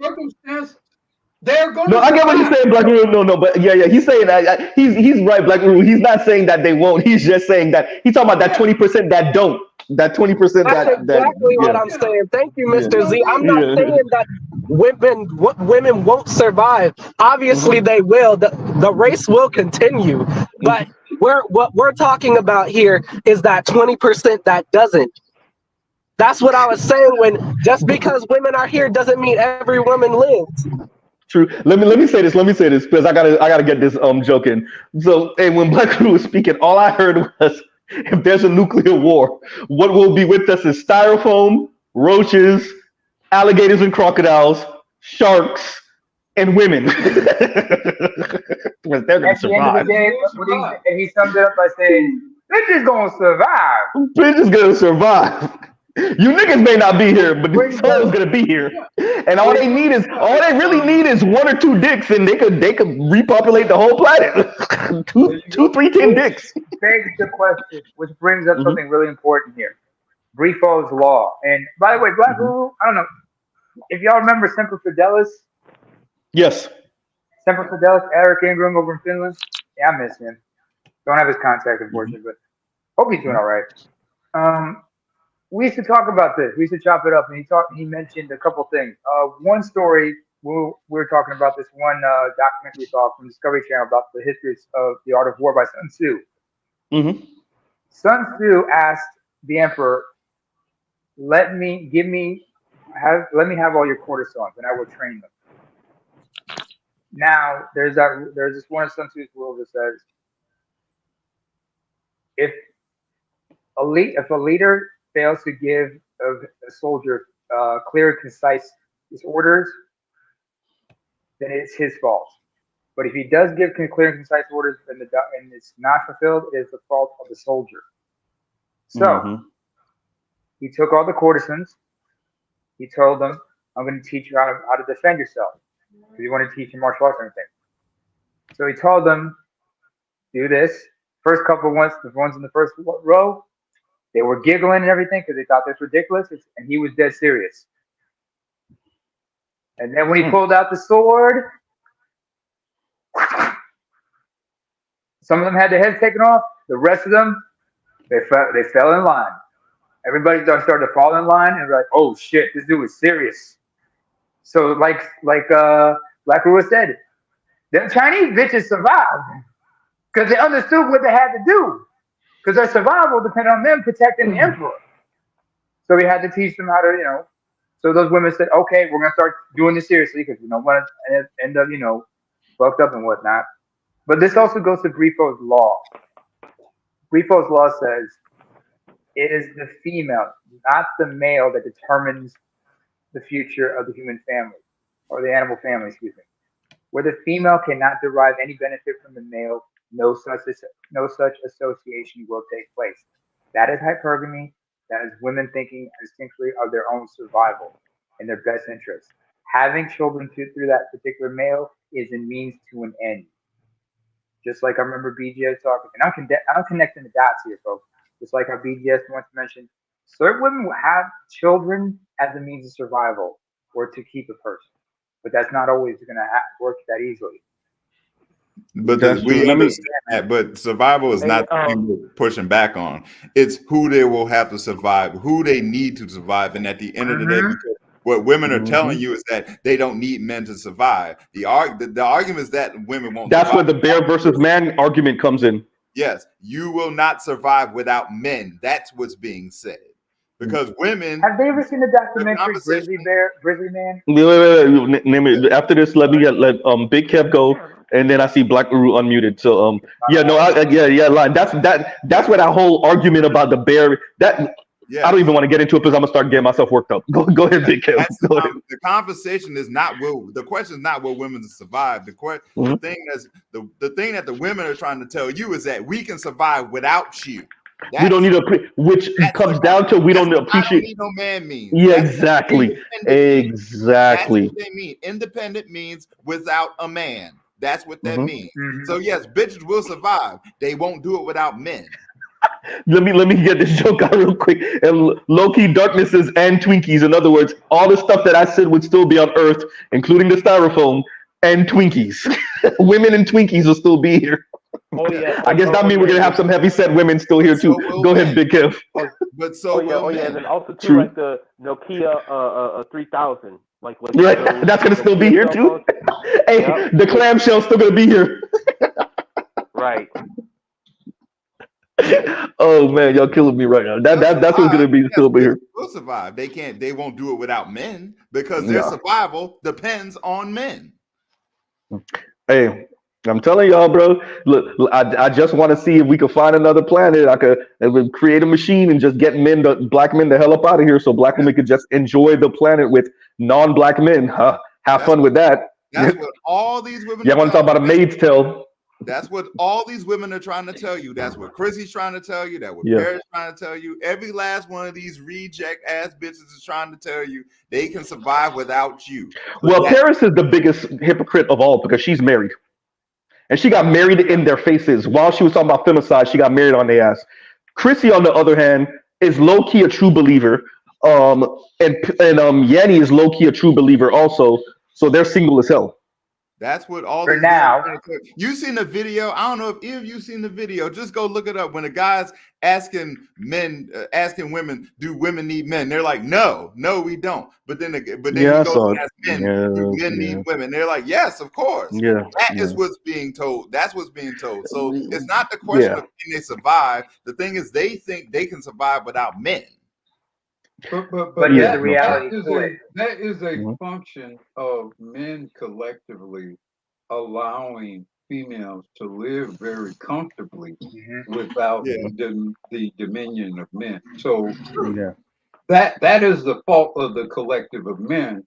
And if I were to be particularly specific, I would say it's the collective of Western and mostly white male. But Black Uru, I was gonna cut you off earlier just to say that. I don't know why the hell y'all ain't box up them damn white men, Black Uru, because they're the ones who really did this. Yeah, because all of this independent stuff has been a product in large part of what white males, Caucasian or Western white males have supported.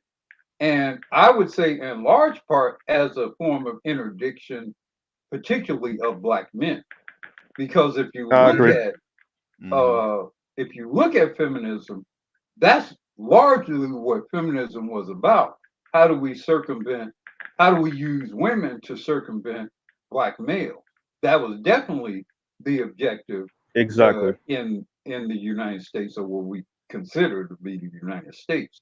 So that's why in the West, in particular, with respect to this debate about feminism, I'm always seeing this whole thing being about how do we circumvent the potential competitiveness of black males. Well, we do that under this fallacious notion of female liberation.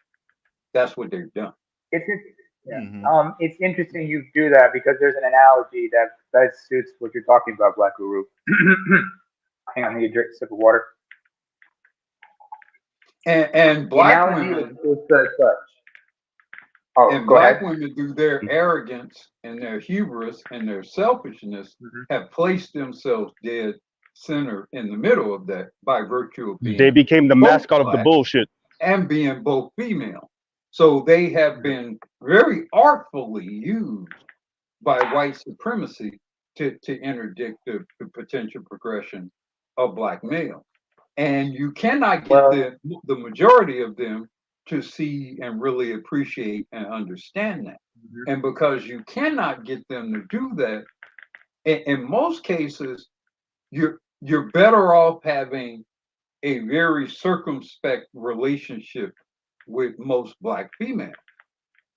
To the extent that you can get black females to understand how they're being used and are willing to thwart that effort, even if it means submitting to the preeminence of the black male in their relationship, to the extent that you can get a black female to do that, then you could potentially beat the system. But the vast majority of black females are not willing to do that because of their egos, because of their arrogance, because of their sense of entitlement, some weird historical self-righteousness, because the majority of them will not, allow for that. In most cases, you're going to lose with most black females. And what we see is not even limited to ADOS black females. What we see more progressively is even all, diaspora, black females are as inclined to submit to the white supremacist status quo as are ADOS females. So it's quite a quandary. And if, to the extent that the white supremacist apparatus continues to prevail and understand that the way that they maintain power is to artificially prop up this female, and especially this black female, I don't really know what the solution is in this current environment. Well, I would want to, before we continue, I just want to wait. Let me let Black Socrates go, because I said I was gonna let Black Socrates go, and I think Demetrius wanted to say something also. So go ahead, Black Socrates, and then Demetrius. Oh, right. yeah. I do think that there's definitely gonna be something that comes to a head in regards to female delusion and the ramifications for greater society. But I'm not. I don't know how it can transpire without untold massive destruction. And that's why I'm concerned, because the government has an incentive to keep women delusional. The corporate economy has an incentive to keep women delusional, but they also need men to work. So I'm not sure how this is going to work out. If it does happen where there's a stalemate or a cold war between men and women in the millennial and Z generation, I don't know how America or the world survives, because what happens to consumption? What happens to economics? What happens to tax receipts? What happens to everything? Because people are not getting together, not procreating, and they're not building. It doesn't survive. Yeah, I mean, I think it's a pyramid. It's like a pyramid scheme, and it's crumbling, along certain portions of the pyramid. Delusion is the new religion. And I think, Socrates, I think the problem is that you don't have part of the problem is you have a bunch of octogenarians running the fucking country, running everything. You have a bunch of 80-year-olds running everything, and they're and as a sexagenarian myself, one of the things as you become an old person, an old man, old woman, what becomes painfully apparent to you is how disqualified you are to lead things going into the future. And I see a bunch of very old people making decisions based on criteria that existed 30, 40, 50, 60 years ago. And we have a system that is difficult. It's difficult for you younger people to replace them. And for you to replace them, you probably will have to replace some of us. And I'm emphasizing the word replace some of us. And so then I asked the question, do you have the courage to do that? I definitely think some of us do. I think some of us already got the swords out, to be honest with you. I'm just saying, I haven't seen evidence of it yet. Yeah. No, let me give you an example of what I mean. There was a white dude who burned himself up, right? Yeah. The anti small hats occupation guy. Yes. And he was a military guy, former military guy, worked in intelligence. Weather alert. What I would say is that he should have taken some important old folks with him. I think so. I think you're correct. If you're going to do that, Mm-hmm. why go alone? What's Yeah. the point of going alone? Yeah. Hypergamy. And what I'm saying is that's what it's going to take for some of that's the decision, I think. Like the guy who's running that place that the former Palestine. Yeah. Who's We'll just call him willing to BB. make that move? Yeah. Who's willing to make that move? Yeah. So look, and Blackwood, we kind of ended this conversation on BGS's channel a year ago at this point now, which is the selfishness of white boomers. The absolute, it's criminal what white boomers have done to this country. I promise you, if there's an America in 100 years, they're gonna look at white boomers like, you freaking are the worst people ever in American history, arguably outside of the slavers, right? No, they squandered all of the wealth. They and they let the uber wealthy take all of the wealth and spit it on Asian hoes, but take all of the wealth, right? And no, so when you look at white boomers and their young silent generation and their insane selfishness and what they were up to on planet Earth, definitely in America, no, I do think there's some millennials that are just outright scared of boomers, just straight out.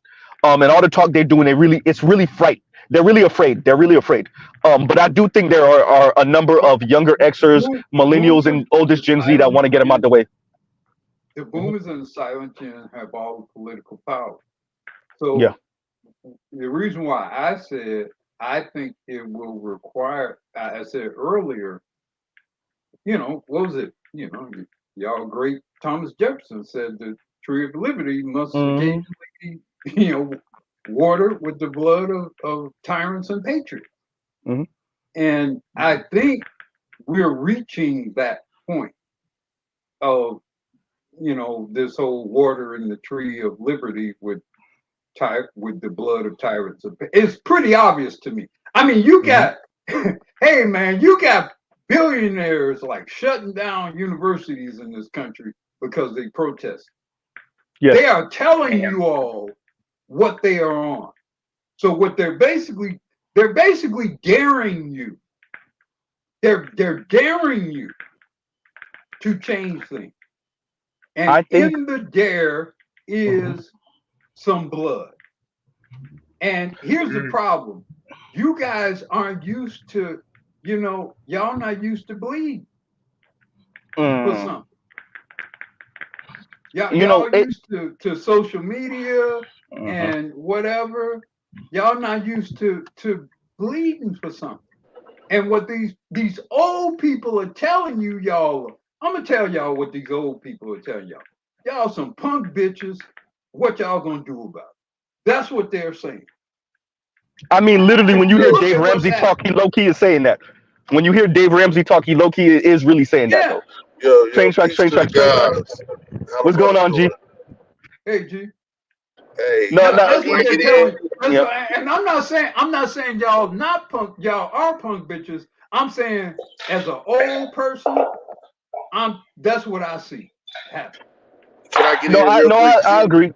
Go ahead, G. Go ahead. I mean, hey, what's up with the brother? What's up with the brothers? How the panel feeling? We good. Now, I don't want y'all to bite my head off here. The old people, right? We is some punk ass bitches. Go into it. We some punk ass, bitch made ass niggas, man. Because they made the world how they wanted it. The world is not broken. The world is not fucked up. The rules are not discombobulated. I agree. Yep. This is exactly what they wanted. Yep. They voted it in. They participated in the culture, and they did this shit because that's what they wanted to do. Now, us as millennials and Z's, we gonna have to change the world to make it what we want it. That's all there is to it. There's nothing to argue about. There's nothing to be mad about. The older generations, they liked the bitches a certain way. We like them a different way. Now, I'm gonna be honest with you. I don't want to change these bitches. I like knowing exactly what they think. Like I like the way it is now. I think the issue is that men are not going to fraternize like they're supposed to. If these bitches want to be in covens of witches, we need to turn into fucking Warlocks. and get an eternity check. Listen, I support. I think we should build a city just for the hoes. I think every state should have a whole city that where the prosperous men go to fuck off, and the rest of the world to have women that want to be wives. Call it All the women Midgard. don't want to be hoes. Yeah, because all the women don't want to be hoes. Some of them want to be wives. Hey, What leave do the we do? Vikings out of this. Listen, this is America. We get money and fuck bitches. That's what you do in America. Okay, G. Here's what I would recommend, G. Don't listen to anything they tell you. Create a criteria in which you separate the hoes from the women, and then assert that criteria. Don't listen to anything they tell you, because they're gonna lie. I'm saying that most of them, the hoes are gonna lie. They're gonna see, oh shit, things are crumbling. Let me pretend that I'm a legitimate woman. And what you need to be able to do is say, look, bitch, based on your background, you a hoe, you don't qualify, you're done. It don't matter what reality is. You should have done better. And then you go from there. Well, Black Guru, we already have the option to do that. Listen, Black Guru, listen to where I'm coming from, guys. The world as it is right now, every man can have multiple women in America if he wanted them. If you honestly wanted 2 girlfriends, you can have them. The issue is that a lot of men are stuck to the nuclear family idea, to the husband, wife, child, and that's a good idea if you want to raise a family. You know, if you want to raise a family and repeat what the older people did, that's a good idea. You know what I'm saying? But you got to take everything that come with it. Me personally, I'll say let these bitches be free. Let them be working. Let them contribute to the tax base. Let us all continue doing what we doing. And just make them pay for their consequences. Don't save no hoes. Don't be having welfare for them. If they gonna be a hoe, make them really sell pussy. Don't give them welfare. Don't give them motherfucking food. If you gonna be a hoe, bitch, go be a hoe. Go sell some real pussy and support yourself. Don't be out here pseudo hoeing. Don't have kids by 2 niggas and trick them. Then be out here with them 2 kids on assistance and shit while you fucking 50 other niggas. No, that's the male's fault. Hey, listen, how do you make them be real hoes? Exactly. This is what you do. This is what you do. You take away. How do you make them be real hoes in an environment in which they're being supplemented? This is what I tell them. This is what I would do. If I was us, I would vote out all of the social shit except housing. Because we don't want these hoes on the streets walking around. Fuck that. I want my hoes to be clean and able to take a shower when I come hit that. So give them housing, but don't give them. If they all hoes, good luck with you being clean when you hit. Man, listen. One thing about the hoes. Listen, to what I'm saying. It's not likely. They're not likely to be clean if they all hoes. But here's the thing. I am all for all that. But the problem is you have after this Big Kev, because I think Big Kev was trying to say something. Or was that Demetrius? Okay. You have to deal with the other men who support this shit. That's what it really comes down to. Because once you get rid of those guys, then they'll fall in line. But until those guys are dealt with, and understand, there is more of them than us. Understand that. There's a lot more of them. That's why I said it will be bloody. It will be bloody, not because of the women. It will be bloody because of those men. And so the question is, to what extent are you willing to make them either relent or bleed for the change? That is the question. But that is the question. But do y'all really want a world with no hoes? Just think about all of the fun activities you done had with hoes. Hey, the hoes will always. No, time out. Ain't no one saying that shit. Ain't no hoes are a necessary evil. Hoes will always be necessary. Hoes have always. We done made our point. It's time to leave the hoes alone. The issue is It's just been an issue in the question of how many hoes after Black Uru Big Kev in any civilized society. Exactly. You only want a small percentage. You only want a very small percentage of women to actually be out there being promiscuous. You don't want a critical mass or, God forbid, a majority, because, like you say, it creates social collapse. There's no incentive for men to get married and settle down. You know what I mean? Obviously, like the disease is being spread, stuff like that. The issue with nowadays, and the reason why people say a lot of this quote unquote Western society is falling, is the problem is that we've almost similar to prohibition in the 1920s, right? We've gone out of our way to say, oh my God, prostitution and polygamy are just these evil things, of a bygone era. And in our attempt to quote unquote rid ourselves of these things in modern society, we've ironically created something that's even far worse, much worse than whorehouses and harems. We've created, like you said, this casual sex culture. It's pretty much the same thing as polygamy and prostitution. It's just that there's no rules or boundaries. So because of that, can I ask a question, bro? Hey, Big Kev. Hold on, G. I just want to add. Hold on, G. Let Line go, and then we'll circle back around. Go ahead, Joe. I just want to piggyback on what Kev was saying real quick about this environment, this festering environment of hoes. The one thing why it's festering, why it's spreading, because of the perception of the blank slate, because they want to be hoes, but they want to be able to double back. You have to make, and that's what Black Uru is saying, is there has to be a fine line in making them choose. You're either going to be a hoe or you're going to be a housewife. You're not going to be both. You're not going to be a hoe turned into a housewife. But the problem is they believe that because of the blank slate theory. On that point, men would say, look, if you have a certain background, that's why, for example, if you were 24, 25-year-old female and hadn't been married, you would be put in a certain category because certain presumptions would be made as to why you're 24 and 25 and have not been married.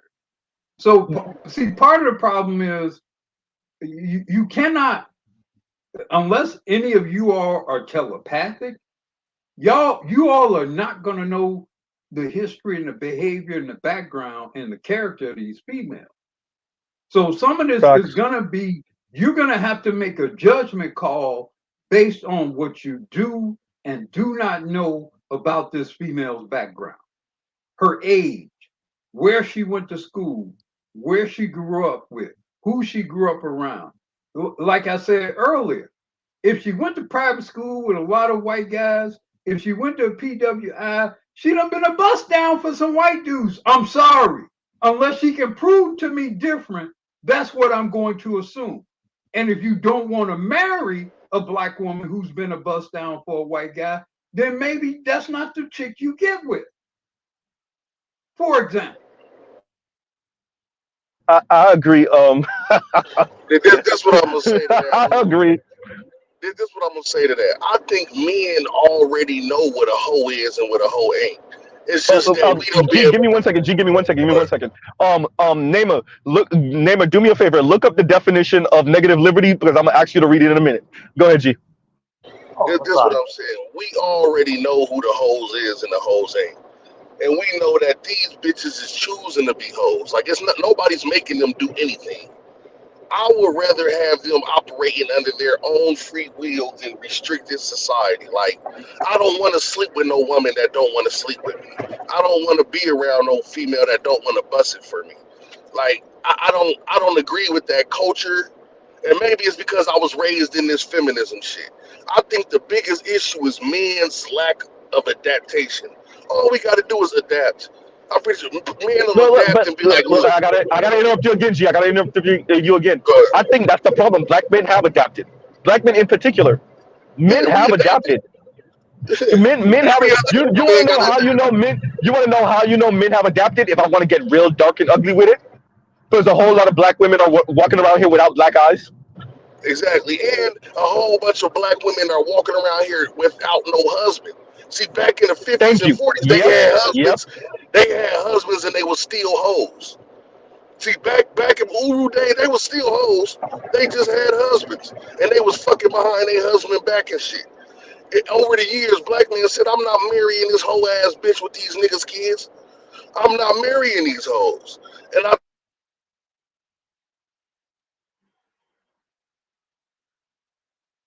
that's essentially what's happening. That's essentially what's happening. That's society of the issue. Exactly. And the issue with the society is we haven't adapted to the whole activities. We still letting the hoes operate like they men. And that's no, you gotta adapt to the whole activities. Let these bitches go bust and default. Shout out to Ludacris. Let these bitches do that shit. Let the shit crumble. Let the shit crumble. And let us figure out a way, okay, as men, we need to organize the world again to where it benefits us. Let me before you go live, before you go. We have adapted. We have allowed them to be hoes. We just simply said, I don't have to marry you. We have adapted. Exactly. We adapted. But let me do this real quick. Name a you ready for that definition?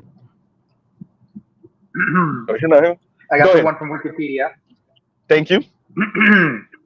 Negative liberty is freedom from interference by other people. Negative liberty is primarily concerned with freedom from external restraint and contrast with positive liberty, in brackets, the possession of the power and resources to fulfill one's own potential. The distinction originated with... Pause right there. There's another one that says freedom from restraint, coercion, and I can't remember the other one, but it was restraint and coercion. When we're speaking about women, particularly black women, want to have one foot in and one foot out of potentially being a wife and also engaging in hoeing behavior. The reason why they don't want to go all the way into hoeing is because there's a cost to that. They don't want to pay. The problem that we're having in the black community with black women is they want it all. They want it all. Shout out to Mac 10 and them. They want it all, right? They want Mac 10 and it don't matter. It don't matter what the hoes want because they not get. It don't matter what they want because they not getting it. Like these bitches can come on here and complain. Look, Naima, they could come on here and complain, say they want to go in the forest with a bear or whatever they want. On Friday night, these bitches outside trying to get some dick. I don't listen to shit bitches say for real. Like I'm gonna be out when I get with a female, I just go ahead and buy my time till my dick come out. That's it. Nigga, we just chilling till I pull this dick out. That's all I'm doing. I'm not trying to have. I think brothers fuck up with these women and try to have red pill talks. Man, I'm not doing none of that shit. The first rule about Fight Club is don't talk about Fight Club. You know what I'm saying? Don't go in that motherfucker. I'll be cool like I'll be cool till this dick come out, then I'll be out of there. You know what I'm saying? I don't do none of that negotiation. G said he skied and skedaddle. G, you skied and skedaddle? Man, what? I mean, if I'm with 20 friends, I'm not giving no hoes no chance on my mama grave. I'm going hard. If I'm with two friends, I'm trying both of them. I'm not being what's up with both of y'all? What's up? Y'all both trying to suck this motherfucker? What's good? Like I'm going hard. And that's what bitches like. Bitches is going like that. But all you gotta do, treat them like exactly what they is. Stop trying to be a gentleman. You be a gentleman to a lady. You don't be no gentleman to no hoe. You be a nigga trying to fuck to a hoe. That's one's doing that, G. Hence why you're hearing all this complaining. No one's doing that. I just wanted to hop up for a minute. Let me let Leon go real quick because I don't know if he pressed for time. Go ahead, Leon. I'm pressed for time. Okay, I already said me and G need our own show. Because I'm in full fucking agreement with the nigga. Like, clearly I've been talked about hoes, older women, and all that kind of stuff. You treat these women like what they are. You treat women that are pleasant like they're pleasant. You treat women you work Savage with niggas like brought to you by the Black Manosphere. I have no issue treating women like an archetype. I've said it multiple times how I treat older women, especially when they're beneficial. Like I said, 60% of my references for jobs came from women, and most of them are older. And some of them I done bust down, okay? I'm just keeping it 100. When it comes to younger women, they're not useful to me, so I give them a few dollars in head. When it comes to hoes, It's a I one love the rat. way. It's a one Listen, way. Leon, you need listen. the right. Listen, Leon, me and you need to have a channel because you're doing it the right way. Like, My bad, y'all. everything. This car driving down this car turned down a one way going the wrong way. Guess who's driving the goddamn Lexus, y'all? Guess. Oh, black Guess. one. Oh, of Just course. black one. And guess what she had on her head?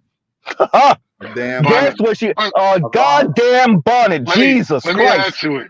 Listen, man. Let me finish before I go. Let me finish before I go.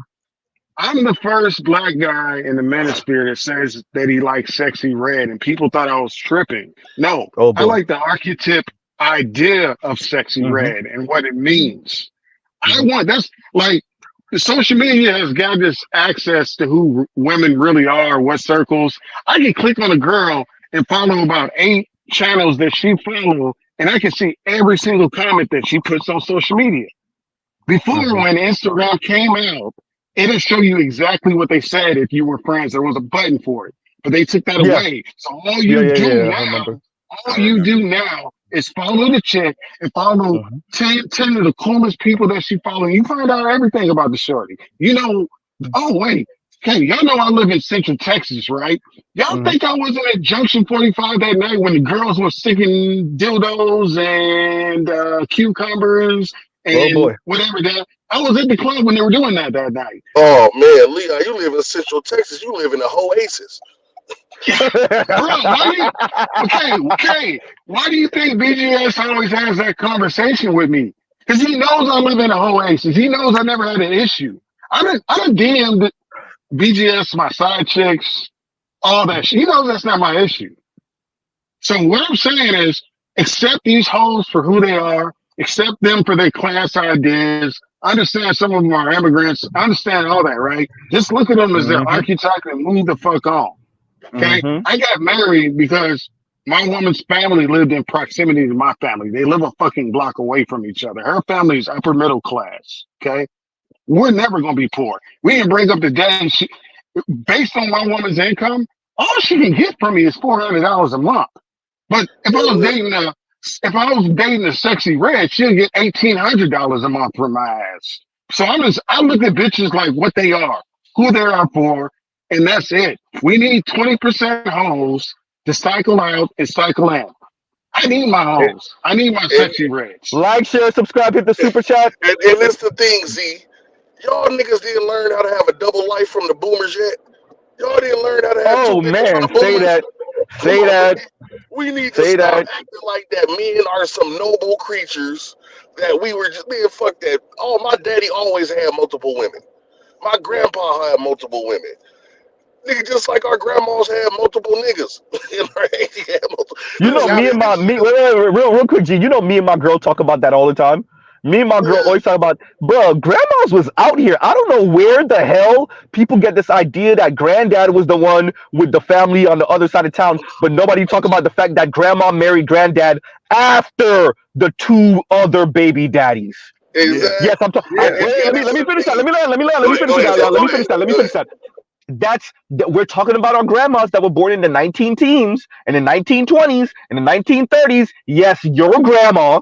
I'm not saying everybody's grandma, literally, but yes, your grandma, and it was the same thing in Haiti. I'm telling y'all, I know. And in Jamaica, definitely in Jamaica, I know them, right? I know these people. Your grandma had 3 of them. That's why y'all be finding out, wait a minute, Aunt Janet's is not granddad's child? No. No. And listen, so, and you know when we always find it out? When somebody at died. The funeral. Exactly. Thank you. Thank you. The old people be acting like they so holy. A motherfucker died. That's really not his son. What? Yep. But here's the thing: these guys. The thing about it though is like we talk about treating women like they are. I'm like, that's the thing. What you're seeing, all these stats and figures, and then you see how young men are pulling away politically from young women. It's because they do know. They're finding out. So yes, we are treating them how they want to be treated. We're actually listening. That is the whole point of the soft guy era. Yep. Is turn this shit on their head. What soft guy era is saying. You know what? You're right. Maybe you know what? You're right. But here's the thing. I want some nice shit too. Like I want some shit. I want some shit. I want some shit too. So fine, you want to go out and do whatever you want to do. Wait, Okay, pause right there, line. My bad. Indigo says in my AB voice, "Don't talk about my grandmother like that. Not only yours." Not just yours. And wait, we both got two grandmas, right? All of us got two grandmas. One of them was out here for me. One of them was out, bro, out here. Okay, I'll just pause right there. Go ahead. Like I love my mother to death, but I know good and damn well she was practicing hypergamy like a motherfucker. My dad is tall and light skinned. Light skinned did like Black Uru would say. Yes, I know she was practicing hypergamy like a motherfucker. I know there's probably some guy out there that wanted her, but no, she wanted my dad. My dad is tall and light skinned and played basketball. It's clear as day. Wait. Hey, Line just said his dad was Malcolm X. That's what I heard. Go ahead. No, he wasn't. I doubt he was. You said your dad looked like Malcolm. That's what I heard. Tall and light skinned. Yo, my dad was tall and light skinned. Like I know the shit what my mother was on. So my dad looked like Steph Curry. That's what he's saying. Yeah, I know good and damn well. J. Cole looking ass dad. No, I'm playing with you. Go ahead. I know why, because my mother is dark. My mother is hella dark skinned, like like Angela Bassett. So it's a night and day split difference in skin tone between my parents. I used to see my family. It's the other way around. And Leon, Dad was dark skinned, mom was like, and Lion, keep it real. How many do you got? Any other brothers and sisters by your dad? Nope, I am not the only one on my dad's side. Exactly. So I have a slightly out older here. sister. I have a slightly older sister and a slightly older brother. I'm the only child on my mother's side. And so your daddy was out here slinging that light. My dad was a motherfucking cowboy. Papa was a Rolling Stone. Yes, he was. Wherever he laid his hat was his home. This gonna be my closing statement, so I'm gonna get up out of here. And when he died, go, G, real quick. This is what I'm gonna say. Once we accept the world for what it is, and we figure out how to operate. Because all we got to do is trade the bitches' kids for money. If we really care about the population, we just tell these bitches, all right, bitch, you give me a kid, I'm going to give you a stipend of $7,500 a year. Give me my fucking kid when they turn 7. We going to put them in school and gear the society towards all boy, all girl schools. We'll fix all the problems. Okay, you bitches want to be like that, y'all don't want to be married. Okay, when y'all have this baby for me, you find you a man that's employed, that's applicable. Everybody can afford $7,500 extra a year. You give that baby up when he's 7 to go to an all boys school, or 10 or 11. You know what I'm saying? So he don't get feminized by you too much. If we do shit like that and enact these laws, because we can do what we want. It's our generation. It's our world. This is our life. The boomers is dying off. The X's, we gonna be the workforce for the next 40 years. We gonna be the people that's building the bridges and doing the infrastructure. But I gotta say this though, G. Let me see if I understand. Wait, y'all. Let me get this out, and then Naima and I think Lion was trying to say something. Let me say this. The problem we're gonna have as millennial and Gen Zs, black men, I want y'all to understand. Not only are we gonna have to go to war with the black people in the black community that's on this, obviously the black women, but the non-black folks. Let me be very clear what I'm about to say. This is where tone talks come in. All of those boomer hooked people that got crazy money from their family, a lot of those men, it's not going to be so many black men because black boomers ain't really have it like that.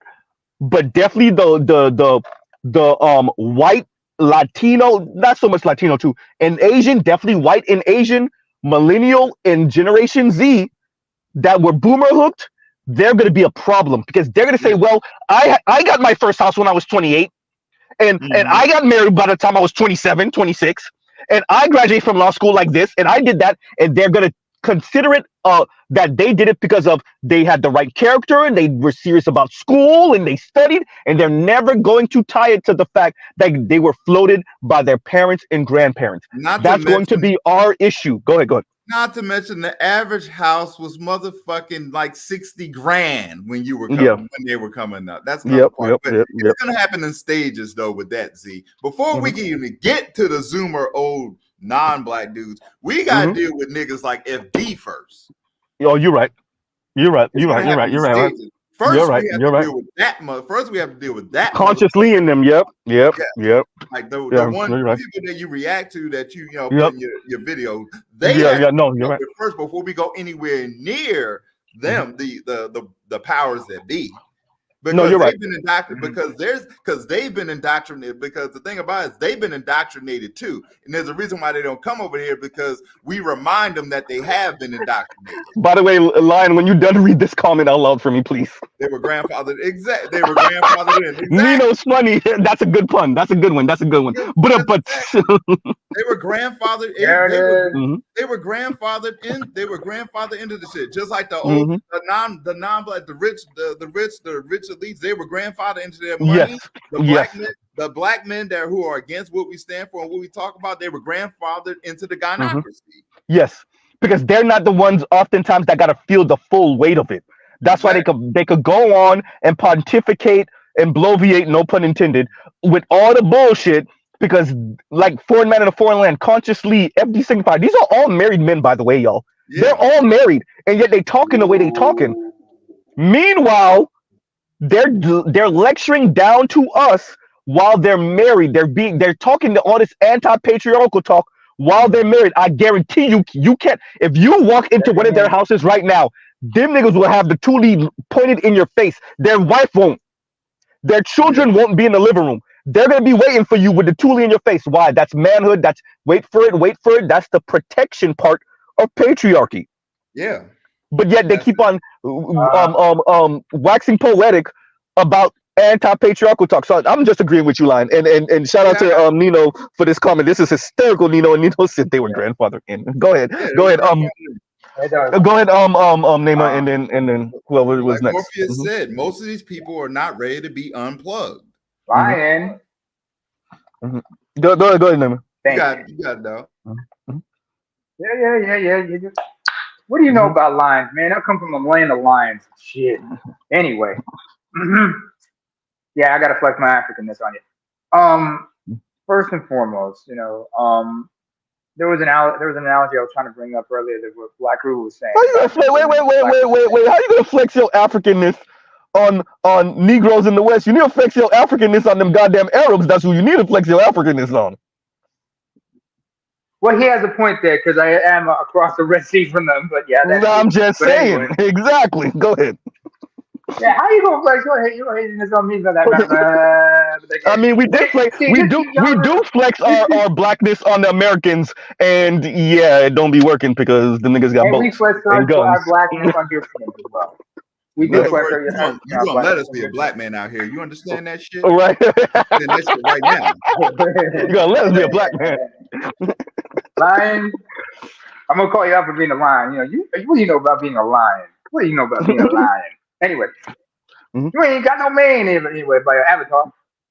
Anyway, well, maybe you're a Savo lion, from the Ghost in the Darkness. But anyway, going back to the analogy that Black River said about black women saying they don't need a man. There's this analogy I remember. It's basically the wolves were able to eat because they were able to convince the sheep that the sheepdogs were not their protectors but their suppressors. As soon as the sheep told the sheepdogs, we don't need your protection and whatnot, you're oppressing us, they were open to be taken by the wolves. And with that being said, as far as the whole shit, like, women saying they'd rather be with a bear than with a man. Have any of them ever watched that documentary called Grizzly Man, where there's this dude just interacting with bears and getting mauled by a couple of them? It's a tragic one. It's a tragic documentary. Y'all gotta see that shit. Talking about you want to get with a bear than with a man. You got your fucking mind. Bears maul people, Unless you are a bear yourself. Polar bears will hunt you clear across any frozen tundra. They will continue to go. They won't stop. I will give you a story on that. A few years ago, there's this island that's part of Norway. It's halfway between from here to Iceland. It's called Svalbard.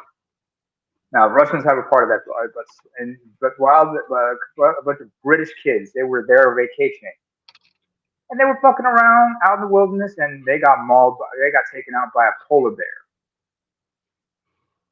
So polar bears are not to be fucked with. Yeah. Let me read this real quick. Let me read this real quick. Detroit says, and thank you for the super chat. Menu number 9. Truth Serum Veggie New York Sirloin Steak. Calories equal 670 total fat. Um equals 7 grams trans fat, equal 4 grams saturated fat, equal 10 grams cholesterol, equal 0 milligrams sodium, equal 150 milligram protein, equals 18 grams. All right, dog. All right, dog. Detroit. I need you to take the New York out of that shit. I don't like that shit. Take the New York out of that. Nah. No, nigga. We gotta flame New York with the serum veggies New York sirloin steak. What is a veggie New York steak? What is that? I don't know. That's why you're gonna take the New York out of it. We don't do that shit. We don't do that shit. That's that tofu stuff. What's like a vegan? Exactly. That's what I was gonna exactly name. Say that. What you was gonna say? Tofu? What? Veggie tofu. New York. Hey, dude, I eat vegetarian, but I don't fuck with that story. Go ahead, Kev. But let me let Big Kev go. Go ahead, Big Kev. Yeah, I was about to say, I gotta hop off the panel, but to like what G and Leon was saying before, I definitely understand what you guys are saying. The reason why it's facing this is because it's not so much that dudes wanting to, fuck hoes is the problem. It's the fact that dudes look to hoes to validate their masculinity. That's the brainwashing taken, That's the problem. You know what I mean? Because like you say, if most dudes is operating like Leon and G and just kind of, dealing with them and just kind of just leaving them be, it wouldn't be a problem. The problem is that dudes look to them for masculine validation, and dudes get killed regularly, get set up to get scammed, paternity fraud, etc., because they're looking to them to validate their masculinity. And a lot of dudes literally dumb themselves down or throw their lives away at a young age, chasing the validation of women that don't like them or don't respect them. That's what pretty much what guys are saying. Like that's the pitfall that most of us need to avoid. It's called the gynocracy. Exactly. Well, that's why I think for black men in particular, young black men in particular, you just gotta be. You have to be open to, you have to be open to any kind of women. You have to be open to, non-black women. You have to travel. You have to make yourself a fully viable, sexually competitive agent in this environment, such that you're not encumbered by any frivolous criteria that has been established by this particular group of women or that particular group of women or this particular circumstances or whatever.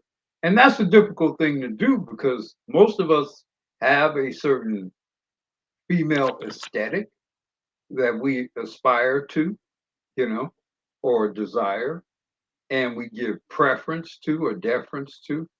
So it is for many of us, it would be difficult to say, I like her, she got a big ass and she light skin or brown skin or whatever your thing is. Like my dark skinned women slim and my light skinned women thick. Go ahead. Exactly. And that's the thing, actually. And I understand why that's the thing. I definitely understand why that's the thing. But the problem is when you have a quote preference, you put yourself at a disadvantage. And I think for a lot of young black men, particularly today, I would recommend that you not operate with any preference at all, racially, body type, whatever, in terms of how you sexually gratify yourself, in terms of what you fuck. I would recommend you be a complete and utter savage out here. Now protect yourself. Don't put yourself in a position where you're trapped by some female for 18 years or 18 plus years or whatever. That's a different thing. But but I would have no sexual allegiance at all, none whatsoever, and I would not tolerate any criticism that anybody, any black women, these Negroes who are shaming your what's this joker's name? Which one? Describe him. Can you describe Umar him? Johnson. Oh yeah, the Johnson. Umar, Dr. the Umar Panda Johnson. Bird. Yeah. I would not As AB tolerate said, the Panda Bear. Panda Bear. I would not tolerate any criticism at all with respect to how you sexually satisfy yourself. Protect yourself, but be a complete and open and utter sexual free agent. And I think to the extent that you can do that and you believe that, you put yourself in a position in which you're not desperate for a particular thing. Because a lot of black men end up in situations where, because they're fixated on big booty, Brenda, that's a phrase. I mean, I'm sure there's a more modernized version of that term, but they're fixated on a particular type, and you waste and you lose a lot of time chasing some big booty Brenda. It's some white girls, some Asian girls will bust it wide open for y'all right quicker than y'all even understand they will do it. I promise you. And y'all spend all your time and effort chasing after, Keisha and them. It's sad. I will back up what Black Uru say. For me in particular, it's white women and Latina women. I don't know what it is about Z. I think it's the beard and the way I speak and the way I dress. Yeah, no, Latina women. That's never been difficult. As a matter of fact, if I didn't care about age, Latina milfs. If I really didn't care, like 45, like I'm 37, so let's say 40 to 45, man. Any halfway decent young brother could blast through white lifts all throughout this fucking country. All throughout this country. Yes. I promise you could. Facts. So I mean, I think the biggest problem for a lot of black men is this whole loyalty issue, or this question of this whole loyalty issue. And I think it's a fool's goal. It's a fool's goal. And it keeps you at a disadvantage, particularly with dealing with black women. Black women, in my view, the cure to the misbehavior of a lot of black women is that they need to see and know that they will lose you if they don't submit. They need to see and know that. They need to feel that. And they need to say that, look, hey, I might get with you, but if what's her name gonna bust it wide open, if Maria, is gonna bust it wide open, then I'm gonna have Maria bust it wide open. And I ain't gonna have any equivocations about it. Facts. I can actually back up what Black Guru is saying, especially the whole aspect of from my own personal experience, especially when it comes to protecting yourself, because I've had a couple of situations where I almost caught a case. Fortunately, I was able to avoid that situation and make sure everybody was safe. It involved like a female friend, and the female friend goes both ways. She introduced me to a friend who goes both ways. This is back when I had hair, Z. This is when I had hair. Oh, don't worry, I'll grow it back. I'll grow it back. Just don't chuckle on me like that, okay? We all know it's absolutely pointless for Wyclef Jean be beefing with Nipsey right now. Hysterical. The ghost of Nipsey Hussle. Anyway, but I remember there was a situation where, like, I've been approached by white women, but unfortunately, a lot of times they were somewhat inebriated when they approached me. Yeah, don't do that. I just knew in my gut, don't do that. Don't do that. You don't. I remember I hooked up with somebody like at a New Year's party once, and that was all right. We ended up standing together for about 2 months. But I remember that one situation where a friend almost, and I started try to want to do something with me. I'm like, nah, I can't. and her friend was like inebriated. Her friend was way inebriated, really trying to, was really trying to goad up me to just come, do something with her. But I said, nah, I couldn't do it. Why? Because one, I was out that night just to have a good time. I didn't have any condoms on me. Number two, they both got boyfriends. The friend, her boyfriend was waiting at home. And these are Norwegian white women? These are Norwegian white women. Both are switch hitters. And I already knew the boyfriend. I had a good friend. I was, me and the boyfriend, we were on good terms. Even after the breakup, we were on good terms. I made it a point that, if I befriend a female, at least know her boyfriend. That way, if he meets me, he knows, all right, he's good. Not Norwegian white women flirting with the African brother, even though they're both bisexual white. What? They were I'm glad they were intrigued by me and my hair. I tear that Norwegian ass apart, but that's just... I know, but let me explain why I couldn't do it. Because it was I could have caught a case. I could have caught a case because they were both inebriated. And plus, with the other friend, so it's a little different in Norway. Yeah. Yeah. I don't want to catch a case. At that time, I didn't even get I could have been deported because of that shit. Worst case scenario. No, so I didn't want to risk that. Your business. You did the right thing. I handled nothing. Yes, not only that, but here's the thing. Like I said, I didn't have any condoms on me. I knew they were drunk, and plus they got boyfriends. One of them boyfriend was across the street getting hammered with his friends. And I realized, oh shit. And I'm the only one who was pretty much sober. And not to mention, I had to make sure like there was a couple other people there. Lucky you're not in America, because let me tell you the stunt they pull in America real quick, Nema. Real quick, black women. Let me tell them the stunt they pull in America. In America, you know what white women do? This is the worst thing they ever do. When you turn them down, they still claim grape. I know. Yeah. I'm aware of that. Yeah. That's why. But go ahead, black women. I did it. Well, I wouldn't. First of all, I would probably recommend that you not deal with a lot of white women unless you're in an environment in which you know white women. You've been acclimated to them sort of environment. I was actually, yes. But in America, there are lots of different other women.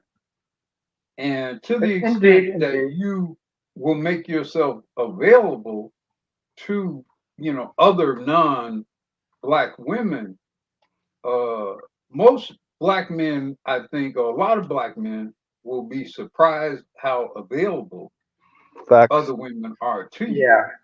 Yeah. And so a lot of the problem for a lot of black men in America is that they have a very limited or circumscribed perspective about what women are available to them, and it's informed partly because of what they are attracted to or what they have been trained to be attracted to. And I do think black women are especially beautiful, and I understand why black men would focus their efforts on black, or some permutation of blackness of female. I understand that. But what I would recommend to them is that if you are going to have a healthy, if you're going to take a position of power in the current environment, not the environment of 30 years ago, in the current environment, you have to be sexually liberated from those women. True. Because the women have done it. They are definitely, I was going to say, they are definitely sexually liberated from you. Make no mistake. They are. They'll lie. They'll cover it up. They'll blame it on whatever. I'd had no other options. All that other kind of bullshit they'll say. But make no mistake, they are sexually liberated of you. And very often when you get with them, they have already gone through their sexual liberation with other men, with other, and don't ask her what she was getting down to in college years. You'll be surprised and appalled at some of the things, or that, or some of the things that many of them have done. But I'm absolutely fine with that. But to what I'm absolutely fine with that. But here's the thing: you were doing that in your 20s. You're meeting a guy because they want older guys, right? They want guys around my age. Here's the thing: when we're just now coming in, this is our peak to hold around. So that's when I start asking questions when I'm having conversations with these females, because when they want to start talking about relationships, I'm pretty much asking them, all right, well, why should a man commit to you? Why should a man at his peak commit to you? And they never can answer the question.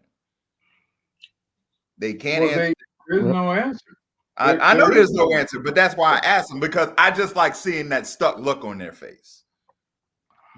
I love seeing that stuff look on their face, because you talk all this shit, you went and did what you did, and I'm not judging you. They have every How dare you, Mr. Lion?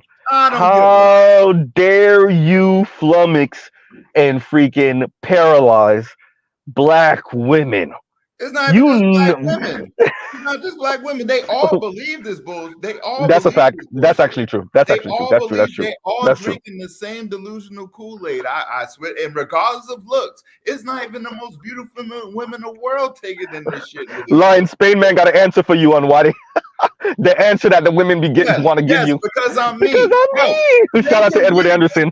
They're literally communicating that shit in their fucking dating apps because I'm me. They are saying it and they really believe that shit. The problem is I'm fine with them believing it, but understand, just like you are still susceptible to my nature. Yes. Yes. Yes. The one thing you didn't factor in was my nature. So while you were out there hoeing around, now you want to settle down? No. Hey, you know what hurts women the most? The thing that hurts women, period, point blank, and I'm about to wrap up. This is what hurts women the most. Going to what Lion saying. Men have agency too. Oh, damn. Yes, I have agency too. Men have agency. Ain't nothing hurt them more than, oh yeah, that's nice. That's your beliefs. That's cool. Those are your quote unquote standards. Oh yeah, that's cool. That's cool. Oh, you were running through, the white dudes at work were running through you. Okay, yeah, that's cool. That's cool. Oh, I'm the first black guy you've dated in 5-6 years. Okay, that's cool. That's cool. I'm the last black guy that you be. Well, at least this is the last time I'll be seeing you. I don't know about what the other Negroes gonna be doing, right? Yeah, no, the thing that hurts, especially black women, but women the most, is that men have their own agency and we have our own standards and rules and regulations. And it is sexual politicking, as Ed would say. It is them attempting to get us to submit to their view after they're done doing what they want to do with whoever they want to do it with. And it's time to settle. Yeah, exactly. Dual mating strategy, and that's their main issue with the red pill, is because it's exposing their dual mating strategy. Yeah. Even though women are out here literally on social media giving their whole fucking life story, like men are, and for some reason they say this shit like men are not paying attention. Because I know the thing is, the perception is they'll say this shit and there's still some simp that'll commit to them. And for the most part, they're right about that. But the problem is the top guy they're like, I'm gonna do all this and I'm still gonna get my top guy. The problem is even the top guys. Get the fuck out of here. No, I'm agreeing with you, Lon. I'm just saying that their thought process is like, get the fuck, And look, man, that's like me saying, you know what? I could be a not tall, not charismatic, not particularly good looking, not rich, not well off, average sex having ass man, but I'm gonna get me a Kelly Rowland. I'm gonna get me a Beyonce. Yep. I'm gonna get me a Rihanna. You know what? I'm still saying that wrong. Not a Rihanna. I'm going to get Kelly Rowland. I'm going to get Rihanna. Exactly. Like, bruh, I'm just waiting for her to somehow end up in this goddamn, let's say, Walmart factory. Somehow she's gonna walk in here one day. I don't know how, but she's gonna walk in here one day and sweep me off my feet. Yeah. And then I'm gonna be jet setting with her on her private jet, and she's gonna break up with A$AP Rocky for me. And what? No. or they're gonna be like, you know what? It's okay. She's gonna go ahead and deal with that disappointment. And she's gonna marry herself and fail, and then she's gonna marry me. Yeah. Like that's the male equivalent of what the hell the women be telling themselves and telling each other. But delusion is the new religion. No, for real though. No, for real though. It's the new religion. That's what it is, and they're all drinking this shit. Not even a woman who look nowhere near as beautiful as the women we name or even see in their neighborhood. The 5s and the 6s believe this bullshit too. And let me end out with this line. This is let me say this for women. I'm shouting my inner green gorilla. Dear ladies, you can't hide in your delusion. You're gonna have to come out here and fight the white capitalists too. Uh-oh. Dear women, yeah, they lied to you and you believed the lie and now you're embarrassed and you're mad. Dear all Western women, American women specifically, yes, you black women, you're going to have to come out here and fight them too. Sorry.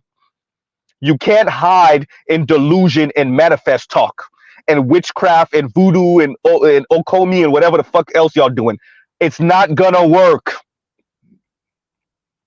You're right. Yeah, they won't. That they're gonna have to. If I throw a chair, we all throw a fucking chair. Dear women, you're not going to be able to hide because the white capitalist man and his wife that you wish you were lied to your ass. You can't hide in delusion talk and online in your little echo chambers. It ain't gonna work. Wait, you know how we know? Because it's not working now. No, it's definitely not working now. And there you go. And let me read this real quick. And Cam says, and thank you for the super chat. Slick Rick single, treat him like a prostitute. True. Is a blueprint of I think you meant to say how to deal with the modern woman in aggregate. This song was made 30 years ago. Treat him like a prostitute. Yeah, I know what you're talking about. I know. Yeah. As a matter of fact, somebody referenced that song a little recently. Slick said, treat him like a prostitute. Yep. Don't treat a girlie well unless you're sure she's true. Treat her like a prostitute. Yeah. What's that last sentence? What was that last sentence, Black Guru? He's right. Treat her like a prostitute. Don't treat a girlie well unless you're sure. You know it's true. Thank you. Yeah. Thank you. He's right. Slick was right. Slick predicted that shit over 30 years ago. He was right. Can't mess with the quotables. Three decades ago, quotables. Yeah. Man. Yeah, but 100%. But like, I'm fine with hypergamy. But at the end of the day, the overwhelming majority of these women will not be able to optimize it to their fullest extent, which is why you're seeing all these women complaining. All these videos you watching, Z, when you see these women complaining, throwing a temper tantrum, you already know what I say. That is a bunch of women complaining that they can't optimize hypergamy to their fullest extent. It ain't fair, lying. The white woman is the told to settle. Why do I gotta be told to settle? You're not settling. You are getting what you're qualified for. You want better? Go hit the squat rack. You know, I was hoping that you would say that. You get what you qualify for. That's Lion's tagline, by the way. That's my tagline. No, you're not selling. You're getting exactly what the fuck you qualify for. Say that. You want better? Go to the squat rack. Hit the gym. Oh man, let me pause right here, y'all. Look, go ahead, Black Rebel. I'll let Black Rebel have the last word. If they ain't got it, that means that they weren't worth getting what they wanted to get. That part. That's really the bottom line. It ain't fair, Black Guru. It ain't fair, Black Guru. Whatever you mentioned. What's her name? One of those twins, Tia or whatever. Oh, Tia Mari. It's Tia. If you ain't getting what you want, that means you weren't worth getting what you wanted to get. That's what the market always proves. Black Guru, if you want me to tell you the truth, Corey Hardrick is better than her. After we see her after that divorce, he's better. I don't care if he got more money than her. Screw that. He's better than her. When they broke up, that's why I asked earlier. I'm like, how did she expect it to get better than him? Because I don't even have an answer to that. He appeared to be a fairly decent dude. Yep. I got an answer for that. I have an answer for that. Because delusion is the new religion. That's why she believed it. Coined here on Z's channel by Lion. Delusion is the new religion. That's why. I mean, Corey Hartman, you know why? You know why she's still gonna have that fucking attitude? Because he took her back. If he didn't take her back, that's when she would have to sit. He want his family. I agree with you, by the way. He want his family. Yeah. He knows she messed up. He's gonna pull a Will Smith and just try to hold it together. That's what he's gonna do. He's gonna grin and bear it and try to hold it together, knowing he's with a disloyal, opportunist ass black woman. He's gonna try to hold it together. I swear to God, here is what I would recommend. If I'm going to get back with her, I'm taking tangible property from her. I'm taking real tangible property from her that is exclusive of whatever happens between us going forward. So if I'm coming back taking some of her shit. Yeah. Bottom line. It don't make no sense at all for him to go back with her if he's not taking some of her shit. I agree. You gotta pay it like you weigh. Yeah. So yeah, I'll come back, but I gotta have some rights to this, or I gotta own that, or I gotta take some of this. I gotta take some of her shit. I agree. Because you've already proved that you're not a reliable broker in an intimate family relationship.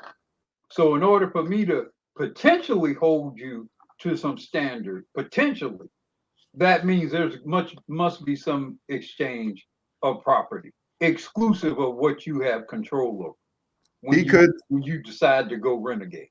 He could do that, but he already relinquished his power when he took her back. He already relinquished. No, but what I'm saying, well, we don't know. Like I said, we don't know if he. First of all, I don't know if he took her back. I don't know what that means. But because to me, taking her back would mean like marrying her, marriage. Yeah. You know. But did they ever? Whatever he's done, to me, I would agree with you to the extent that he went back to her and there's been no exchange of property. If there's been no exchange of property, I agree with you. That's a mistake. I'm telling you, I agree. I believe. I'm telling you, he probably did. He probably took her back. And I think they officially got divorced originally. By the way, yeah. No, go ahead. I'm sorry. Official? I don't even know if that. I think it was officially divorced. No, but I agree with. It was an official divorce. Yeah. And maybe they're palling around. He probably, if she going public with it, that means he fucking her. Very likely. You know how they do. True. So again, I don't have any problem with him getting back with his former wife and the mother of his children. Good word selection, by the way. But I'm saying that you can do worse than that. I'm saying that though going forward, I gotta have some of your shit. Yes. I gotta put you in a position where you're gonna have experience some pain when you do your second fuck up. I agree. I think. I mean, I see what you're saying, Uru, and I agree. But I think there'll be no more pain worse when you would try and come back to that dude, and he don't want you, and the rest of the world don't want you. That's even more painful, in my opinion. I agree with you, but if I want to raise my children, true. Okay, and that's that's gonna be a different thing. Yeah. If I want, I mean, because what I understand is his oldest child is only about 11 or 12. So something like that. If I want to raise my children, I'm going to have a different kind of calculus there. And to end out with that, because I'm part of the Black Manosphere, I would have her go on an apology to Black man tour. Yeah, she wasn't talking crap about black men writ large, kind of, sort of. But I would have her go on and apologize to Black man tour writ large, because I'm a black man, and you're about to apologize to us for embarrassing me, which I'm a black man, so I represent black men. Oh no, you better believe it. Oh, you better believe it. You apologize to me talking about you graduated from my marriage. Graduated. And I'm gonna have you apologize for that. And when I say apologize, let's be very clear. There's the I'm sorry, the generic shut the hell up. I'm sorry. No. There's the very detailed I did this and this and this wrong, and I am making recompense for this and this that I did wrong because I calculated wrongly and I was wrong, and this is how I'm going to make up for it. That type of apology. Oh no, you go on an apology tour. You better believe it. Yeah. And you better believe it. I really appreciate the understanding and the empathy that Corey has exchanged with me in spite of everything I put him through. Yes. You know, in spite of everything I put him through, the fact that he was loving enough of me and of my children, of my family. I really appreciate that. I honor that. And I regret any embarrassment that he may have suffered in this process. Shit, one more I would thing. definitely require that. B, real quick, Black Women Line. B Rain says we're not the ADL, but we need to move like it though. Should. Yeah. Thank you. Did you get your email? Did you get your email? I sent you that study about black men like not living as long married as white dudes. I'll check my email. I haven't checked it in a couple of days. Oh, by the way, Lion, thank you for the Cash App. Thank you for the Cash App. And let me read this. And Indigo says, "Oh, the sisterhood would be sizzling. Of course they would be, because you're not supposed to ever apologize to a black man under any circumstances, especially not publicly. Oh hell, no. They would try to burn the damn country down, right?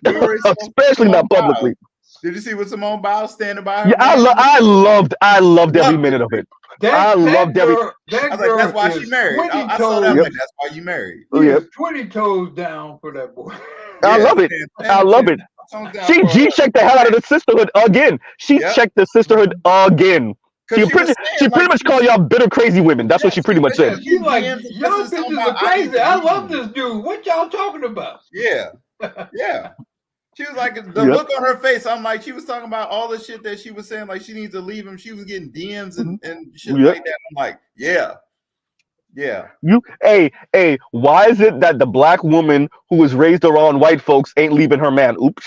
Ooh. Damn. Because she was raised by white women. Yep. Thank you. Thank you. That's why. Thank you. That's why. That's why. Ooh, you just said the quiet part out loud. Like I said, there's a reason why black women are in the position they're in, and it don't got, and not all of it is looks and weight.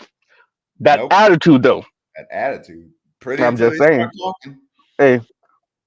Well, if they didn't have the attitude, they probably wouldn't have the looks and weight, frankly. Ooh. Yeah, something's got to give, huh? I mean, the attitude and the weight is a function. I mean, the looks and the weight is a function of the attitude. Yeah. It's the big old middle finger to black men. You can tell most of these bitches that they can get a white man if they look the right way and lost that weight, they be all over that shit. Yep. What's the name tried to tell her? Yeah, but they know it's still a lie, though. If they knew it was true, if they knew for certain, if they had examples of slim black women not just getting piped and tossed, but ending up in marriages with white dudes, oh yeah, they would do it. They would do it. It's not black women's loyalty once again. It's white men saying, "Yeah, you're only for fun time." And that's dear Professor Judice. Me and you both know it, and I do not have no goddamn PhD. Stop it with the bullshit.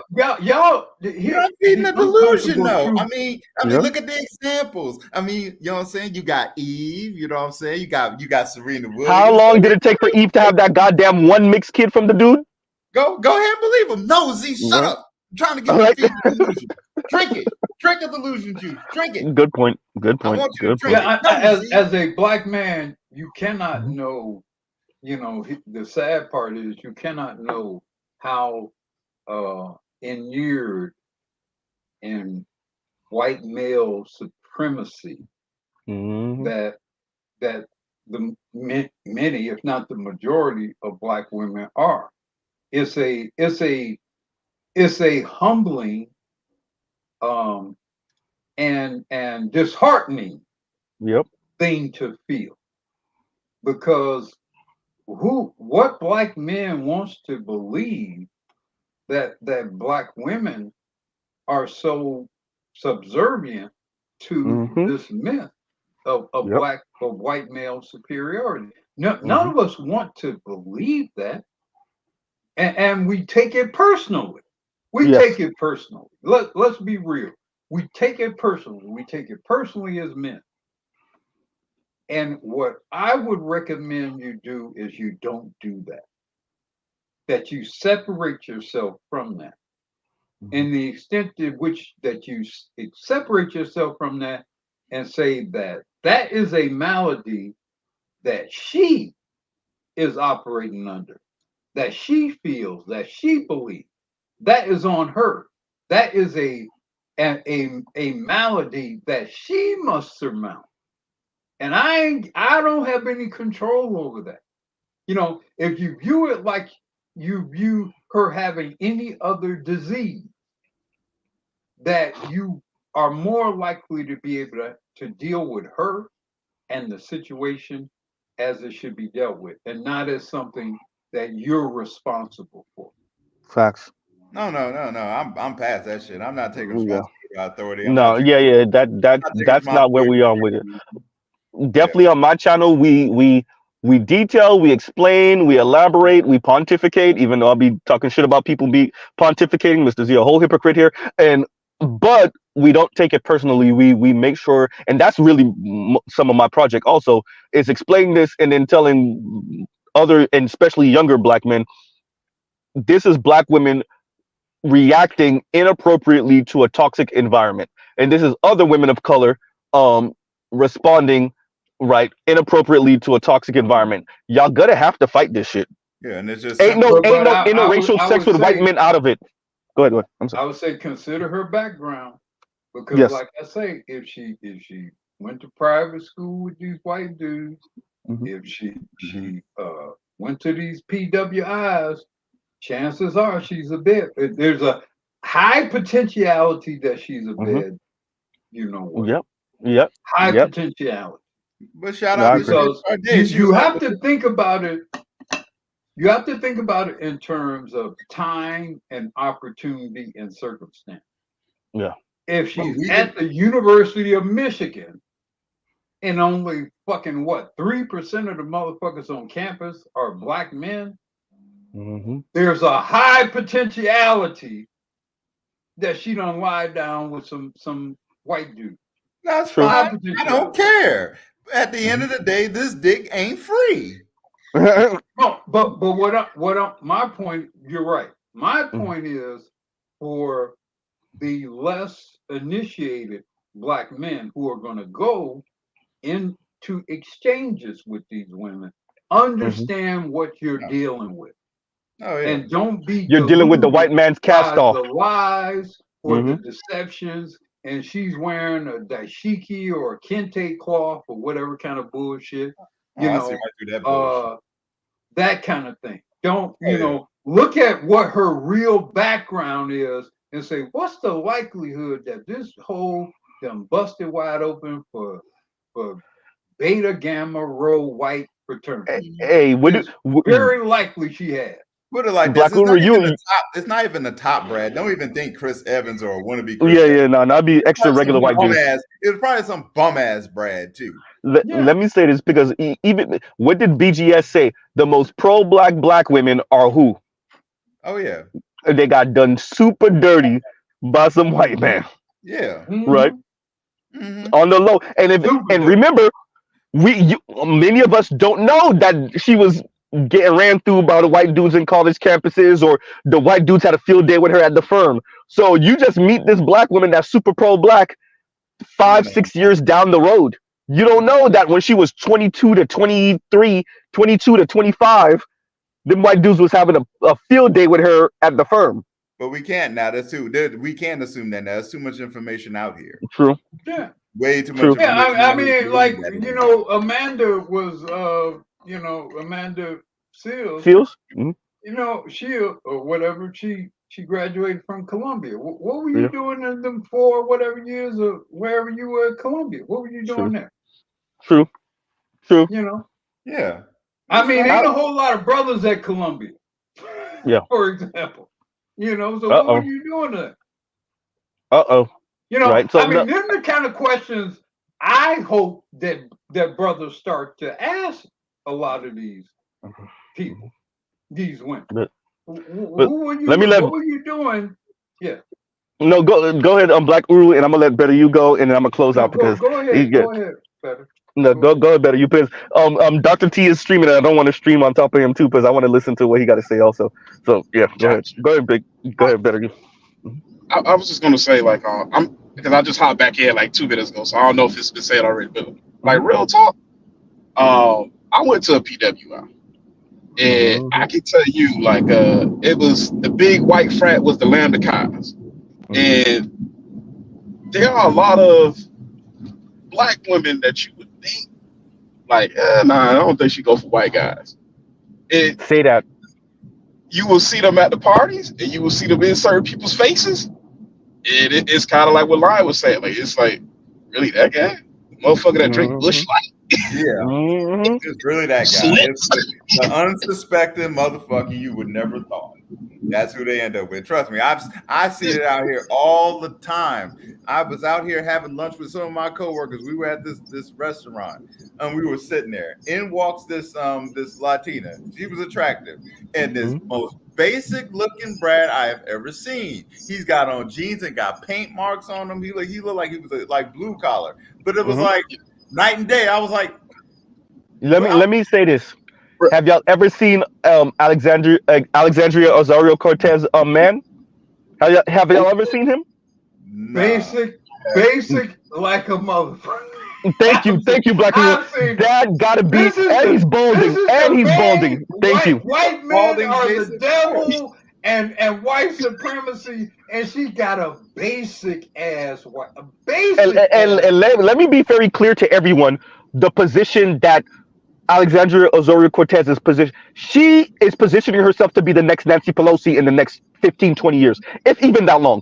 She's going on the left. She's gonna be that person. They slowly ripping out the radicalism of her. She's gonna slowly get more and more basic and extra regular liberal. All that progressive shit going out the window. Trust me, they'll be done with her within the next 10 years and take all that shit out. And she's gonna be the next Nancy Pelosi with this dude as her maybe husband. Hey, y'all heard it. No, that's facts. And the other thing too, man. A lot of, I put it like this. I've heard some people call it the black tax before, but like a lot of times they'll do certain things for them that they won't for black guys. I remember I ain't gonna say real quick, better you. I'm not gonna say it was me first, but I want to say it was me first. The black tax. I think it was, but maybe because I remember saying it. I don't recall if somebody was saying it before me. Maybe I ain't gonna claim it, but I must low key claim it. Go ahead. So like the big thing, like there was a couple white guys we used to play ball and work out with, and one of my homeboys started piping this chick in the call center, and you know, we talking and everything. He like, oh, you messing with? I just say, you messing with Misha? It's like, yeah, you know, blah blah blah. Like, oh yeah, you know, we used to deal with each other a couple years ago. Blah, you know, rah rah rah. Oh, you know, y'all was. Nah, it wasn't in no relationship. She nasty though. It's like, oh, okay, like, you know, like, yeah. Come to find out, like, dude's like, oh yeah, like she top it up, eat your butt, all kind of stuff. Oh man. Oh man. She gave me like that super basic, like gave me starfish, and we just sitting there.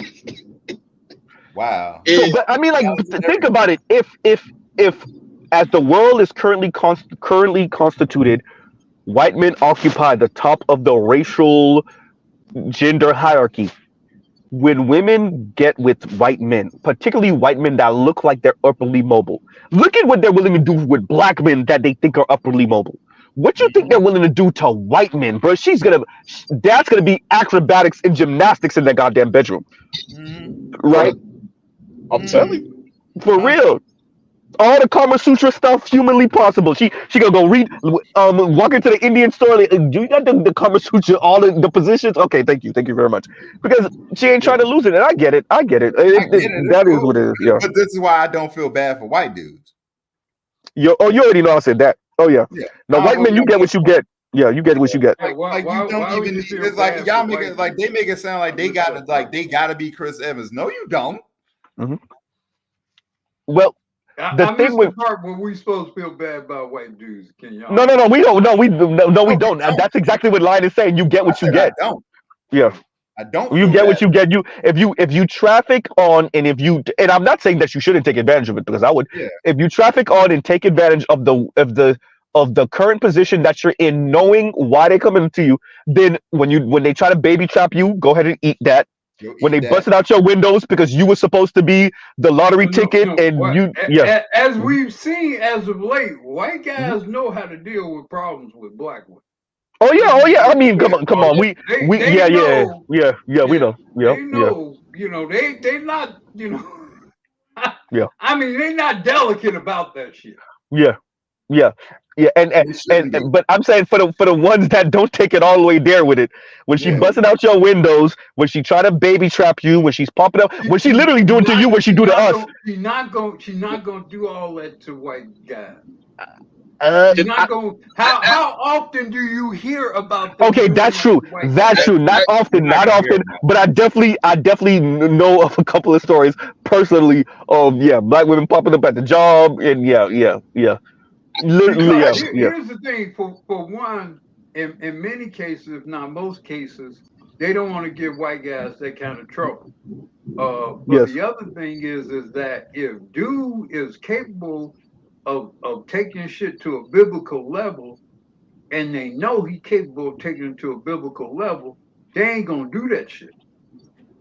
So it's not gonna be a whole lot of instances in which they're gonna treat Brad like they're gonna treat, Daquan. Because Brad is capable of putting your ass in the wood chip. Mr. Uru, I want to toss you a quick alley, man. Yeah. OJ was a big deal. But how many white OJs are there out there? Come on, man. OJ wasn't a real OJ. It was a white man who killed that one. Yeah, true. I'm just saying if you go with the narrative, though.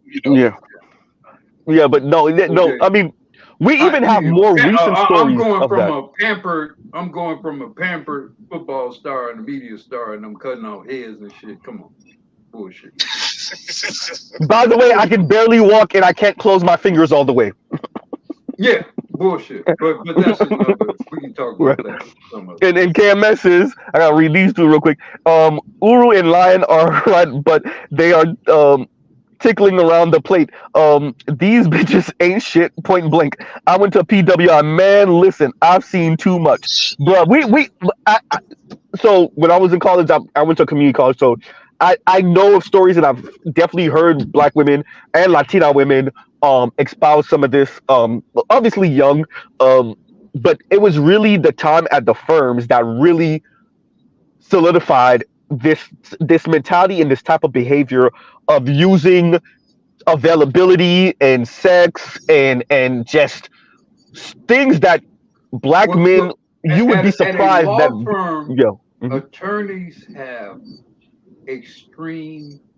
Not only do they have money, they have extreme status. Being an attorney that bill out at $400 or $500 an hour, make five, 2, 3, 4, 5 or more $100,000 a year, maybe $1 million a year, all kinds of billings. At a law firm, that kind of attorney has extreme status. He basically funds that whole operation. And because of that, in that environment, the women know that. The women intuitively know that. The whole sort of rainmaker phenomenon, that phrase.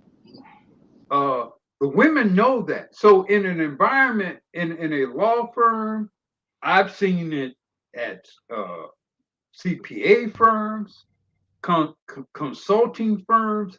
I've seen that kind of phenomenon exist in a lot of different professional environments where it's clear that this man or these men are the big deal here. And it will influence the behavior of women, particularly women who operate in a support capacity, administrative assistants, clerical, whatever.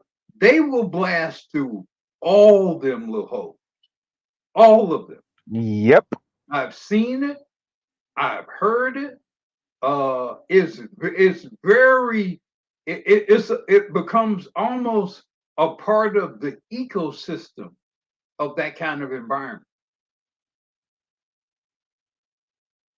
Let me read this real quick.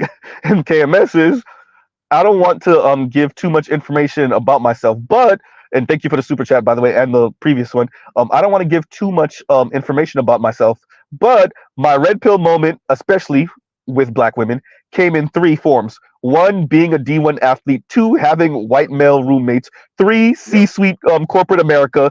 If cats only seen what I saw. This is pretty much Black Uru's talking. I think KMS is like a younger Uru. That's all. Just a younger Uru. That's the yeah. So you done seen it all for real. Yeah, you done seen it all. You know what? Translate. You know what? Now and I would agree with KMS. I would just translate that to the military, because you see this shit too in the military. All that shit. You see it over here too. Yeah, and like I said, I get it. I understand, because if you think about when women see a successful man, they just see leisure in nice things. And I get to go to the mall and not have to worry about my student loan paid off. Like, you know what I'm saying? Just like, or even if I work, I don't have to work. It's not the end of the world if I don't work, right? I can still but in those environments, they also see the status of the ease by which those men can operate in those environments, and the subservience that other people and other entities have to you when those environments. Like my daughter was describing to me, like I say, when she worked at a law firm, how there were a few men. This was a law firm that was founded by women, by white women, but the people who generated the most, at least during that time, the most actual revenue for their firm were white men. So, and everybody knew that. So they operated with a level of impunity in that environment, where this one guy, he obviously was on coke, that kind of stuff. He wasn't doing this and wasn't doing that, but he was this fantastic litigator who had recently won this case where there was a 8-figure settlement. So and that kind of thing permeates through the whole environment. And so he operates in a way in that environment where everybody is kind of submissive to that. And white men, more times than not all, certainly not all white men, not even most white men, but in a lot of these professional environments, some white men are able to operate with a certain level of impunity, which inflates the perception of the value of all white men. Yes. Your basic white dude is making like $55,000 a year type joint. Your basic average white man, but hey, them women ain't hearing it. Go ahead, better you said that's why you were trying to go earlier. That's where I was trying to get Mr. Uru to go earlier, because when I was saying how many white OJs are there, like how many times have we seen that same story play out, just for the man and the woman race, and he walks away scot-free, like that's Tuesday. Yeah. OJ, if you go with the narrative, it was a big deal because OJ, he's supposed to be part of the bottom cast. Yep. Even whether they wanted to keep what was it, Nicole or what, Nicole or not, whatever. Yeah. But I can't remember her name. But whether they saw her as high value woman or not, like it's still, hey, hold up. She was a white woman with aquiline features. She was definitely valued. Yeah, it's like you ain't supposed to be doing this. Yep. And walk away free? Oh hell no. And then let's flip it, like you said.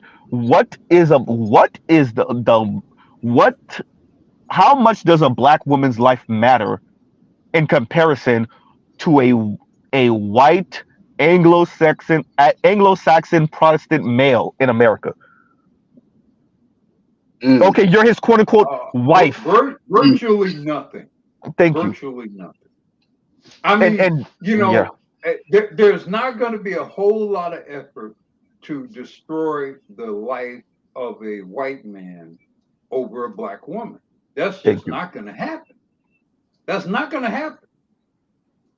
That is not going to happen. Unless he does something so egregious, like on some Chad Wheeler type shit.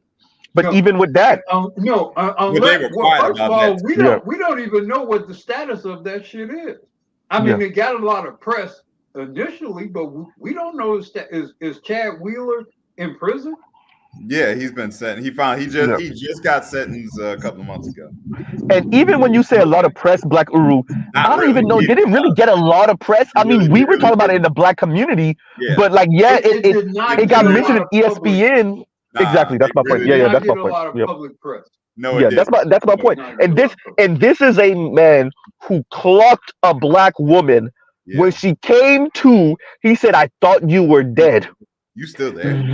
Thank you. You still breathe the exact, and that story did not go super mainstream. Yeah, I heard that audio. That shit was sick. But meanwhile, Ray Rice was everywhere. You couldn't go nowhere without hearing about him. Nope. Let it. You couldn't go nowhere without hearing about Chris Brown. You couldn't go nowhere. All these other stories, but the white dude who knocked the hell out of a black. And by the way, when he was saying something, or what, like say I'm your master, or whatever he was saying. What was he saying to her to say, and she wouldn't say it, and he knocked, bro. But that story, not to be wall to wall. You know, they usually give these stories maybe a week or so, wall to wall for a week or two. Hey, even the case about that the dude that dismembered that chick. Yeah. Yep. Shoot, to take it a little less morbid, but like that the Josh Giddey case, like I really don't think that they've connected the dots, that the reason why those egregious acts don't get press, and the reason why media was really mum, and it was really independent sports media that forced ESPN to even make a passing statement about it, is because of the fact that, like we just highlighted, like these guys are in control of so much, they're not going to let you destroy them. And I want to emphasize what you're saying better, you, by saying, and he's not even white American.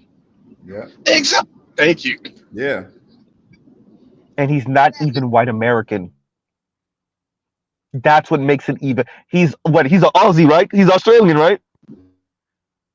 I thought he was Canadian, but Canadian and Australian. He's not even white American. Thank you. He's not even white American. They're letting the white foreigner pass with the getting caught in the bed with a 16-year-old on camera. By the way.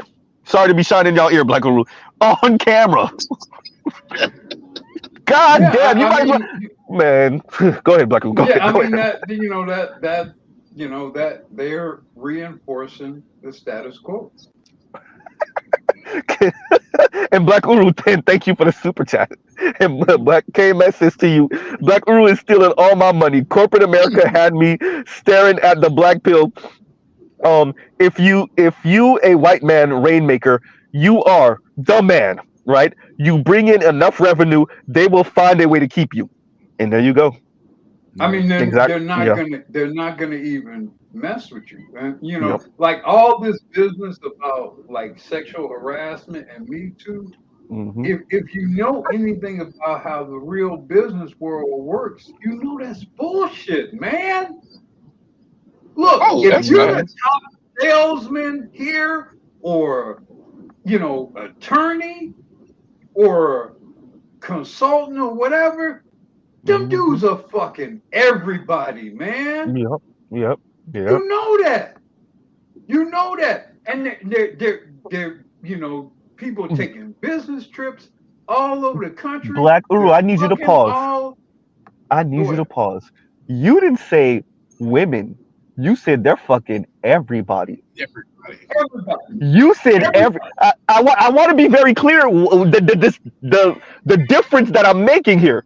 You didn't say they fucking all the women. You said they fucking everybody. They fucking everybody. I want everybody to understand what's happening here. When I'm you just are saying. around these kind of people enough to know, you need to know they are fucking everybody. Hey, you don't want to be in a you gotta tell Diddy no. in which any of these motherfuckers are confused around you. Right. Sometimes you gotta tell Diddy no. Yeah, you gotta tell these motherfuckers no. Yeah, I'm just saying. Because real talk, you got a percentage of these motherfuckers who want to get done up by some BBC. There we go. And there we go. Once Black Uru said they fucking everybody, I was like, wait, Scott. Wait a minute. They fucking everybody. And you put enough drinks in some of these motherfuckers, and they'll I always said that. Yep. They don't need. Hey, drunk white dudes, hey, bruh, they get handsy. They get handsy. I'll say like my last time was that kind of experiencing that firsthand was at when I was leaving ADP. There was a VP who was trying to recruit me to his team. And they went out. Go ahead. It was maybe like,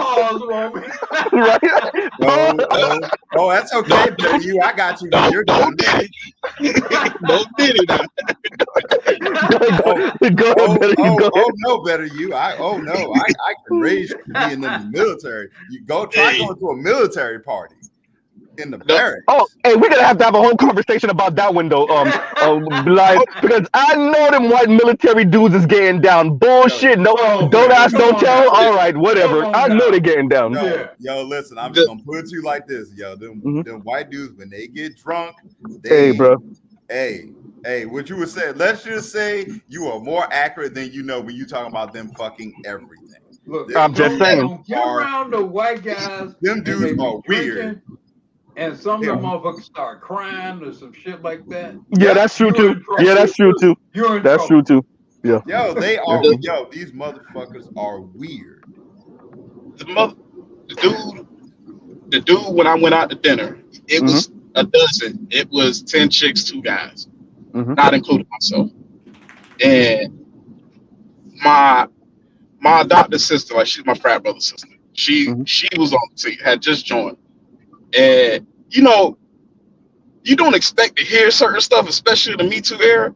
Like there was 3 chicks around him, and at one point, like she said something kind of like glancing, and he was like, "Yeah, you say that when my dick's in your mouth later tonight." And you know, like you think you ain't heard that, right? Yep. And I looked at her, and she was like, Go ahead. Wait, what did she say? Wait, pause, y'all. Wait. I need Better You to get this out. What did she say to that? Yeah. She just smiled at him. She didn't reply. And I remember looking at my my frat brother sister, because I'm kind of like, I don't think I heard that right at all. And she was like, "Nah, he's fucking a lot of them." And I was like, "Oh." Bruh, here's my story real quick. I gotta end out in a minute, you guys. Here's my story. When I was working at the law office, the second one, the CFO I was at the table with we went to happy hour, right? After work, the CFO pulls up, he's paying for everybody's drinks, whatever. Dude low key was erect at the table. He damn near had the slung over it. She cute little slim, blonde, blue-eyed attorney, right? He damn near was erect, slung practically on her shoulder. He's standing up behind her, in front of the whole freaking table of female attorneys, Latina, white, and black female attorney. I'm about to risk it all. I'm about to get fired because I'm like, yo, this is not right. Like I'm about to say something about it, and I can't say her. Oh damn! I almost said her name. A black woman attorney grabbed me by the arm and was like, "Z, you can't. No, Z, chill. No." And so like, yo, she said, I'm not gonna lie, she saved me. So, shout out to a black female attorney. And I just watched this dude low key get an erection with the slong right on the damn female attorney's shoulder, white women's shoulders. And they're all smiling and acting like it's not happening and just having a conversation. He's flirting with her in particular. Right? Here's the kicker. You know his wife is the money behind the operation. His wife and another um at the time middle-aged, now older white man were the money behind the operation. They're the ones who funded the firm. So his wife is really the money, although they gave him the position of CFO. So in other words, the firm really belongs to. So they have the attorney whose name is on the door, but the firm, the money that backed it, were his wife, white woman, and another white man who also has their own office, et cetera, et cetera, et cetera. So understand something. This dude didn't care so much that he's at the table, pretty much a Rex Long, flirting with the woman, making her feel uncomfortable. They're all uncomfortable, by the way. They're just trying to play it off. Man. When I say I almost got fired that day, eventually I got let go. But that day, that was over a year later. But that day, shoot, when we say these white dudes could, a lot of them could do whatever. This is pre-Me Too movement though. They could do whatever. Shit. Nobody even spoke about it except for me and the black female attorney. That was a Friday. When she saw me Monday morning, she was like, "Z, you can't do that." Yeah, she was low-key trying to discipline me, but in a older sister loving way. I get it, and I appreciate her for that. But yeah, man, yeah, that's just crazy.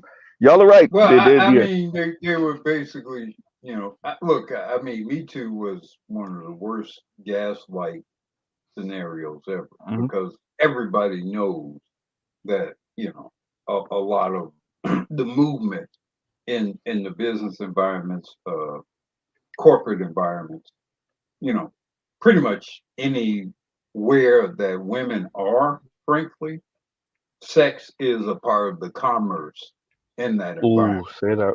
Everybody knows that. So the whole Me Too thing was an example of men being cowed or coward into not telling the truth about how business works when you have women involved, particularly in areas in which significant parts of the actual substance of work is not being performed by female. So why are they there if they're not to get fucked? Like, Stop real talking talk. about the furniture that way. Anyway, the props. I mean, why are they there if they're not?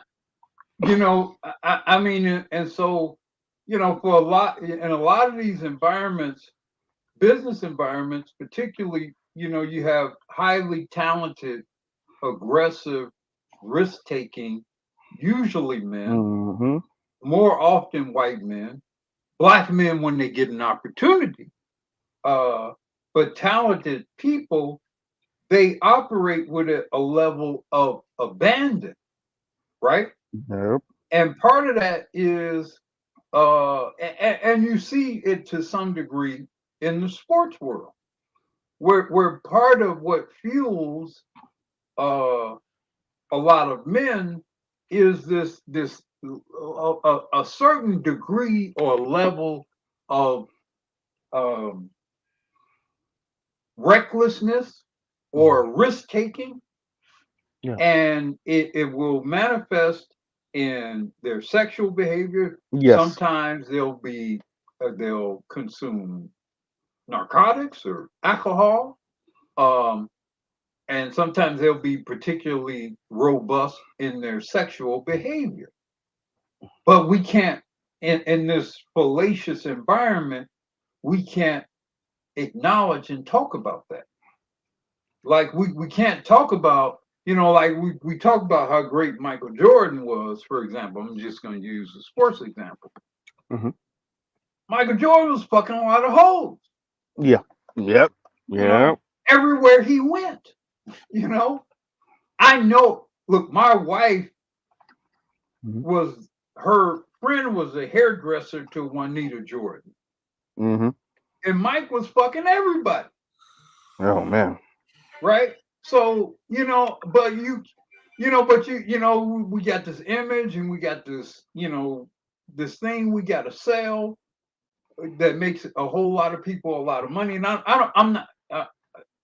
Don't misunderstand me. I'm not trying to expose Michael Jordan. But what I'm saying is, very often with very talented and very productive people, productive men, there's an energy that comes with it that very often is sexual.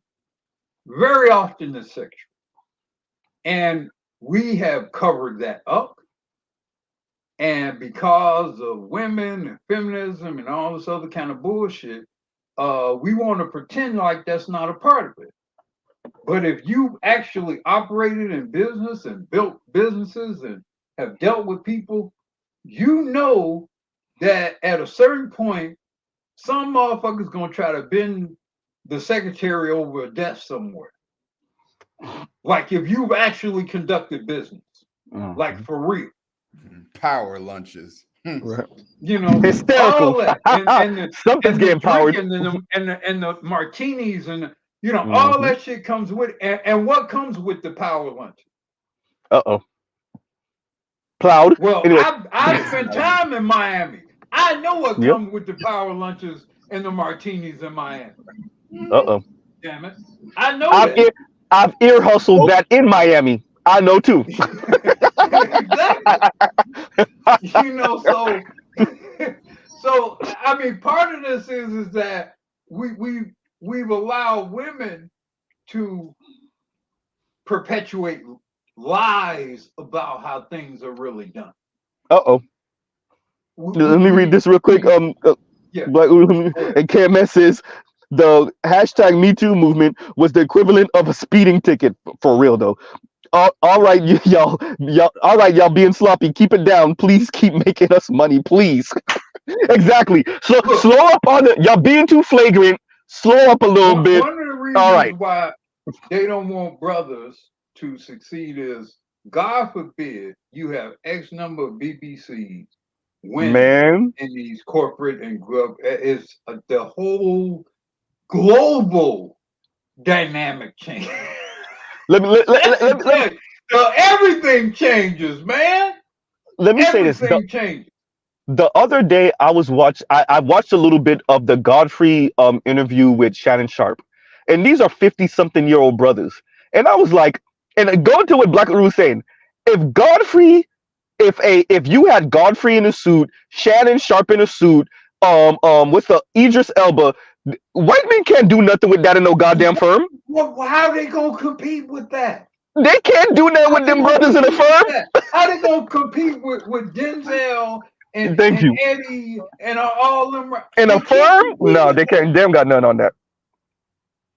You got a Will Smith who decided to, let's say, instead of Will Smith doing entertainment, he got into law. Like, how do you compete with a attorney Will Smith? They can't. How do you can't? Yeah. They can't. Yeah. They can't. That's why they're not there. Morris Chestnut. You can't do nothing about it. You can't do nothing about that. How are they going to have a fair fight against Morris Chestnut? How? All the good-looking brothers, name them. They can't do nothing with that. You can't do nothing with that. You can't. They know. Look. Seal got Heidi Klum. I don't got to say no more. No. So, and you know, white men were throwing everything at Heidi Klum in her height. Everything. They were throwing everything at her. And she went with Seal. Wrong word. Married Seal. And he's not even Black American. I'm just saying. So, yeah, look, if you put the brother Michael B. Jordan, name them, put them in a suit, they operate a firm, you can't do nothing with them. Yeah. They don't ever want a fair fight with black men. It's not, you can't, it's not tenable for them. They don't want it. That's why, you know. They inherently know that. They know that. Yeah. That is why they sabotage. That's why they sabotage, yeah. Yeah, they know it because at a certain point, you know, okay, I'm gonna have a fair system, and all the women want to fuck them. How does that work? How does the math work on that? Mm-hmm. Like literally, how does the math work on that? Well, the math says eventually I'm gone. Yes. That's sexual hypergamy. You gonna see some sexual hypergamy like a motherfucker. You make it a fair fight. And see what Indigo says? When we clean up, we clean up. Say that. And let me read this other one because it's funny as hell. And Cameron says, Uru, hell, I be metaverse you, make the damn channel. Look, they need you to start this channel, Black Uru. They've been asking Roger to tell you to make the channel, BGS, me, right? And Cameron also says, and thank you for this. Damn, Uru is right. Black Uru is right again. When you get into the upper echelon of business, when millions and billions are on the line, you are dealing with hyper functional type A manics, right? You're not here to be nice. You're here to make revenue. Say that. Say that. And all of the energy about making the revenue, a lot of it is sexual.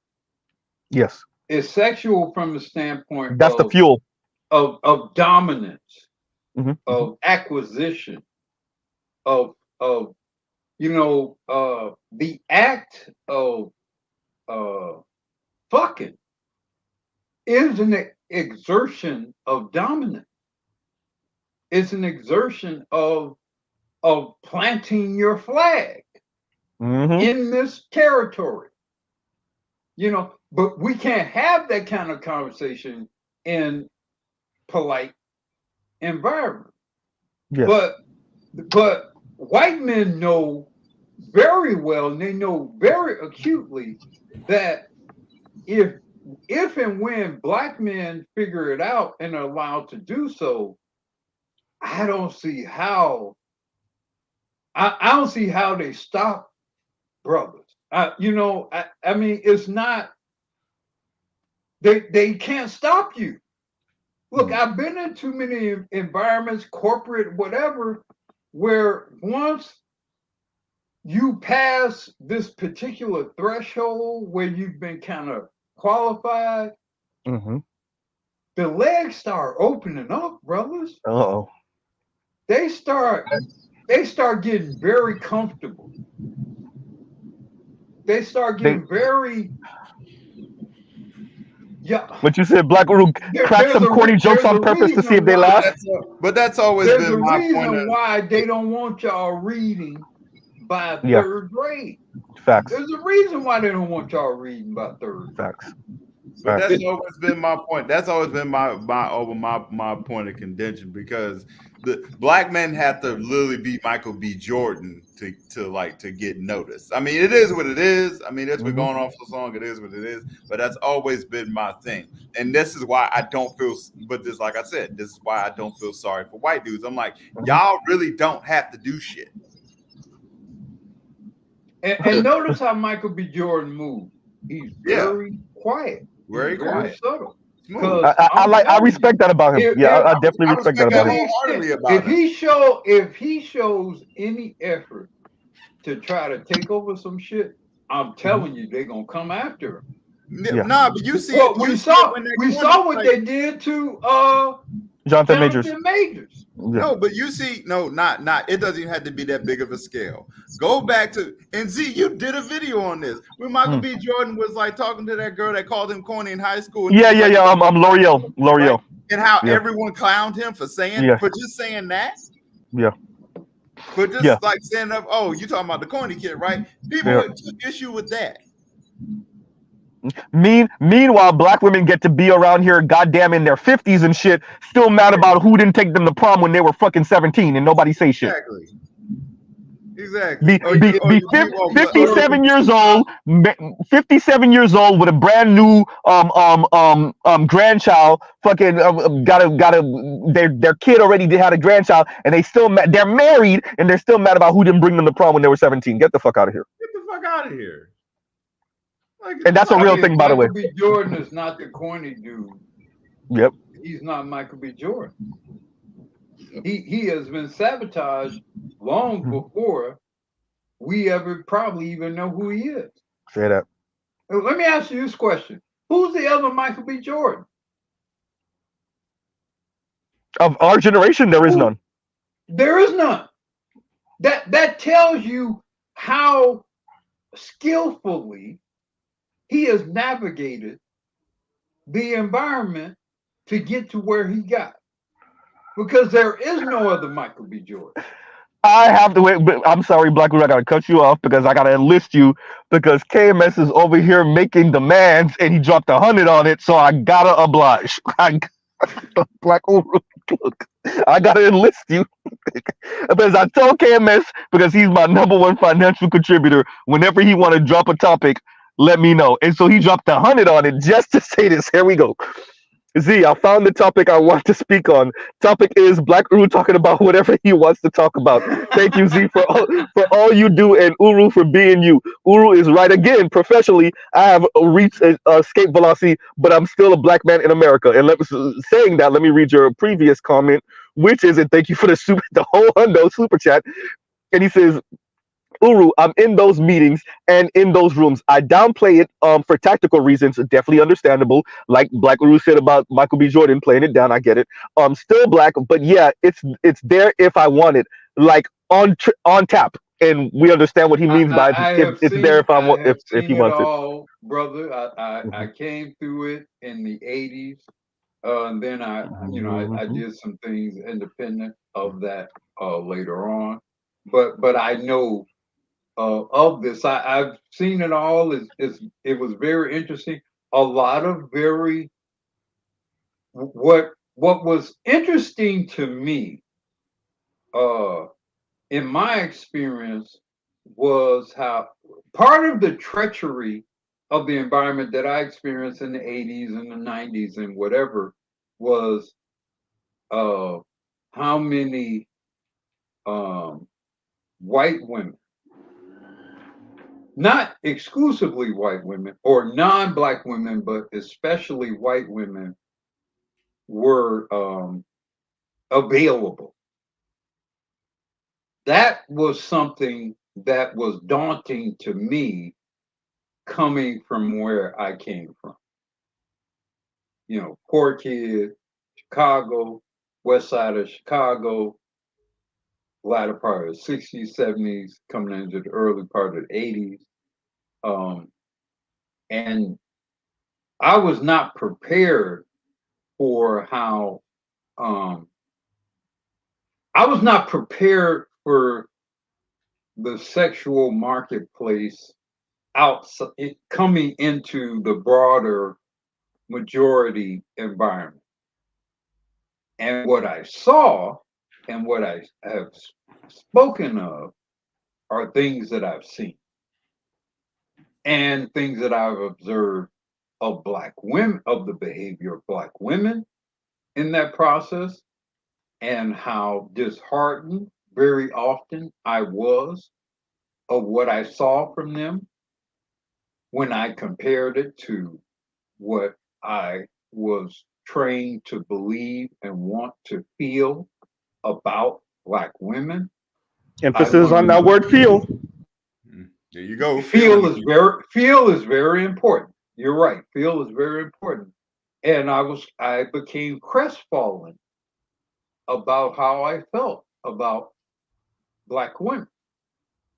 And but I don't condemn black women because they're black women. What I learned ultimately is that there is a particular behavior of a female, of a mammalian female, and as I have observed even more broadly, of a female in the animal kingdom overall, and it is predisposed to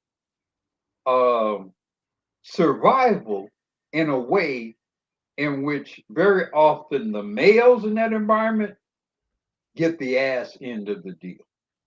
I mean, when you think what for example, what happens to the male when you think about what happens to a lot of the males in the animal kingdom after they have assimilated the female, the shit ain't that good. And what I see when I observe what happened to black men, I see a kind of similar sort of thing to, for example, what happens to the male praying mantis. You all know what happens to the male praying mantis after insemination. The female eats the male prey. Say that. And what happens to the male bees? There are very few, by the way. In comparison, there are very few male bees. Like 90% of bees are female. You have a few queens. There's a reason why you have a few workers, and a very small portion of them are drones. Those are males. That's why the nameless protagonist is the hive model. Yes. Yeah. He's right. Yeah, he's right. And so when I applied that to what's happening to us, you know, to not go too far afield, my point is, when I look at how Black men are treated even by Black women, I kind of apply a similar sort of standard where, with respect to the disposability of the Black men. And let me read this real quick. Look at it from that standpoint, it's easier for you to protect yourself from them. But when you apply this whole, we're supposed to be about each other and love each other and this whole Black community thing, then you're cannon fodder. Let me read this real quick on Black women, because this is hysterical. I highlighted it for a reason. Every other city we go, every other video, right? So yeah, perfect song for KMS and Black Uru's life, right? But When I've been around, so we're not even counting my own experiences here. You're not counting another side too, though. There's another side to it, and I'm pretty sure if you had like me, anybody who served in the military, me, fantastic, Charles Faulkner, anybody else who served in the military. Rogish served in the military. Nameless served in the military. Yeah. Yes, there's some shit over here too on the other side. No, I think you're right, and I want to get a. As a matter of fact, I should have a military panel. That's a whole conversation I want to have with y'all, because I'm not even talking about my own experiences. From what I've seen, being in certain spaces, being in blue collar spaces, and seeing how men move, specifically white men in blue collar spaces. So obviously there's not a lot of women there, but they still pulling, by the way. And definitely in white, I'm telling you, white collar spaces already skewing 60-40 split at the minimum. At the minimum, it's skewing 60-40 split women to men. In different places, you start getting to a third, right? So 66-33. Some of them get as bad as damn near a quarter, right? Like a quarter % of the population are men. And these men, especially as Black Uru have said, as KMS has said, as Better You have said, those men, the higher up you go, once you start getting to lead attorneys, once you start getting to lead paralegals, CFOs, the CEO, depending on how sloppy he want to get, they're having a field day. That does not mean that the guys in the file room aren't. When I say a big ass high school, the good looking Latino and Black dudes and the ones with charisma, they running through them too.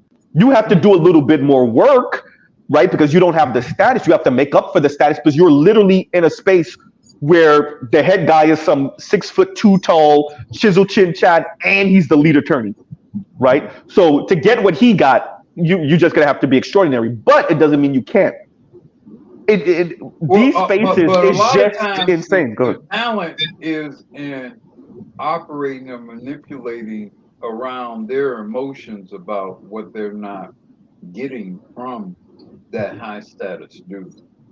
So if you're the guy in the mail room, for example, and you slick with it, you can manipulate the fact that, for example, she got done over by the attorney.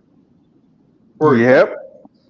You know, so part of the game is manipulating or maneuvering around how she's been screwed over about some delusion she had about the guy, the attorney, or the higher level type of dude. That's part of the game in some of these environments too. And so, right, if you are in the mail room or part of the janitorial staff, or et cetera, mail room, whatever, copy room, you mail can room, copy room, janitors, you can manipulate around that. You know, if you're Z got stories, y'all. Z got stories. and if you don't, and frankly, if you don't mind getting a slop of seconds. And here's the thing too. Sometimes the lead attorneys, if they really kind of gangster about it, sometimes they'll like run with the homies in the mail room. These are facts. These are facts. These are facts. Look. Black Uru, man, we got we got stories. Oh, we got stories. Look, Black Uru, we got stories competing on numbers. Okay, we were competing on numbers. It was the Brazilians, the Haitian, Black American, Jamaicans, so the black people, and the white dudes that were oftentimes because of the society we live in, the attorneys and the paralegals, the lead attorneys, the paralegals, and the lead paralegals, the attorneys, and the lead attorneys. And we were over here competing on some Uno card shit, right? Like, yeah, no, those were some fun times. I mean, sometimes that if you really kind of, I mean, if you're really kind of scandalous about how you deal with women, you can really kind of run, push, pull, positive you can do that with them. I mean, and sometimes, like I say, depending on the men and the environment and some of these guys, because some let's be real, some white guys are cool. Some white guys are like, they want to be with the shits, like real talk. Like if you've been around enough of them, some of them will want to be on the bullshit with the hoe. Yeah, we just gonna have fun with these women in this environment. But sometimes that comes with spending enough time. Maybe y'all been out, y'all been drinking. And if some of them are married in particular and they don't want too much bullshit, sometimes you can be in an environment with them where we just gonna have fun. We gonna have fun here. We gonna have fun here with these bitches.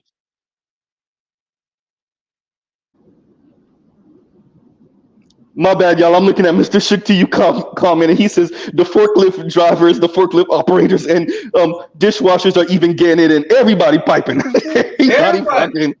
Everybody. No, it's true. It's true. It's true. Everybody. Go ahead, better. You go ahead.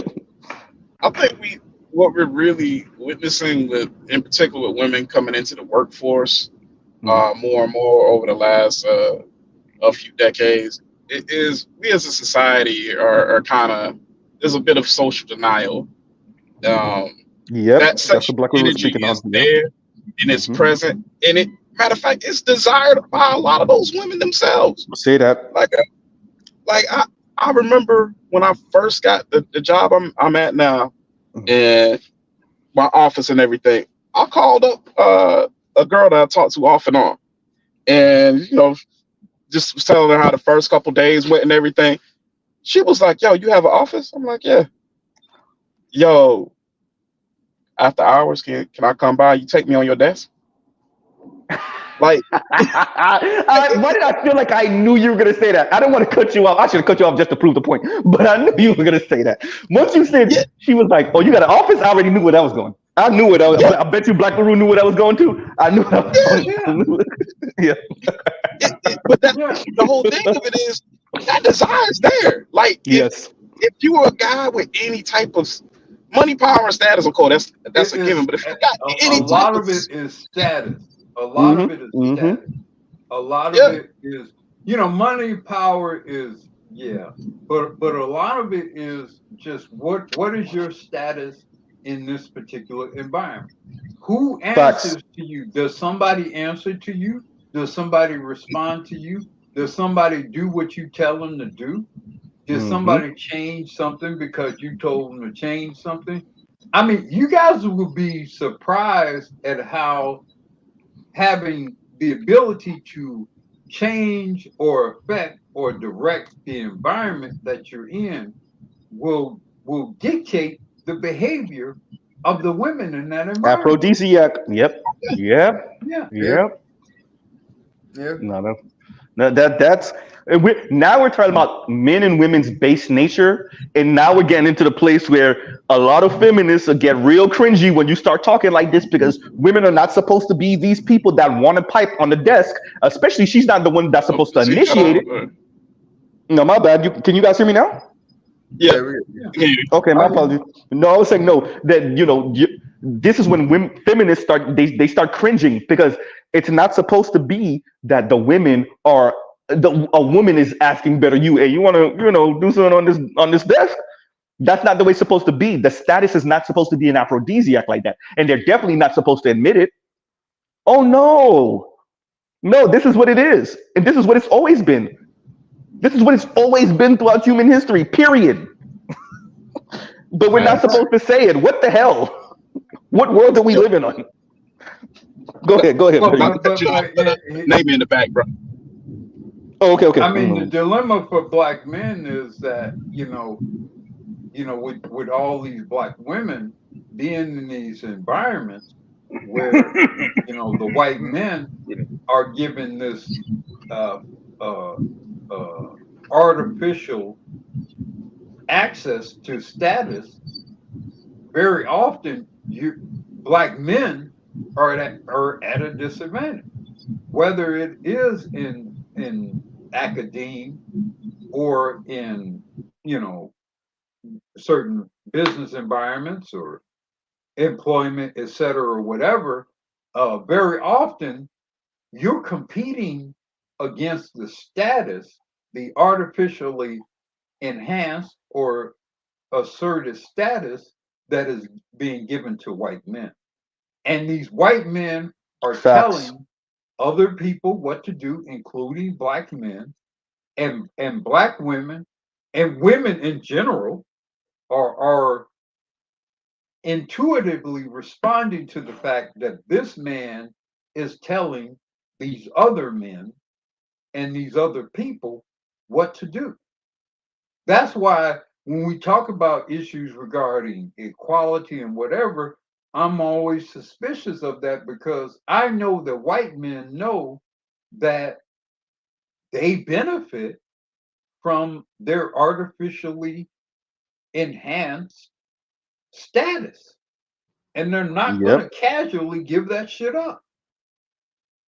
I mean, we talk about race and whatever, and I'm not saying that race isn't a real thing and the evils associated with it, but a lot of it is that I want to remain in a position in which I have this artificially assigned status. But the thing about that is, I get it, but like in that business corporate, but the thing about that is when you bring it to a broader perspective, most white dudes don't have status. Most of them never will. Wait. But the skin is the status. The skin. Yeah, I know the skin is the status. Yeah, I know. I know. I was gonna say. You're looking at it from the perspective of a man. Yes, I am looking at it from the perspective of a man. Yes, I know. I understand that wholeheartedly. Yes, how dare you use your logic, sir? How dare you? I am so sorry. I forgot where the fuck I was. Well, thank you. And you're in the black community on top of that.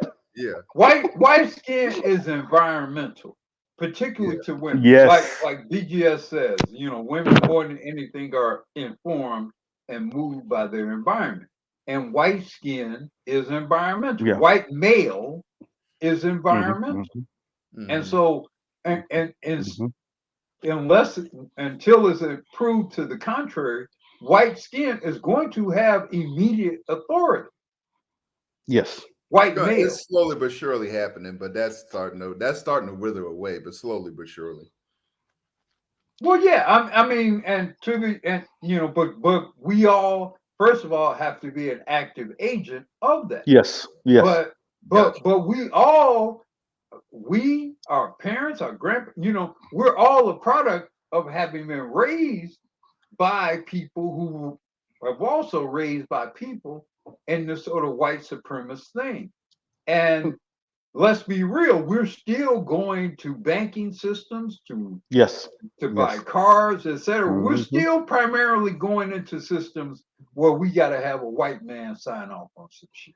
Let me say this, Black Root, because and shout out to KMS, because he shouted me out on BGS's live. I want to say yesterday or the day before, and so I said a couple days ago that it's going to be black men that drag America kicking and screaming into what it said it is on paper. You know, I'm remixing the Martin Luther King quote, and because of that, it's going to be black men that save the world, right?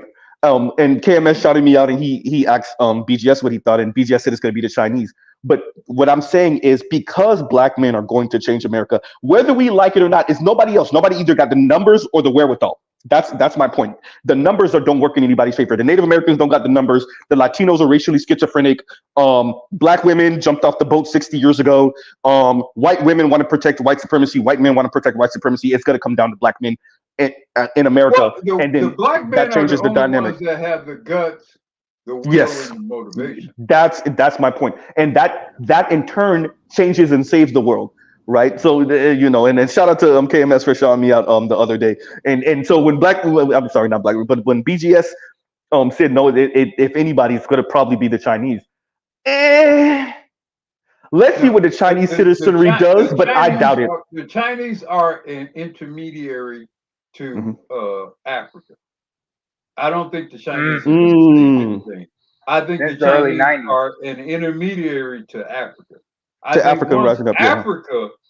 think once Africa wakes up, then we enter in a different stage of. That is going to take some time, and especially with all the tumultuous shit going on throughout the continent, and the dealings they have with China as well as Russia. Who knows? Because right now, the battle. But even Russia is a dying culture. Yes, that's true. The Chinese are not imperialistic enough. I think the Chinese, and to some degree Russia, but the Chinese are a bridge to surmounting the West, particularly America, but the West in general. And I think once it clicks for Africa, then I think humanity will change. Once it clicks for Africa. But here's my concern, and my concern is that the European have access to nuclear warfare. And my concern is that the degree to which they are willing to take it destroy and to destroy so that they don't lose. That's my primary concern. If I don't win, ain't no win. White people, exactly. That's my primary concern. But I think absent that, I think inevitably Africa prevails. I mean, when you look at the numbers, when you look at the resources, inevitably Africa prevails. I agree. Watching the Francophone countries kick out France, looking at I'm not saying I'm not saying that I am 100% optimistic, but I think that's a sign of a slow awakening. And that awakening does not mean there will not be tribal warfare and tribalism. That does not mean there won't be ethnic clashes. I do think religious war, exactly. I do think Africa has to form some kind of European Union that is formed for and by Black Africans, not the goddamn Arabs in the north, land stealers, the original land stealers. Not the Arabs in the north, but or even the ones on the east, but the continental Africans and quite frankly, the Sahara, pretty much what I'm saying is the same thing a certain leader who got killed with his own gun said about a decade plus ago. Over a decade ago, way over a decade ago. He's been dead for a decade. But right. So what I'm saying is what he was saying, and that's why he's no longer here. And he wasn't even Black. Anyway, so I'm saying the same thing he was saying. He was, and that's why he's no longer here. The one thing he messed up on was stopping that the program that he was working on for the missiles. I'm not gonna say the whole thing, but y'all already know what Mr. Z is saying. He should have never gave up on that. I would have never gave up. I would have screwed that. Right? When he did that, I remember reading the article and everything. Now I understand how erratic the way he thought and everything. But also, he was also using the pressure of African migrants, which has been going on since the 90s, through Libya into Italy. Because remember, a certain Italian prime minister who fell from grace came to power one of his numerous times on the promise of stamp down immigration. How did he do that? He brings Libya out of the cold. And let's not forget one of the Lockerbie guys.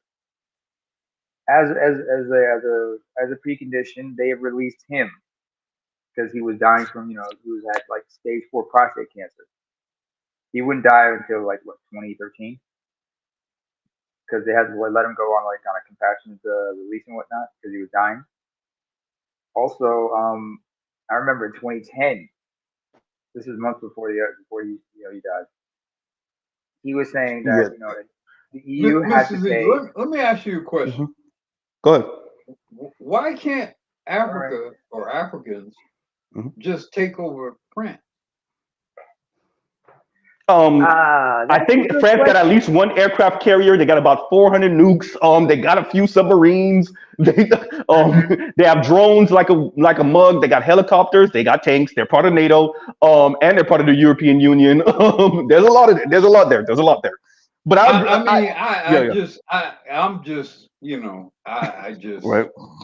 let's just but here's the thing. Divide and conquer. That's how they're going to do it. That's the thing. I ally with Russia, and I take France. You know what? France in a Franco-Russian war, which we haven't seen since Napoleon, that would be a problem for both. Mainly France. Go ahead. If I ally with Russia, that neutralizes the nuclear issue. True. True. I don't fear France conventional. Yeah. Why would I fear France conventional? They're an ally anyway, but there's no need to fear them. No. You missed the beginning part. What? Africa standpoint. Not the U.S., but Africa. Yeah. That actually then France becomes way easier to overcome and surmount if you take the nuclear football off the table because Russia's in the picture. Then you not only check France, you check all of NATO, quite frankly. You check all of NATO, and you check France, you check Germany, and those are the two big players in the European Union. Yeah, you check. No, you. You got Belgium, you got the Netherlands to a lesser extent. But I'm talking about Africa. Poland also is not as powerful. I'm talking about the largest economies, though. Go ahead. If I'm Africa, my number one thing is to go nuclear. Yes. And those countries would probably be South Africa and Nigeria. Angola maybe too. Yeah. I'm not sure about Angola or Nigeria for that matter, because given the issues in those countries right now. And I know about the tribalism in the. No, I'm talking about environmentally and resource wise. Yes. To create storage reactors. I don't think so, because especially like in Angola, you have high inflation and whatnot, and the instabilities that can come with that. Nigeria, it's already got enough problems because ECOWAS, that includes the Francophone nations that kicked out the French. They are dealing with armed insurgencies right now, and they're trying to work collectively. But now that you have these coups going on, and ECOWAS is seen like a paper tiger. Let me do this real quick. Namer, why did I not, and you already know the answer to this, why did I not mention Ethiopia or Eritrea for the nukes? Because who are they more likely to use it on? Each other. Thank you. And because obviously, Nama's background, he already know that the bullshit they on over there. It is, It's a whole shit storm over there. But if they I both served in a war over there them, once. Yeah. If they both have them, they're not going to use them. Good And point. secondly, if they both have them, they're not going to use them. That's the formula.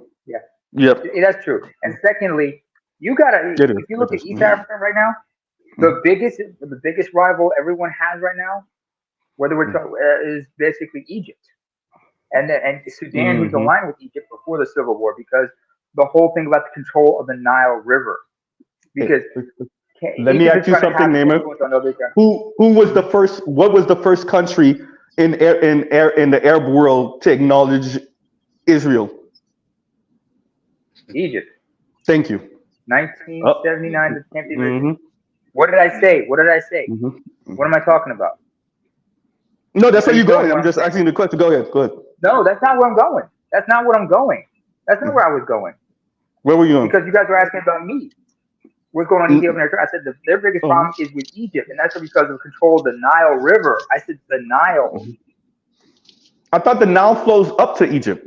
Or down it flows up to Egypt, but the two sources, one source is around Tanzania called Lake Victoria. That's the White Nile. Yep. But in Ethiopia, you got Lake Tana, which is the source of the Blue Nile, which is about 80% of the Nile water. Okay.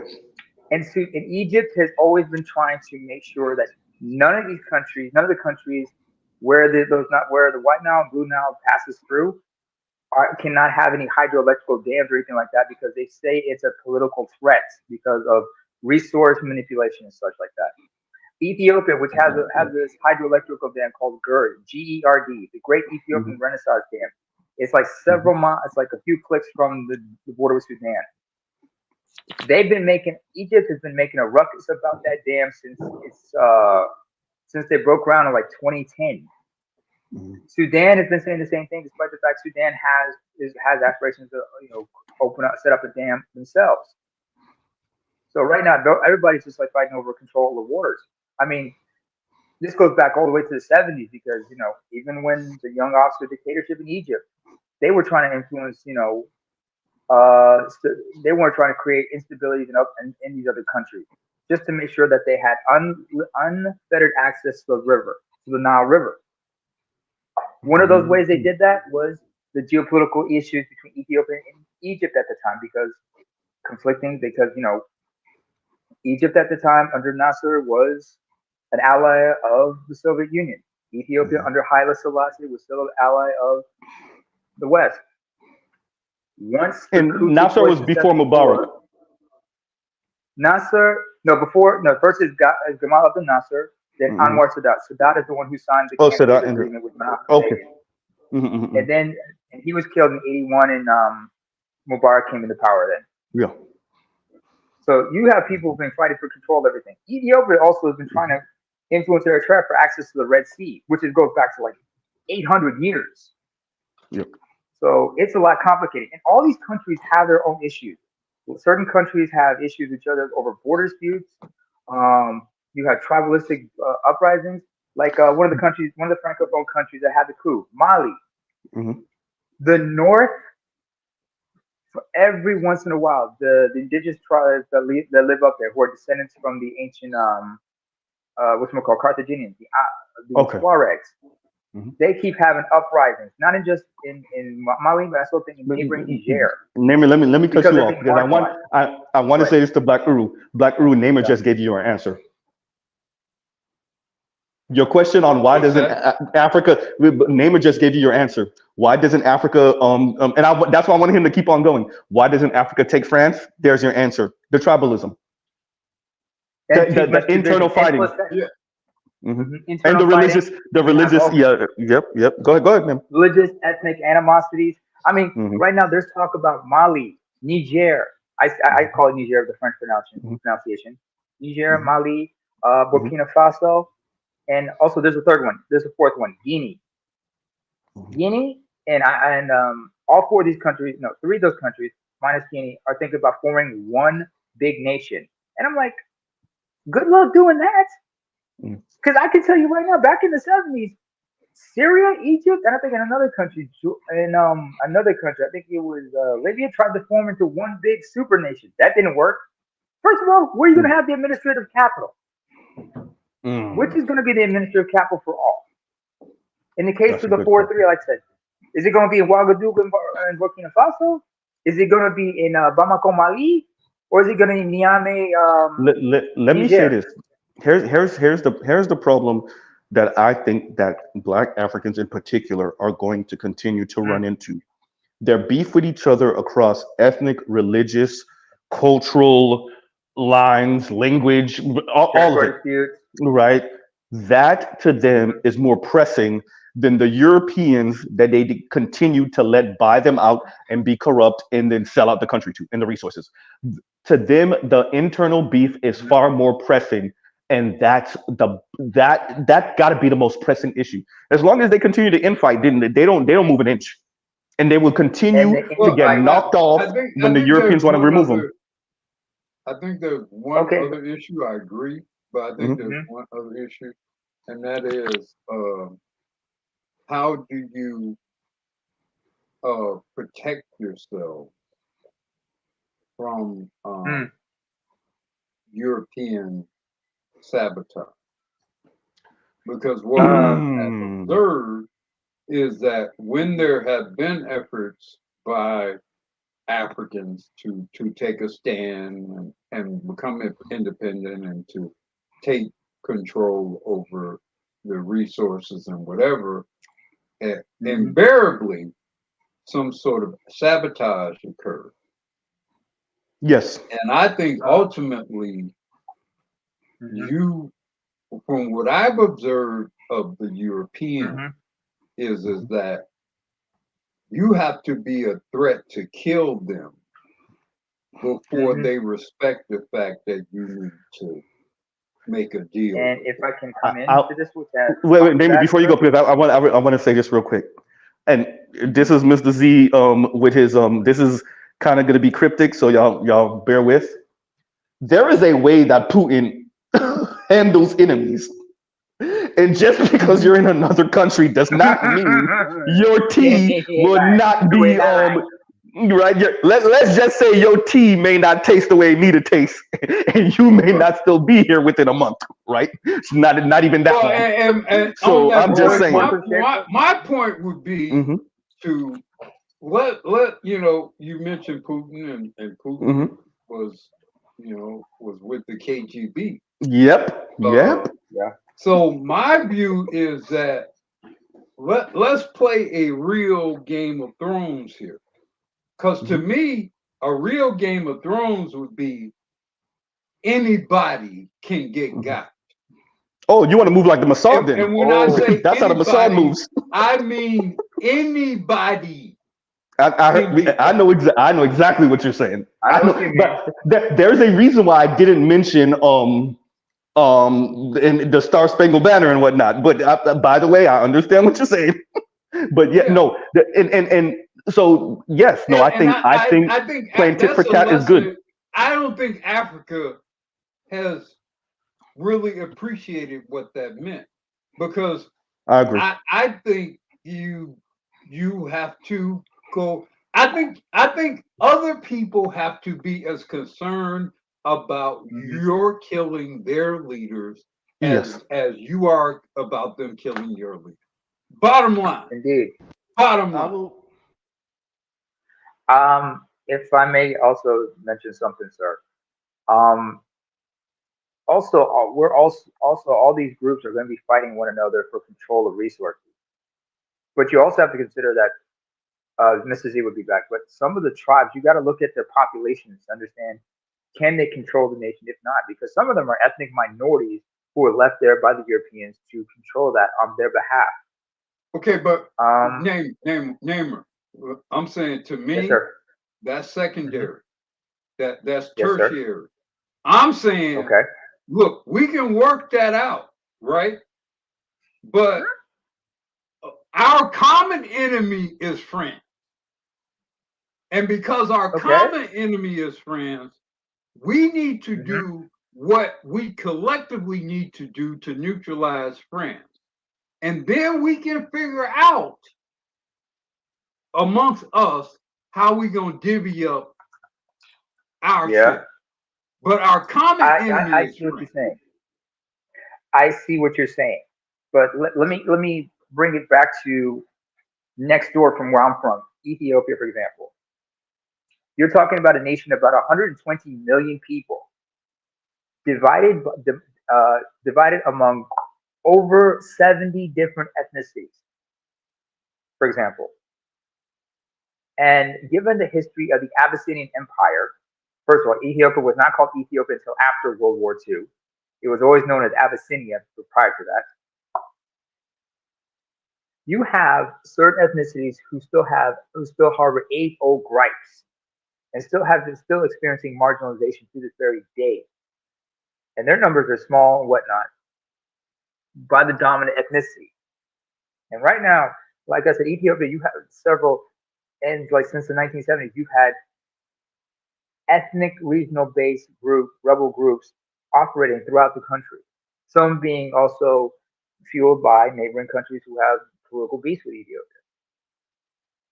And they're just feeling the fires.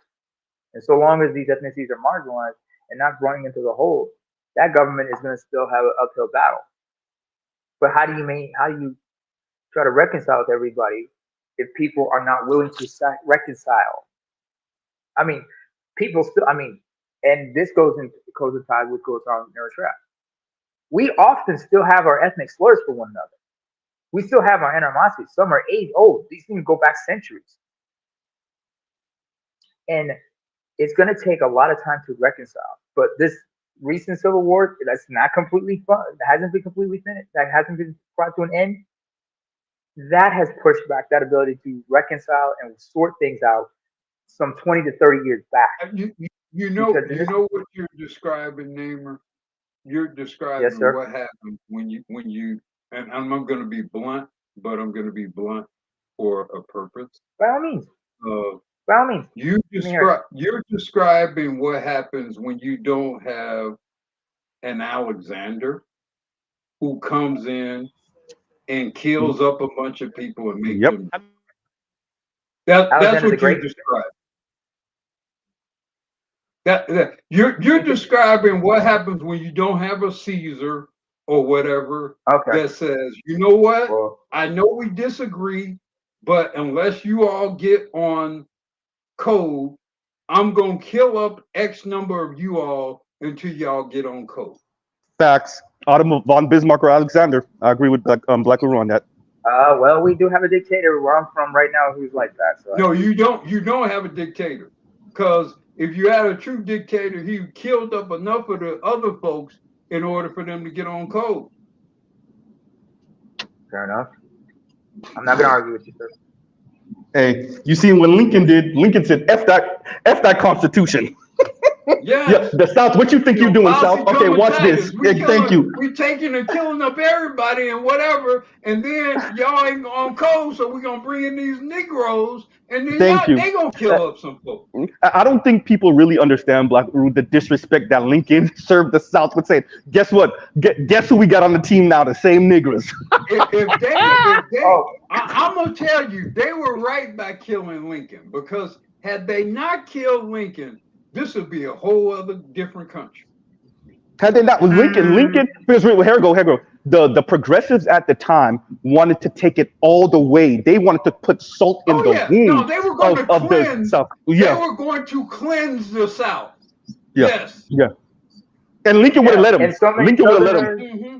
Yeah. Lincoln was going to let him. And you had Southerners, and I remember Professor Blackfoot mentioned you had many Southerners they fled and head down to South America, to Brazil in particular, where they were still practicing slavery up until 1890. Let's say this too. Not only that, but Robert E. Lee got to die of old age and shit. Mm-hmm. You were the last general, and you got to die of old age? Absolutely not. He was supposed to be publicly hung. Facts. Yeah. Facts. What was it that one? There's a Confederate general who has a statue in D.C. Although he's part of a certain order, which I'm not going to mention. Robert something. But either way, but this is the issue. This is and I agree with Black. Until Africa comes up with quite frankly, I think when whatever happened to Gaddafi, somebody was supposed to just pick up the mantle and keep going. F that, right? What they say, bury the man and continue with the plan. Bury the man and continue with the plan. But no, like it scared. It scared all the Africans. All of them got scared, and I get it. They all got scared. So, Don't forget the Tunisian leader was forced to flee the country as well, or what happened in Egypt. Yeah. Let me let you speak real quick. Go ahead, Barry. Yeah, I was just gonna say this. Part of it is that you got to be able to. I mean, a lot of these folks moving around in the West, and it's a whole lot of black folks all over the world.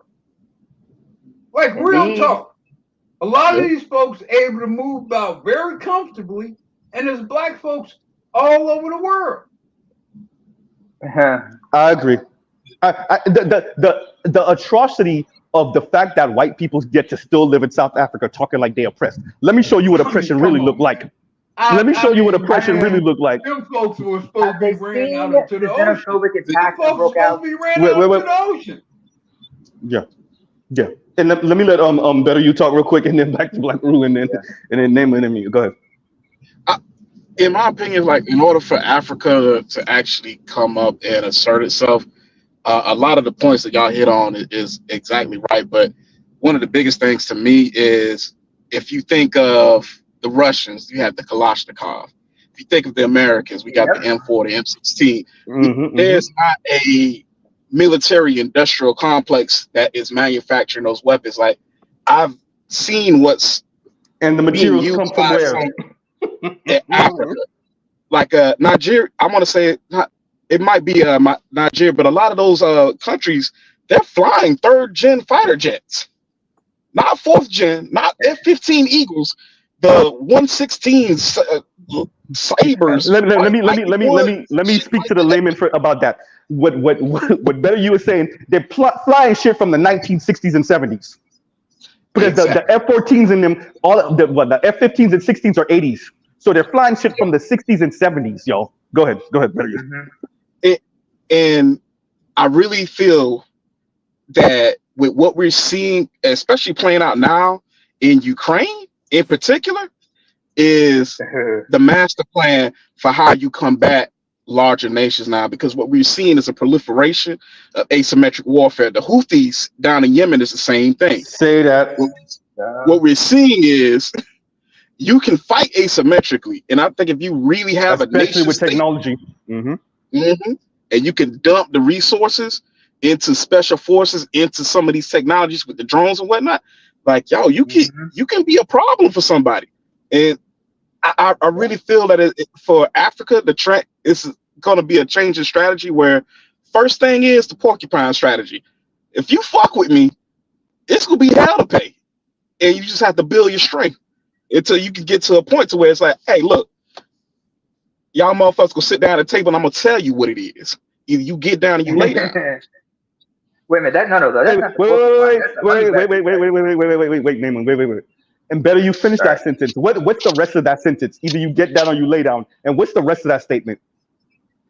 And if you lay down, what happens? If you lay down, you go stay down. That's the rest of that damn statement. Either way, you go stay down.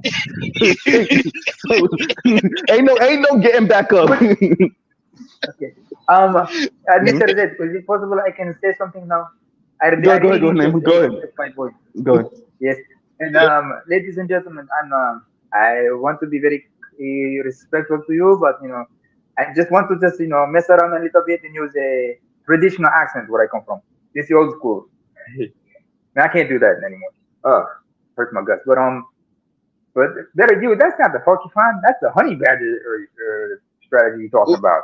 Have you seen the honey badger? You start as a porcupine, and then you have to build your strength.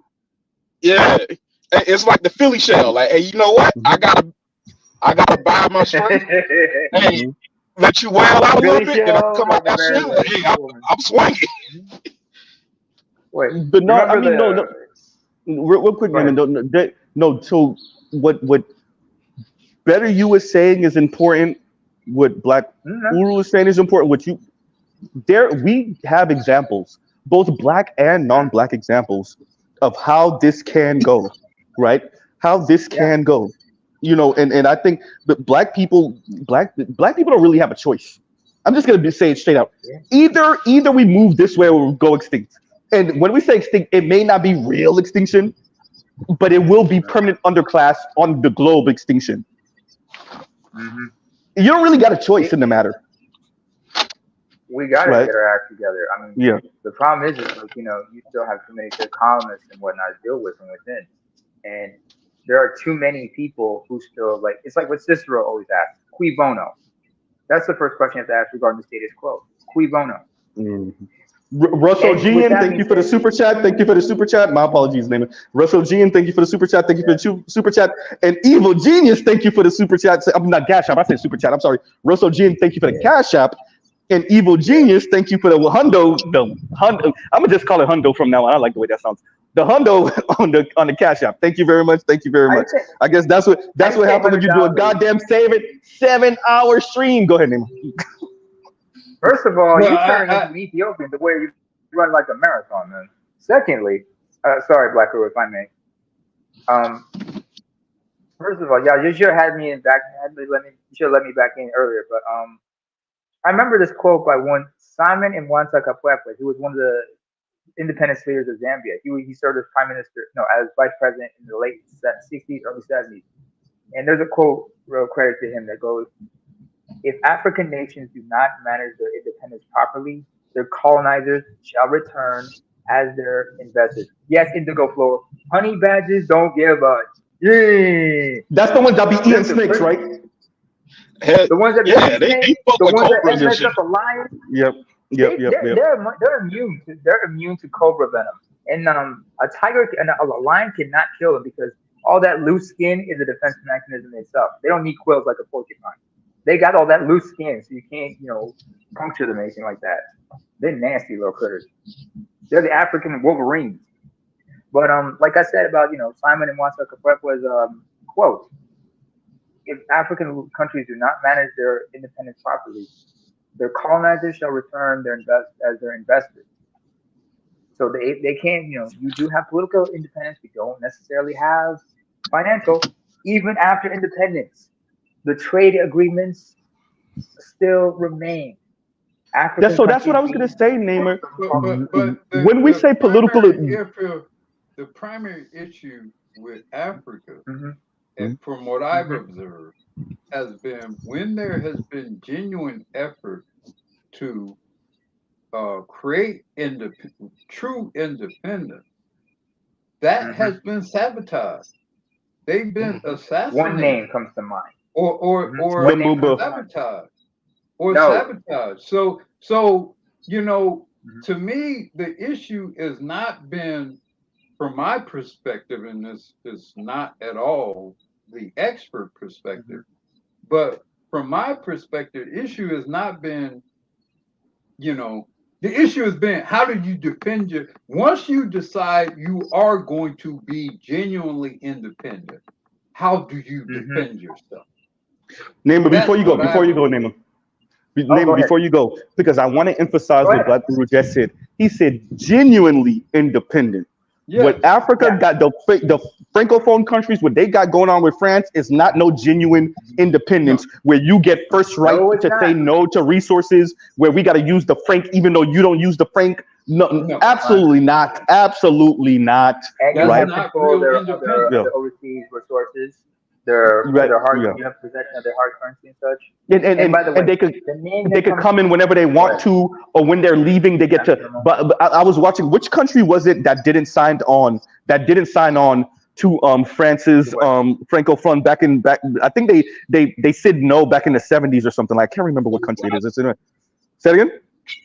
I know the one you're talking about. Yeah, it's right there. But yeah, when they were leaving, when the French were leaving, the French dignitaries and whatever, was it Senegal? They broke all the phones, they ripped out everything from the offices and all of that shit. No, absolutely not. Look, man, I think who was in power at that time? Was it still What is his name? It's right there. Huh? No. I'm talking about in France. I'm talking about France, maybe 70s, 60s or 70s. Charles de Gaulle, was it Charles de Gaulle? Charles de Gaulle, hey, Charles de Gaulle might have survived World War II, but he wouldn't survive what the fuck I'm about to send his way. Listen, look, no, look, I'm with Black Uru on this. I don't think Western powers start thinking about this differently until they start having to realize what this cost them in literal blood. And I'll pause right there. I'm not even gonna say no more before my channel gets snatched. But anyway, if I may, sir. No, let Black Uru go. Senior, elder privilege, right? Elder privilege. Go Black Uru and then senior, and then I think we talk a lot around the details of a lot of things, Namer. Yes, sir. But the issue is when you observe the European, you're very astute in the details about things regarding Africa, and they're relevant. But when you observe the behavior of the European, usually it requires someone in some significant position to be at risk and or likely perish. I mean, Hitler, for example, had to actually die to end World War II, presuming that that's what actually happened. Yeah, I was about to say, you were Black Uru, about to say. We can debate whether the presumption that is that he took the cyanide capsule. You're right. That's what they say. But he might have been in Southeast Asia or something. Yeah, he could have been in Argentina for all we know. But at the very least, he had to be perceived to be actually dead. I agree. Okay. And I think the biggest problem is, look, none of the European countries, none of the leadership of Europe are ever at risk. I agree. They're never at risk. So it doesn't matter what happens in Africa. It don't matter. It only matters, in my view, from what I have observed of Europeans, shit don't really change until some of them are actually at risk. I agree. From what I've seen. If I may. Okay. Oh, by the way, correction, de Gaulle died in 1970. Then the country me and Better You were speaking about, it was sometime in the 60s then. It gotta be the because I want to say he was the one still in power in France. It was either him or the one after him, but I want to say it was him. So yeah, go ahead. I think you're talking about Leopold Sédar Senghor of Senegal, but or Ahmed. Talk about who de Gaulle is. De Gaulle was the general during World War II of France, and he became the president after the fact. He the motherfucker got us on the gold standard. Yeah. But anyway, wait, Nemo, real quick. Go ahead. Sorry. When you talk about de Gaulle from the standpoint of Europe and white people, I mean, he resisted the Nazis after they took France. Yes. So you're not talking about, from a white people standpoint, you're not talking about anybody higher than de Gaulle. Yeah. The French resistance. He had the French resistance. So that's what he represents to them. Yeah. So like I said, part of the problem with this whole thing with Africa is that they're giants, they're gods. I'm using these terms figuratively. Yes. If to make decisions, and in my view, they have been able to make decisions much more comfortably than other giants in Europe have been able to make without having to suffer any sort of risk associated with such. And that's the fundamental issue. And I'm always surprised at how after all these years, Name or comments in the back. Africans have not figured that out. That at some point, if you got millions of people bleeding in Africa, why can't some of them bleed in France or Germany? Why? Fear. If we're gonna die and risk everything anyway, why just do it in Africa? So the reason why I agree with Black Uru is I was in my mid-20s when Gaddafi got knocked off, and I just remember having those thoughts that Black Uru is expressing right now, and mind you, remember Gaddafi was not black, but I still was like, wait a minute, wanting to unite Africa under one currency, back and buy gold, that would have been a hard task, but even the proposal meant, oh yeah, we got to get you the hell up out of here, right? The idea of it, the idea of a European Union and I said it the right way, that was a Freudian slip.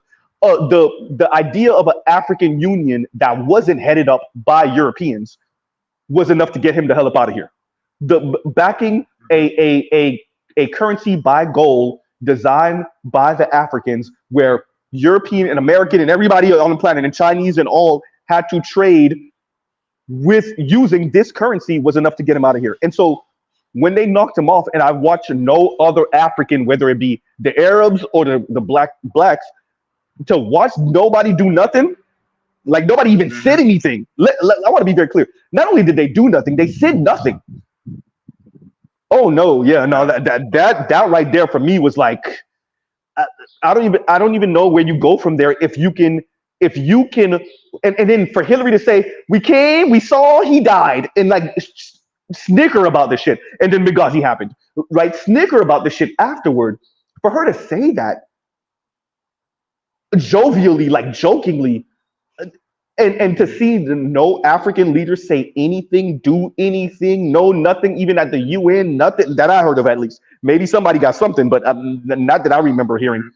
Yeah, no, that let me know like we will forever be under their feet if they can just walk into your country, don't like whatever policies you got going on, knock you off, or fund some uprising in your nation to get you off and act like they had nothing to do with it, and then go back home and don't gotta worry about anything. Like that's no.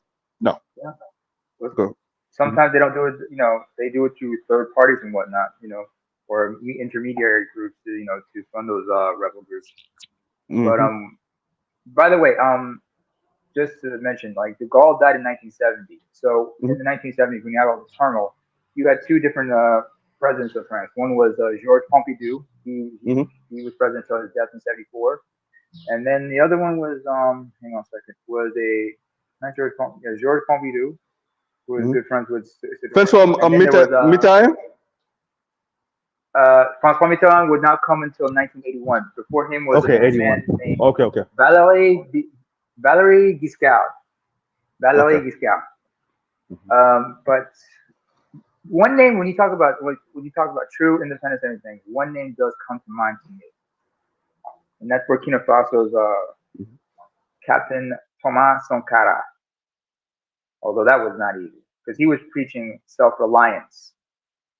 He wanted his country to become self-reliant, self-sufficient. A concept I'm familiar with, because we had that in Eritrea. They were talking about self-reliance back in the 1970s.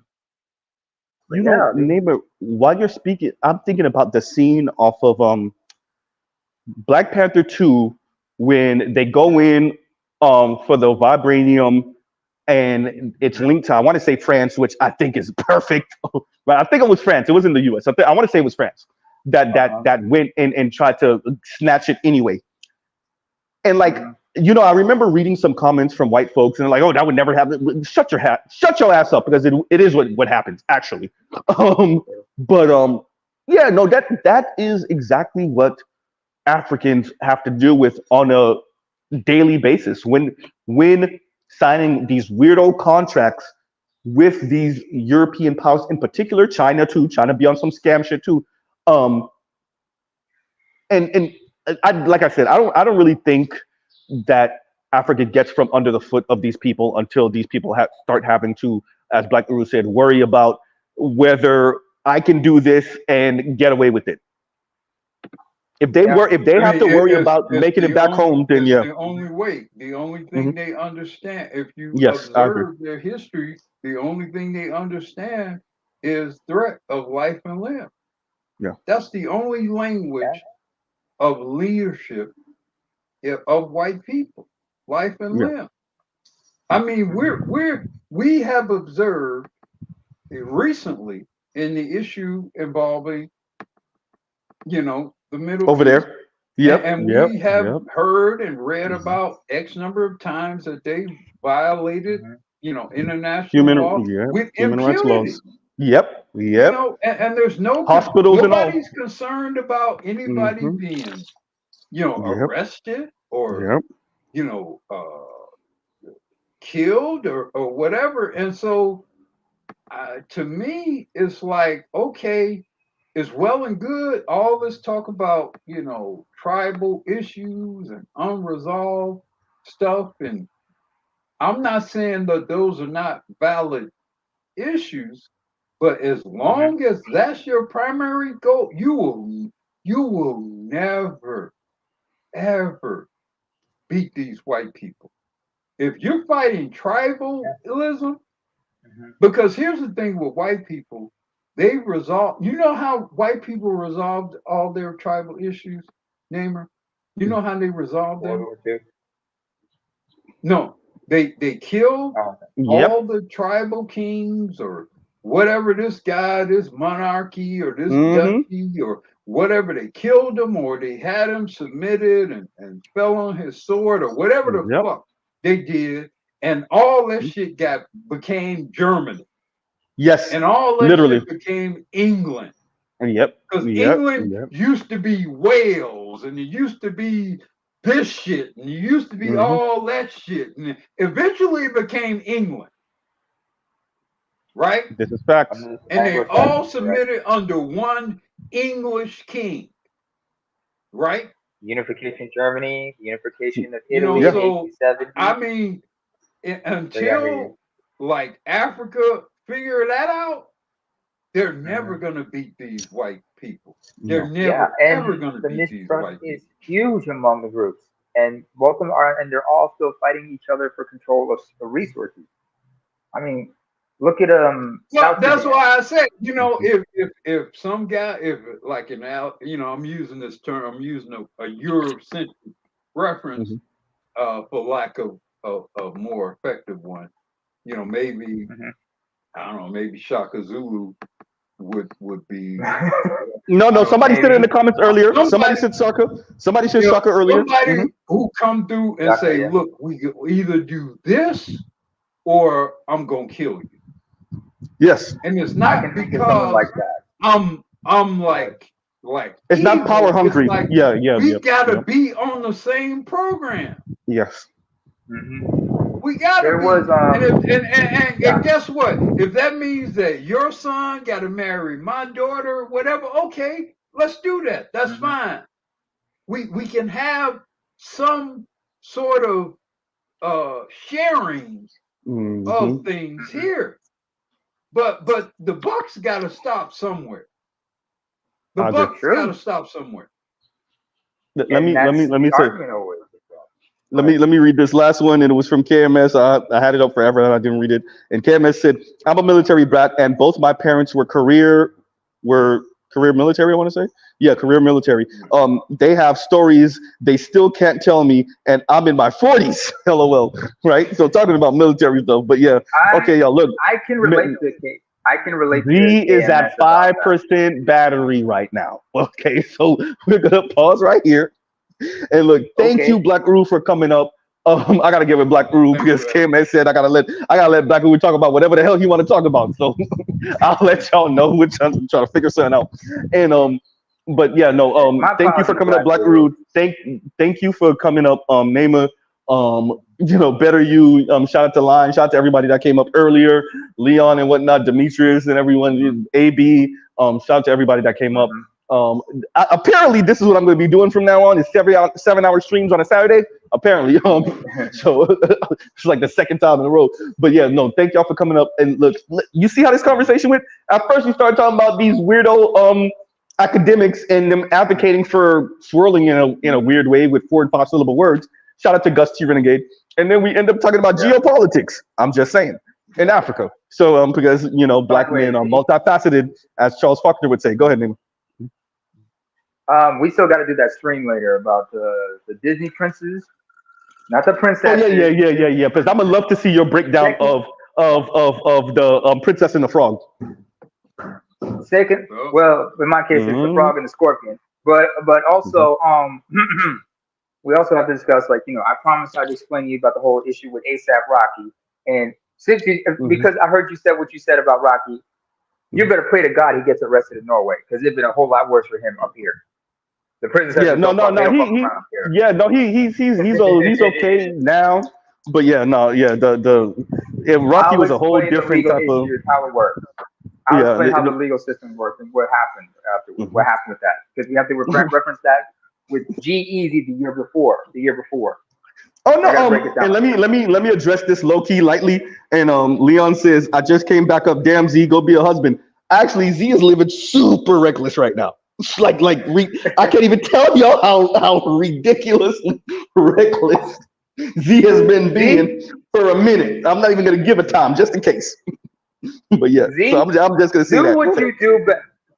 Do what you do best. When your lady asks what the fuck was going on, just say it was Neymar's fault. He went completely reckless. I'm definitely somebody's getting blamed for this. It's probably gonna be Black Uru. I'm gonna no. I'll take the blame for Black Uru. I'll take the blame. I'll take the blame for Black Uru. I'll take the blame for I listened to the videos that you posted, and particularly of the woman, and I just like, wow. I mean, but look, my whole thing, and maybe I can go with this. My whole thing with Black men, particularly young Black men, and I don't know if things will get better and how things can be fixed, and to me that's somewhat fantasy. But what I am comfortable with believing is that whatever will have to be done, it will have to include you Black men, young Black men, being able to make decisions free and open and fairly for your own interest. And I'm not sure most of you all know and appreciate what that means. If anything, I think a lot of you are afraid of that. Like, I think most of you, because if you really thought about what that means that when you go out of your door and when you go in the workplace or you go in shop, whatever, that means that literally everybody you encounter, or certainly any female you encounter, is a genuine option for you. I think the vast majority of Black men don't really believe that. And I understand why you don't. I think there are reasons, legitimate reasons for why you don't. But I think ultimately your liberation is in believing that. And whether it's here in the continental United States or certainly other parts of the world, Europe, Africa, the Americas, south of North America, I guess. That's what it's going to take for you to really be free. But here's the trick also. That also means that some of the things that you're very comfortable with, that you enjoy, that you believe in, that you rely on, you will probably have to let go. And that's a very sobering thing to consider. Everything from how you communicate, what language you use, the cuisine you consume, the things you believe, some of them even religious, you'll probably have to let them go in order for you to really be free and to help other men, particularly men who come after you, to be free. And that's a sobering thing. And that's something that I think a lot of men don't really fully think about and appreciate. You know, when you go to Colombia, you go to Dominican Republic, when you go to Thailand, when you go to Venezuela, certain parts of Europe, you should go wherever you go. You should go operating with the premise that I'm going to be open to where I am, and what I hold that does not work here, I am willing to let that go. And I'm willing to make something else of myself. And, you know, maybe, you know, I'll kind of end what I believe of How the hell are we supposed to follow that up, Black Guru? what? Because I want you young men to be free. You know, I want y'all to be free, man. You know, I mean, you know, the men who came about to drop a tear here, goddamn. The men, they earned that for you. They fought for that. They sacrificed for that. Some of them died for that. Some brothers were lynched, man, for y'all to be free. So, you know, regardless of what, you know, these women tell y'all, these white people tell y'all, whatever, man, it's your responsibility to be free. It's your responsibility to be free. And you need to do that. Yes, sir. Yes, sir. By all means. I don't even have a response to that. No. We're gonna leave that one. We're gonna leave it right there. I'm sorry to all of y'all. We're gonna look. I don't even want. I don't want anybody to follow beyond Black Guru. I'm not even lying. Right. So we're just gonna read these super stickers and super chats, and even the battery. Although I am like at 2%, but it's also because I just don't want anybody to do anything with that. Right. So I just want to let that cook. Afro National. Thank you for the super sticker, the $10 super sticker. A split Jim says, Z, you got a Patreon? No, I do not. Do I need to start a Patreon? Look, yes. The reason why I'm reluctant to kind of get into those things, I'll be honest with y'all, like, I see myself as bro, Mr. Z is so extra regular. Y'all don't understand. I'm not a damn there savant like BGS. I'm not an academic. I'm not a damn CPA out of Chicago. Shout out to Black Guru. I'm just, when I say extra regular blue collar dude that just watch way too much YouTube and read articles and don't sleep, like that's Z. I'm really that person. So like, I feel weird starting a Patreon. I'll start one, but like, you know, like yeah. If you ever look at my all my information, I don't have nothing except for Cashapp because it just feels weird. I know I might have a bit more information on tap than the average person, but for me, it doesn't. It's how do I say this? It doesn't really feel like I'm extra, like I'm doing more, saying anything, you know, way outside of people's comprehension. So I always feel weird getting into that, like, you know, that. Well, you can find me here and donate this and and I don't know. It's just always weird. I mean, I'll look into starting a Patreon and stuff like that. But you know, because I always, you know why? Because I think about BGS when I think about Patreon. I'm like, man, I don't got shit on BGS, like, right? I don't got shit on like Dr. Theazon Johnson or Dr. Green Gorilla or somebody. Like, what the fuck? I'm just Z, right? So I think that's why you know, it's kind of weird for me. And Indigo Flow says, Well, thank you, Nim. And Indigo Flow says super reckless tax, bro. Man, look, Indigo, if I tell you, right? Earlier was a little reckless, but I had already finished what I need to do. But now, anyway, on that note. B Rain washes. The people demanded. Goddamn, Afro Nationals is Z, a classic intellectual. Thank you, brother. Thank you. Give the people what they want. Right. And on that note, we'll pause right here. Love, peace, and chicken grease. Oh boy, Z is down to okay. Yeah, that's 1%. This is a good die. All right, y'all. Y'all have a great rest of y'all weekend. Rest of y'all day. And now Mr. Z's gonna go charge his phone, and then after that, I'm gonna listen to Dr. T Hassan Johnson stream. Somebody did say Z's gonna be part of the replay gang of Dr. T. You're right. Right. So on that note, we will pause right there, and y'all have a great rest of y'all day. Mr. Z out. All right, y'all.